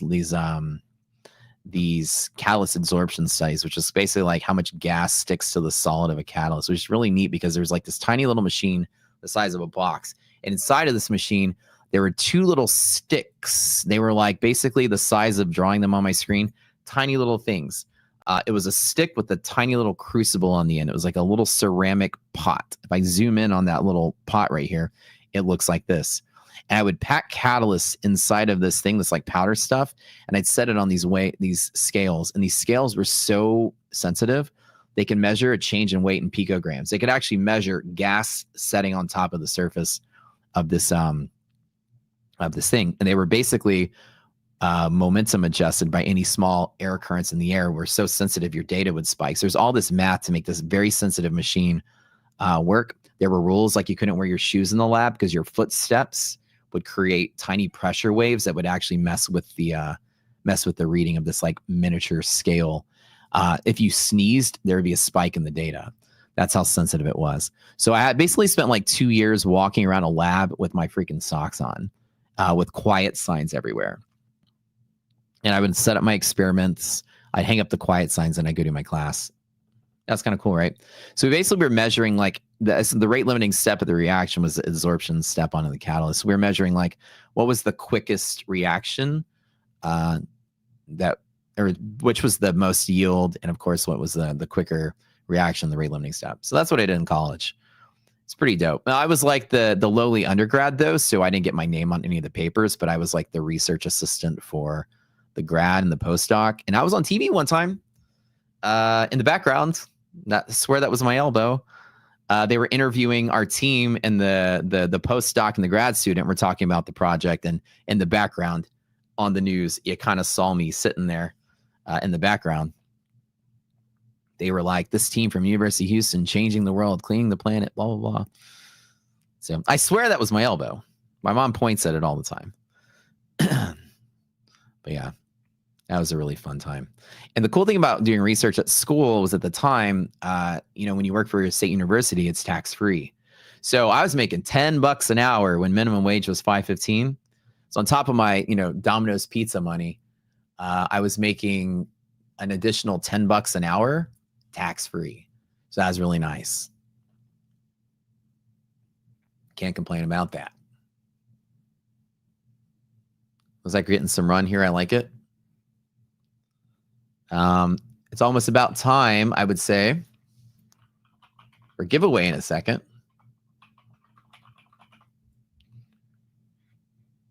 Get that run to half cap here.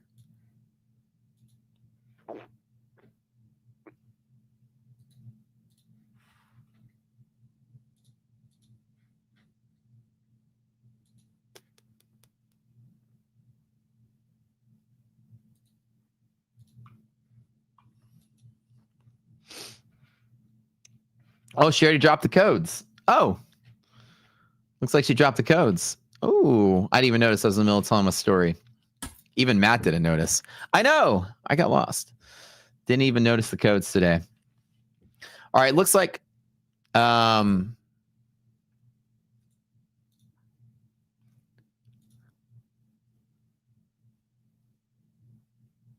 oops. I exited the wrong trade here. I didn't mean to close that out. Damn it. Oh, well, it's half gap. And actually, I did close out at half gap. So I got this little bump here. I did close out the position. I didn't mean to close out the S&P one. I did on accident. I'm just basically taking profit on some of these.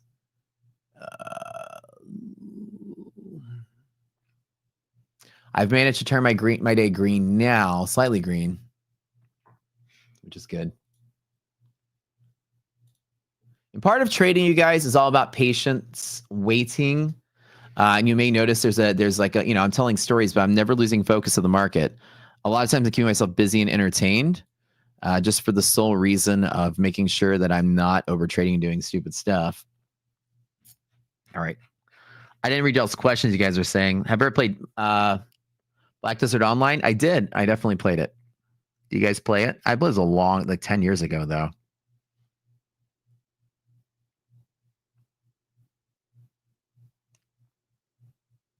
Yeah, I had 2 people ask me that. Did you guys know me in that game or something?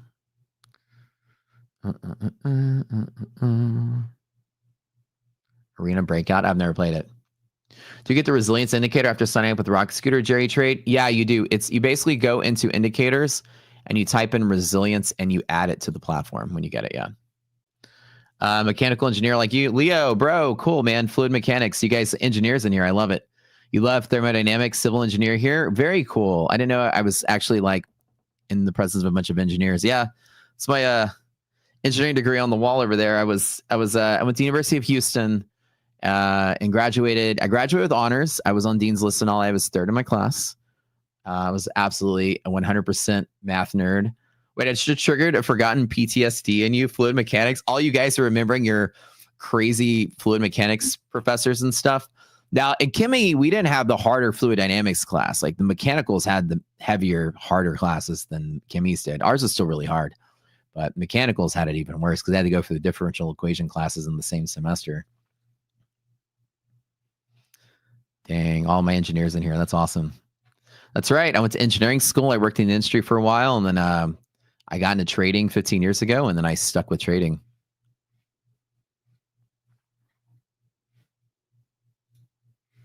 And that is kind of my life story there.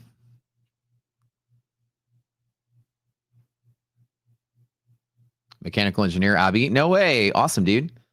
Biomedical engineer, Beals Bully. Very nice. Software engineer, CFD modeling. I'm flat. Yeah, I'm flat now. I basically closed out at half cap because res was negative. Yeah.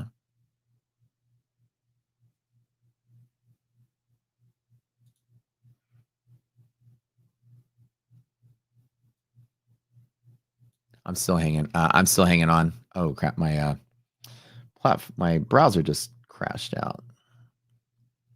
Let's load it back up here. It's like clockwork. Every single day at exactly this time, my browser just crashes. Maybe it's just because I've got so much stuff running. Who knows? Where the imaginary engineers at? Lots of engineers going to trading. Yeah. So trading FBG, Fair Value Gap is electrical engineer. Very cool. Industrial economics. Very nice. What I consider Lego engineering? Yeah. Duh. Building stuff. Way to go. Civil engineer. Wow. Somebody says a female anatomy engineer. Get out of here. You're so funny. Civil engineer, architect, structural engineering. Dang, man, there's a lot of combined math talent in the stream.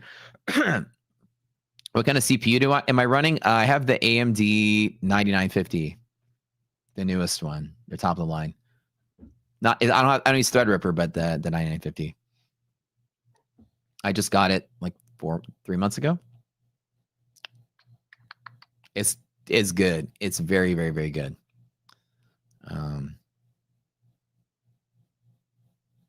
Industrial engineer, found the right stream. Heck yeah. Mechanical MBA. Very cool. Very cool.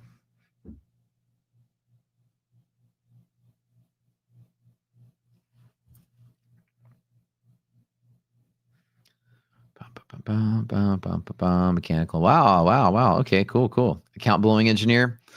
It's a good profession. Lots of mechanicals. Cool. Have I upgraded my RAM yet? X3D cache one? No. So this one I didn't get the X3D because I'm not doing gaming on this machine. And when I built the rig, they didn't have any available. So I just decided I didn't need to get it. So this is just my streaming rig. I don't need the gaming cache. So the 9950 is fine. Even though in this rig, I have a 5080 and the 9950.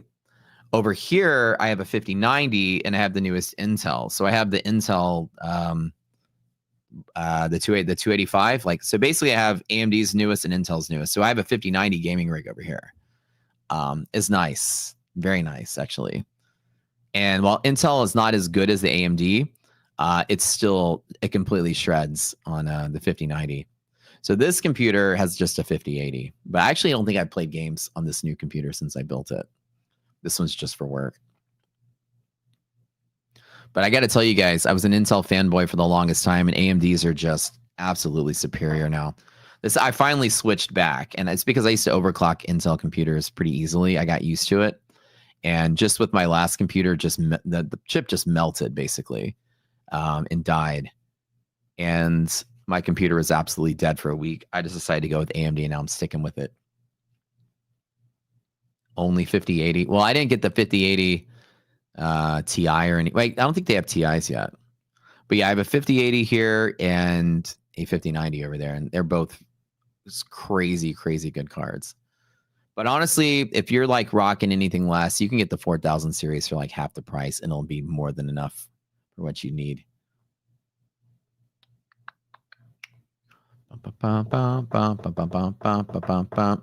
AMD much better for gaming, yeah.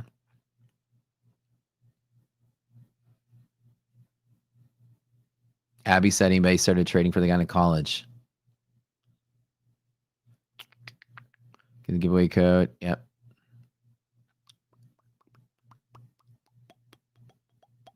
So right now, we don't have evidence that the index is going to keep rallying and go through to fill its gap to the upside. The stocks are still lagging a little bit.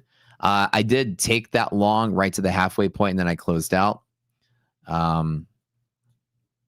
Because, again, we don't have evidence that we're rallying. The stocks are still lagging behind. I also don't have evidence that the market's crashing out and selling out either. We might get some red inside of here. But, again, I took that just tiny little scalp just to get something in there.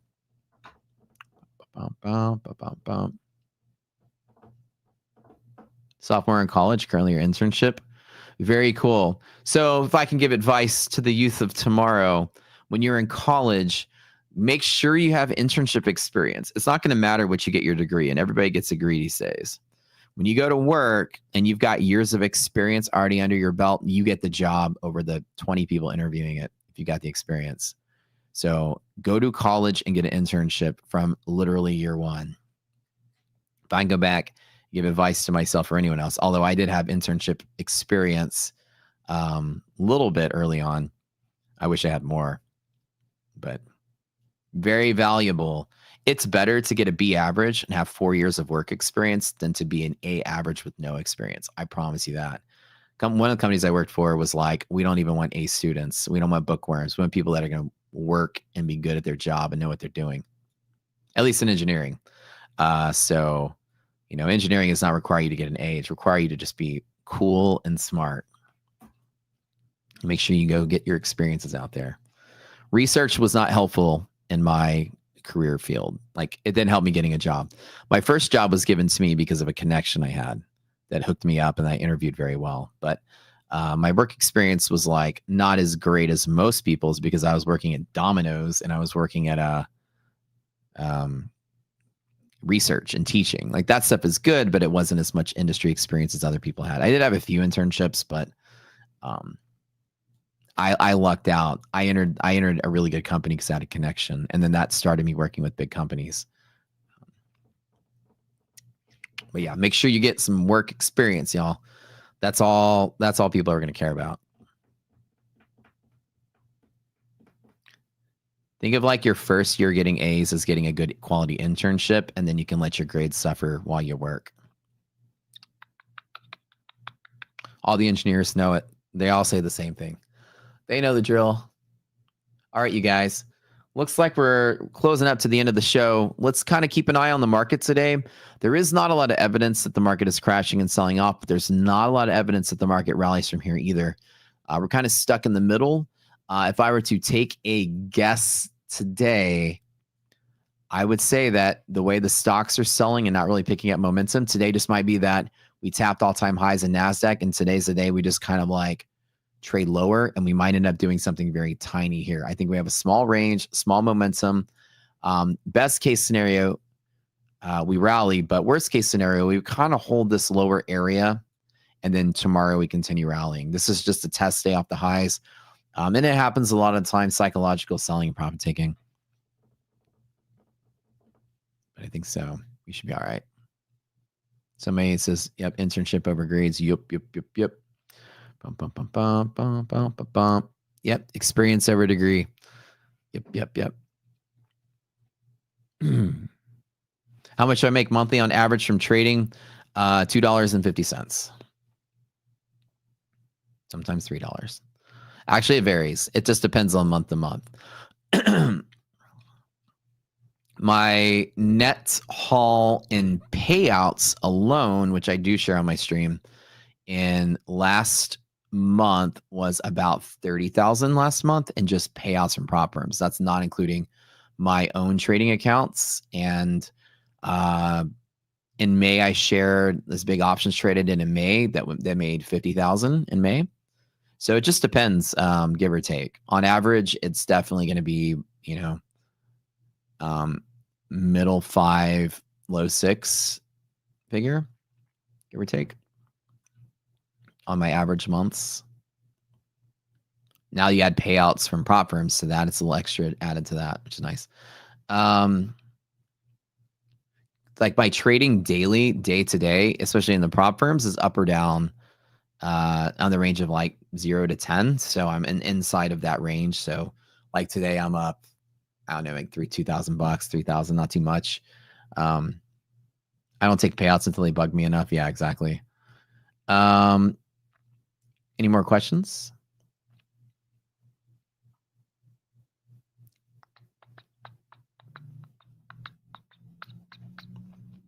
How many of my own trading accounts do I have? I have a Webull account for options swings that I do. I have a personal futures account that I use. I mean, how many accounts I have? I've lost count. Not all of them I use. Like I have a Thinkorswim account that I don't use. I just use it for charting. I have a personal futures account that I trade in almost every single day. You'll see me if I ever grab my phone, I'm making trades. I do my personal account on my phone.